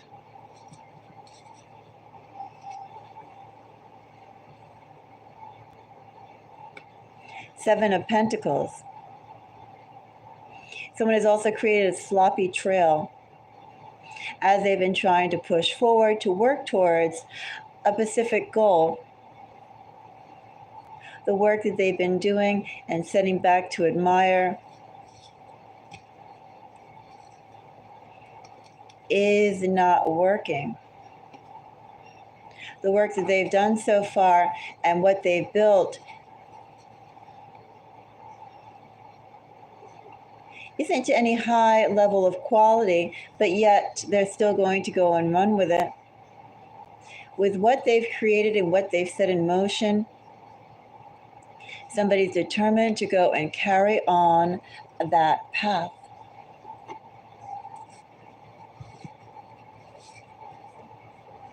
With Seven of Pentacles, I have positive,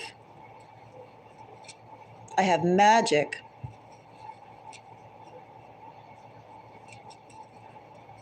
and I have later.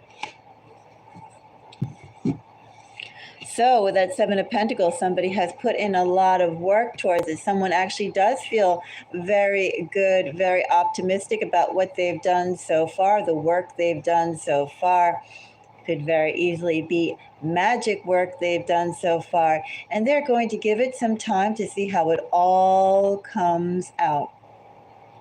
How will it all play out? This person is going to go and give it time. as well. It feels like they don't have much time to keep it together. But either way, this person is going to go and give this some time for the work they've done, the work that they're very positive about, the quality they've done of that work, the quality of the work they've done. They're going to give it some time to manifest. For Knight of Wands, Knight of Wands, impatient. Knight of Wands together with overdue, impatient. I want it now.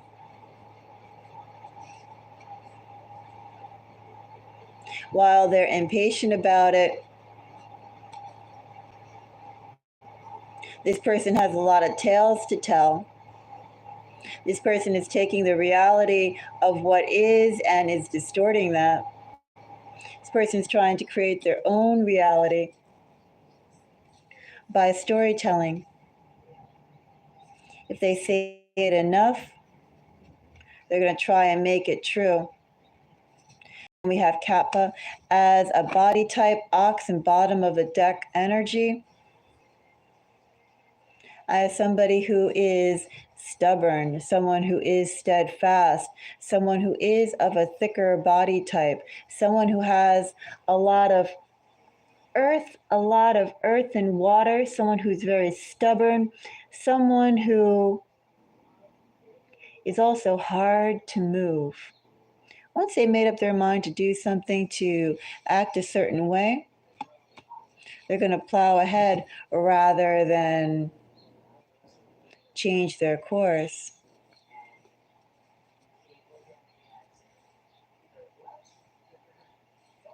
Someone is going to continue towards a specific path that they're working towards because they've invested too much into it.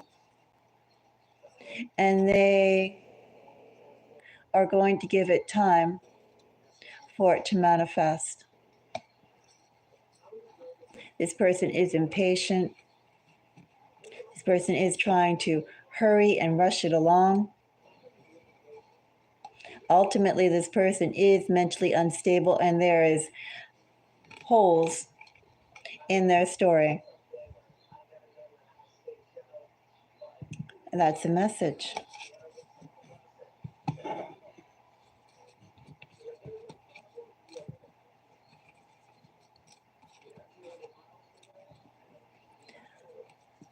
It is confirmation. That's what's going on. I'm going to shuffle this deck and we'll get another general collective reading. See what's there.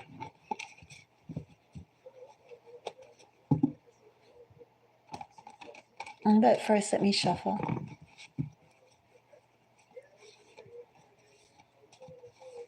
Okay.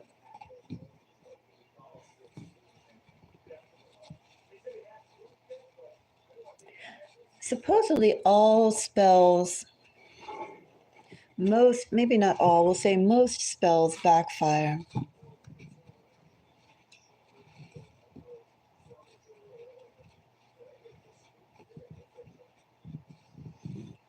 Even if it goes on for a period of time, it still has to backfire in some way.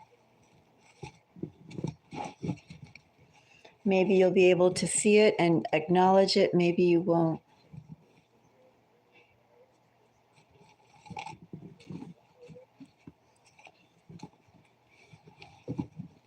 I also think too with some people's karma. Some people, if they do wrong, it's like your angels and your demons both simultaneously send that karmic ricochet back to you immediately. Don't do that.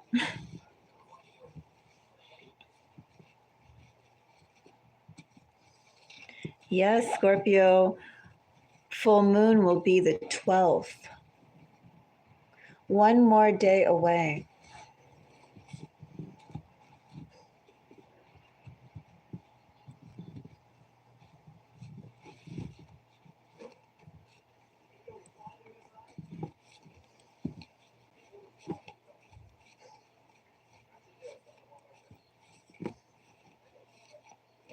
So, let's get another message.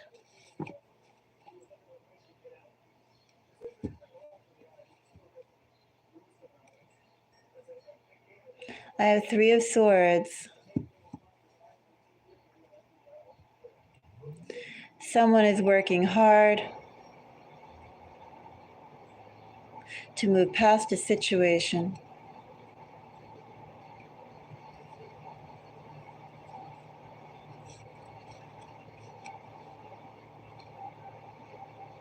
Someone is working hard to move past a situation.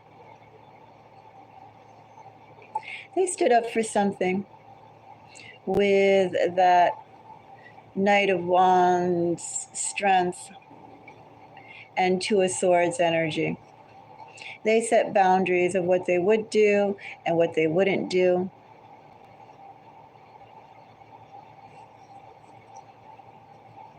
And although it hurt to let go, hurt to turn away, hurt to say no, that's what that person did. And there is pain.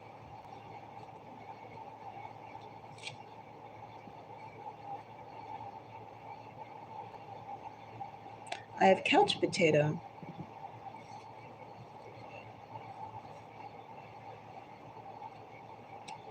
Someone is not being that active. Reunion. What kind of lazy energy is this? For some people, someone who caused you a lot of pain and grief, someone who made you stick to your beliefs. You had to choose between either lessening or not being true to yourself or acquiescing to another person. Someone chose to be true to themselves and let someone go. That person in lazy energy is going to come back for a reunion. That reunion is going to be insincere.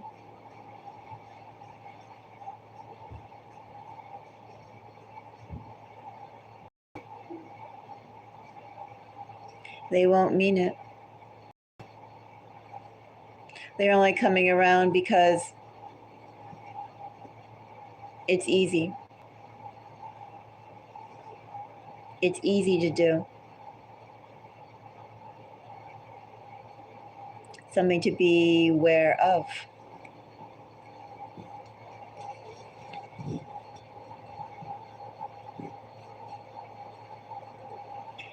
Yes, the Kundalini does travel along the spine. It is electric up the spine.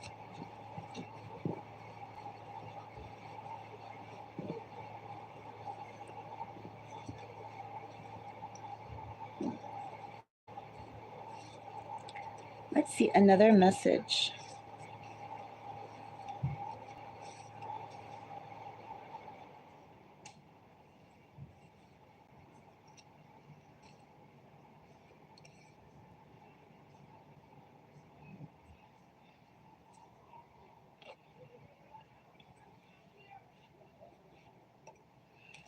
Four of Swords, more Libra energy. I notice I just scrunched the Lover's card down. Lovers was poking itself up.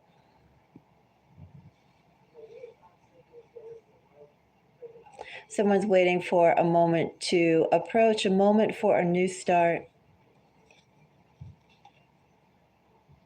Perhaps someone in masculine energy is planning on a new start. Now is not the time yet to reunite, but soon, they say. Soon, all this pausing energy. Goodness. I mean, King of Swords is a pause energy. Four of Swords is a pause energy. Four of Cups is a pause energy. It's like think, go, think, go, think, go.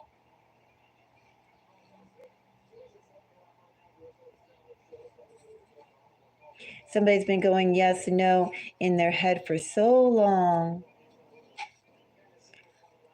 So long that now it is a go, but it's just a matter of when.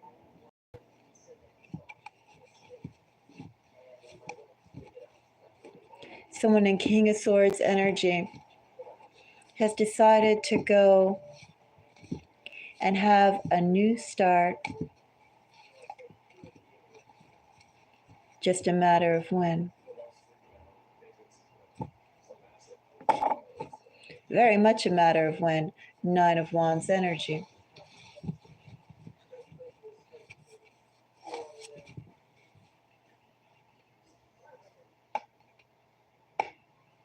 I wonder if this is a continuation of that couch potato energy. An insincere reunion with someone who is lazy. Because all I have here is not someone who's been moving, I have someone who's been thinking. But they haven't done anything new. Four of Swords is Libra energy. Kind of forget all the other signs I had up there, but I had Libra, Cancer, Aries, and something else in that yes and no back and forth energy. Anyway, I have somebody here who's sitting. They want your attention. They want your attention, and yet they're unwilling to put themselves out there for it. Oh, the Libra contacted you.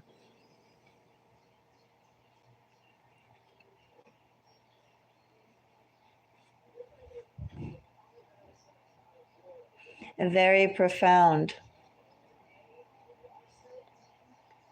So yeah, somebody is just sitting here waiting, sitting and literally praying, sitting and literally praying and thinking. They're thinking, but they haven't done any action. Please. Please, what?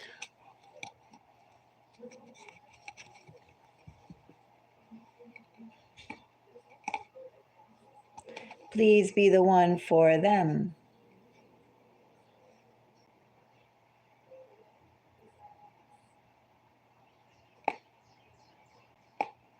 Please be the one for them. They are lonely. Somebody, this could be a continuation of that same message that I did just a moment ago with that couch potato. This could be someone entirely different. But it's still in the same sort of theme. I have someone who's waiting to start something. They feel they're not ready yet to start something. They very much want to.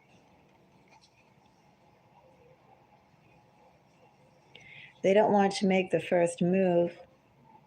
They do feel very strong about the connection, unwilling to make the first move, and they are lonely for your company.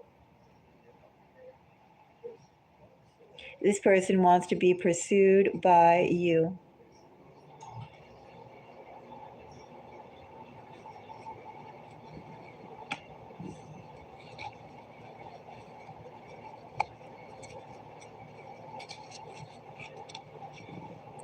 Gold spoon.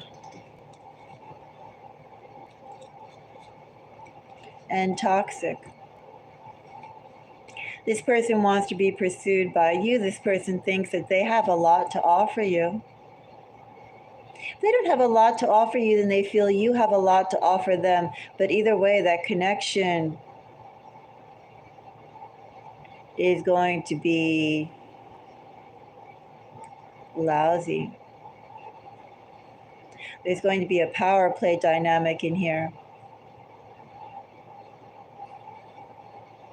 Someone will work to please the other, and I doubt this person will work to please you. This person will want to be catered to. This person will want to be assured. This person will want you to cater to them.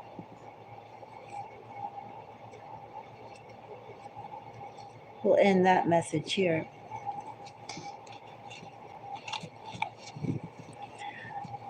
We'll get another message.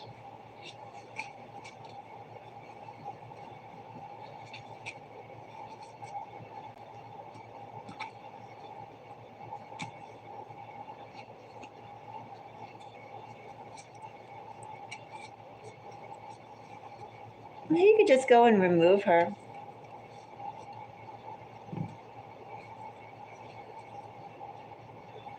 I mean, do what you feel is comfortable. I just wouldn't put any, don't give her any more information, because that's all that she wants from you.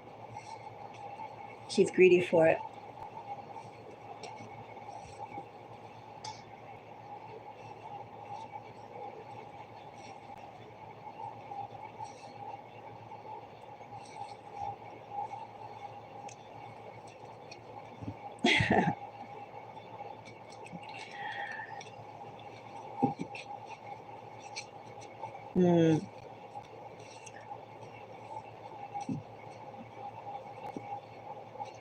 I'll go and pull another message.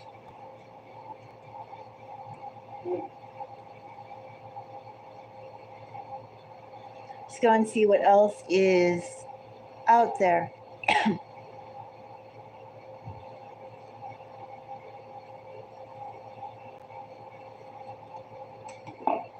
Let's see, another message.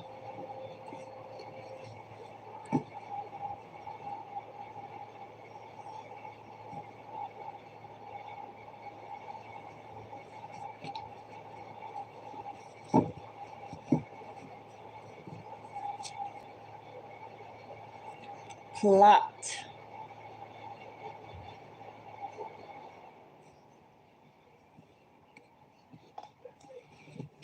These two cards want to come out, but I don't feel like taking them. Plot.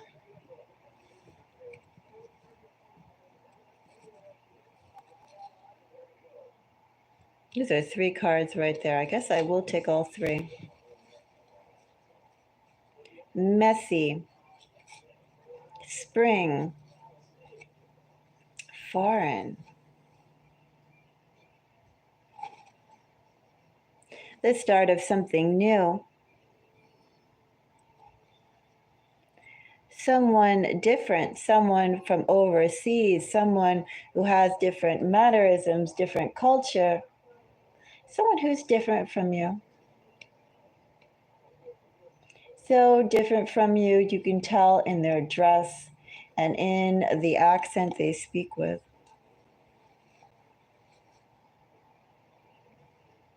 Of course, we are in spring right now. I don't know if this plot is to go and have things get messy, or if somebody is plotting to make things messy. But it's also the start of something messy with someone not local to where you are.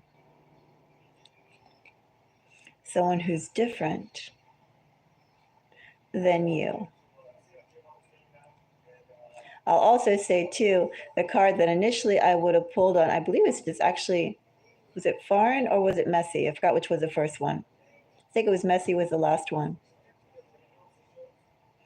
Messy was a card I was going to pull. These two want to come with it.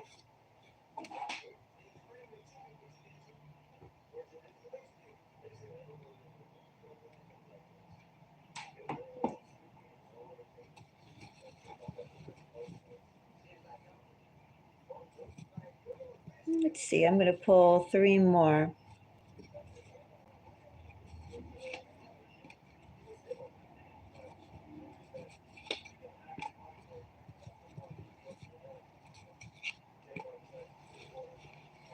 And 1 tarot card.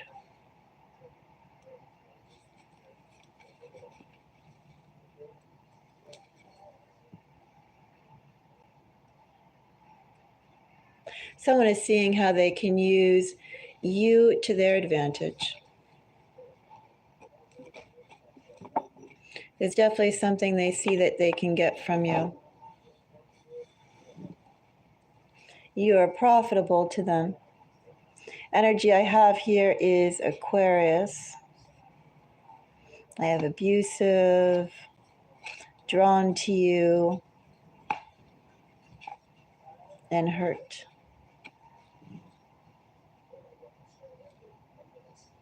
Somebody who's different from you, comes from a different culture than you.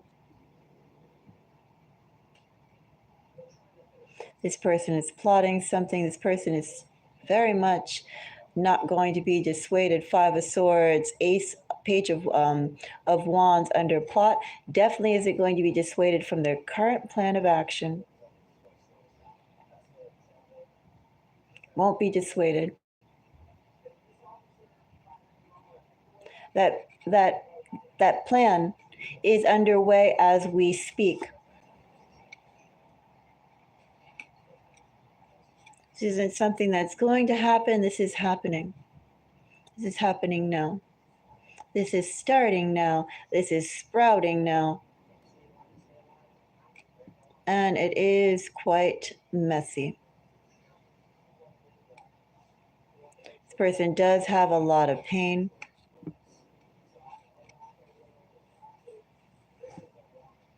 They don't want to be ignored by you.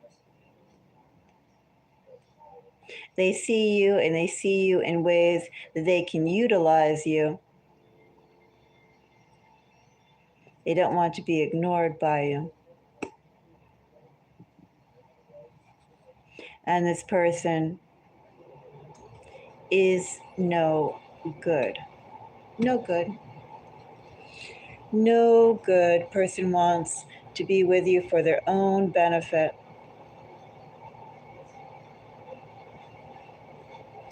Their own benefit. Also, too, this energy has a little bit of spying in it. Energy has a tad bit of spying into it. Doing field work, understanding more about the situation, bringing that information back to enrich the home base. Report back.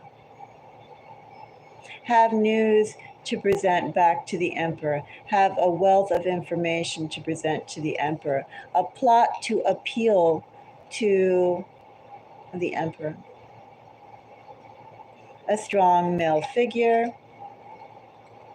A father figure.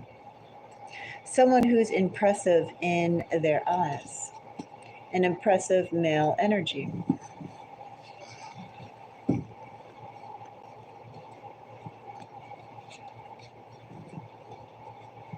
Yeah, no worries, Shireen.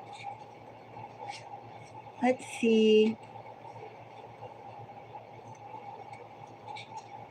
Let's see another message.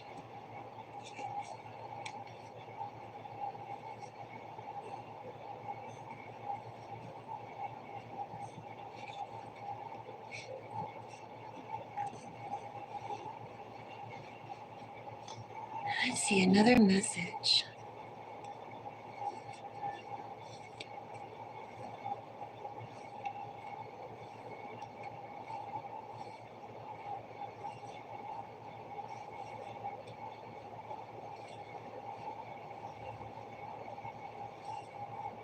Let's see.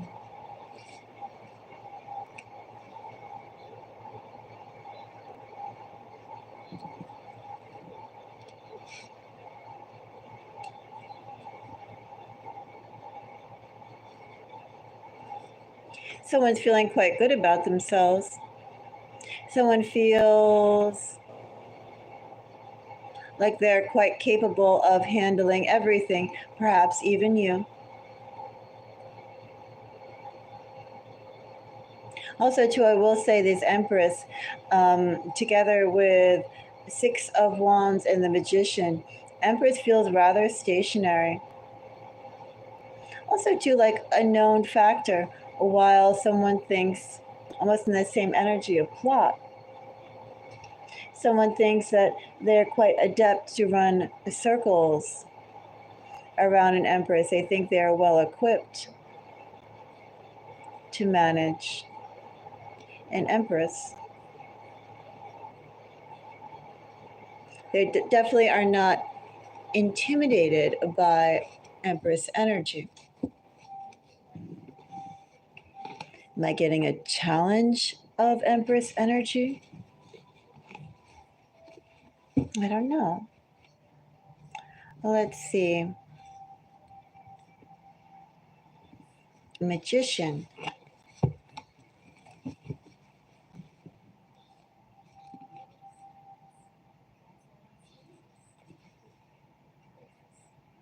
I have mismatch.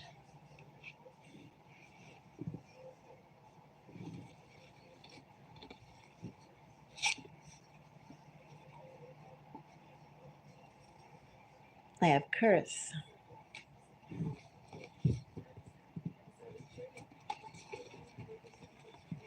Oops. My cards actually kind of exploded. Not sure if pig was the one that was going to come up or this one up here. New love. I am going to take pig since pig fell out. I know that we have air in the bottom of here. Those cards just kind of exploded on me. Should I keep creative? You know, I'll keep creative because we do have the magician energy here. I think air is worth paying attention to as we have magician, and magician is ultimately air energy. So new love, pig, and creative came out. With that pig, it could be someone born in the year of the pig. I'll go and pull some more cards, but think about there are both positive and negative characteristics with the pig. The most notable to me about pig energy is a pig attracts wealth. In the positive connotations, in the Chinese zodiac, the pigs are literally the wealth magnets. If you saddle yourself with a pig, if you attract yourself to a pig, the pig always gets money and always is able to live comfortably. Supposedly, that's supposed to be one of the benefits if you read about their Chinese zodiac sign pairings.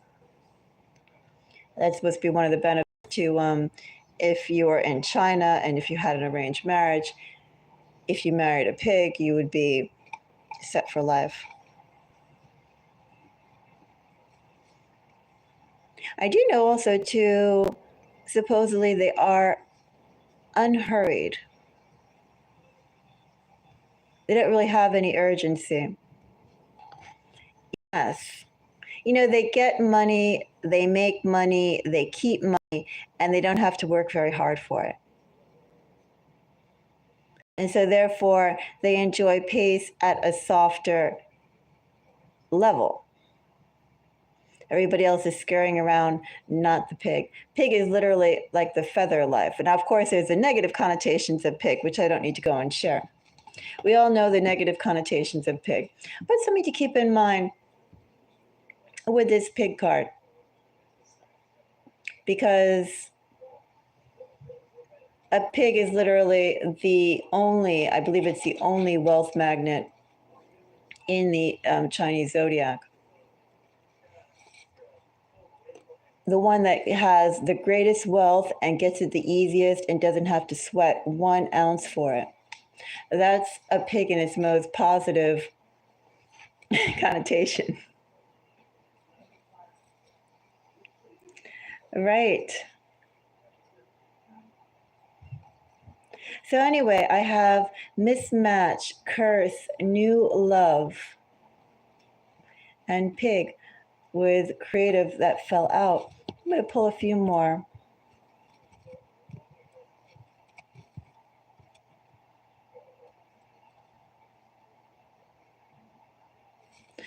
Really, ants come into your house.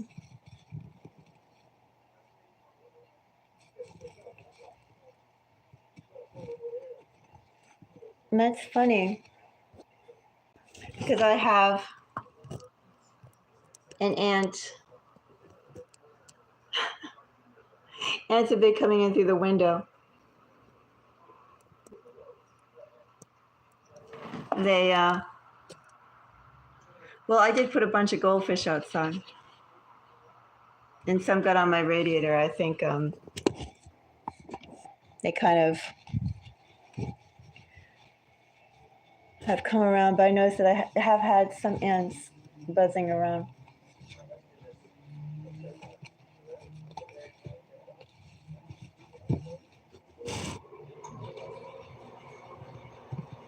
All right, let's go and get. Really? That's weird. That's very weird.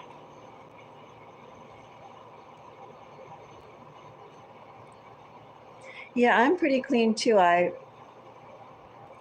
wipe everything down right away. Like everything. If the cats are in the potty, I pick it up right away. I keep everything very organized. And there's a dumpster outside. I go and use that dumpster like 3 or 4 times a day. I don't even like to keep garbage in the house. I was wondering about putting some Clorox or something around the window. I just haven't gotten around to it.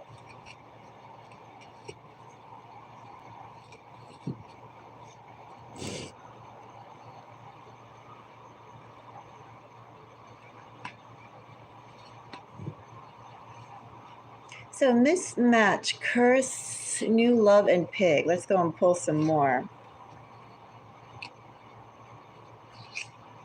Well, one thing I learned is that if you're in a place and if they don't actually gut the insulation, like if they just put up new drywall or give it a new coat of paint, you don't know what's in that walls. Like those walls could have mouse poop, and then that calls in other mice because they smell the poop.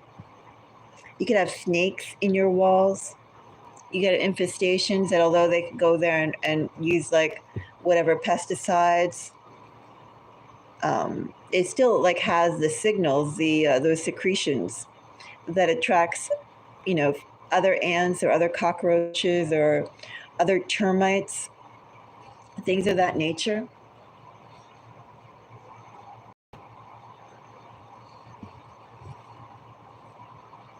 I mean, I think literally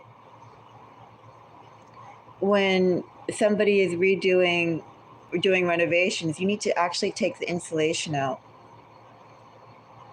You need to take the insulation out. Yeah, something, because they have like those secretions, and although they can put poison and they can kill the whole round of whatever insect, those those secretion signals are still there. They have to literally tear up the insulation, change the insulation. If it's a wood, they should go and replace the wood. You know, if they could tell that it's been compromised or something.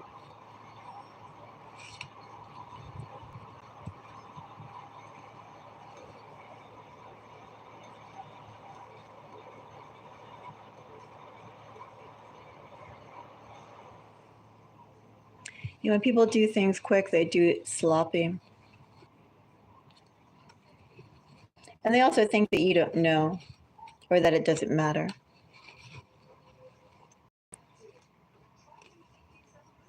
So I have nasty now, full moon, and missing.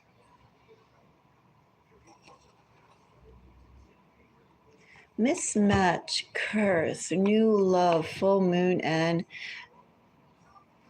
missing.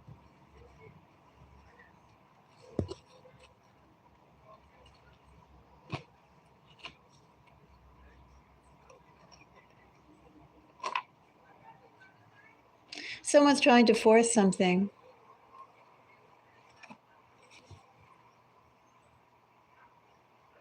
someone is trying to force something that's none of their business.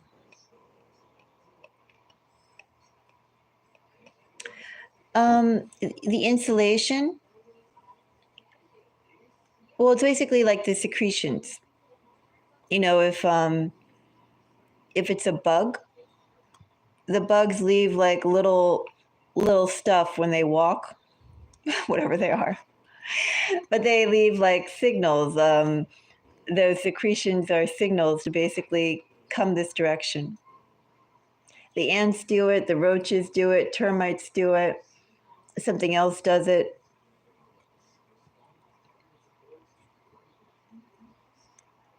And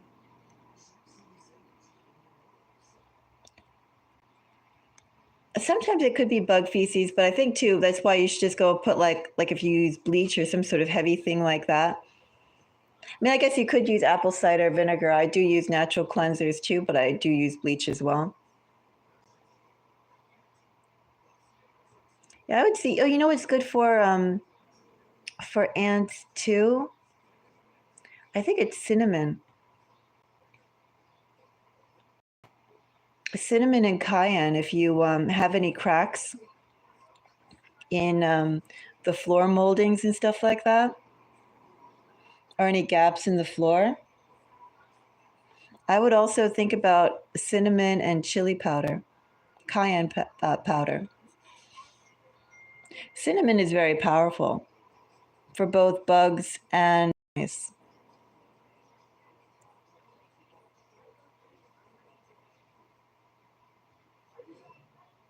Yeah, I use bleach. I primarily use bleach. I use bleach and then I use apple cider vinegar.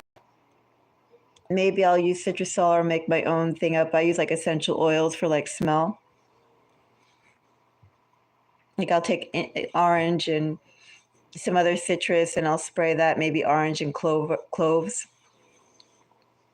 But yeah, cinnamon and cayenne, really excellent. You know, anything, if there's a gap somewhere, you can just squeeze that in there, dump it in there, and it smells nice too. They're very good things. But basically, this energy is somebody's messing with something that they have.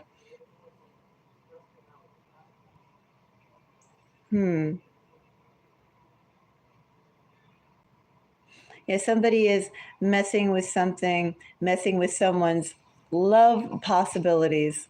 They have no right in doing so.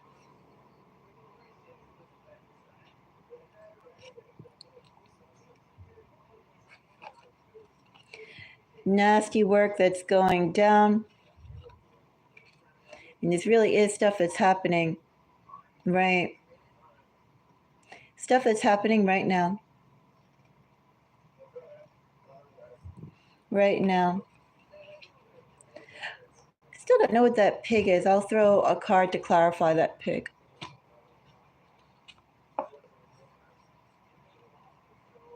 Pig is not a bad pig.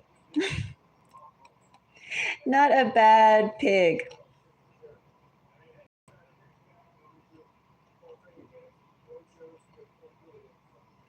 Some love that's coming in your way. That person is a money magnet, if anything else.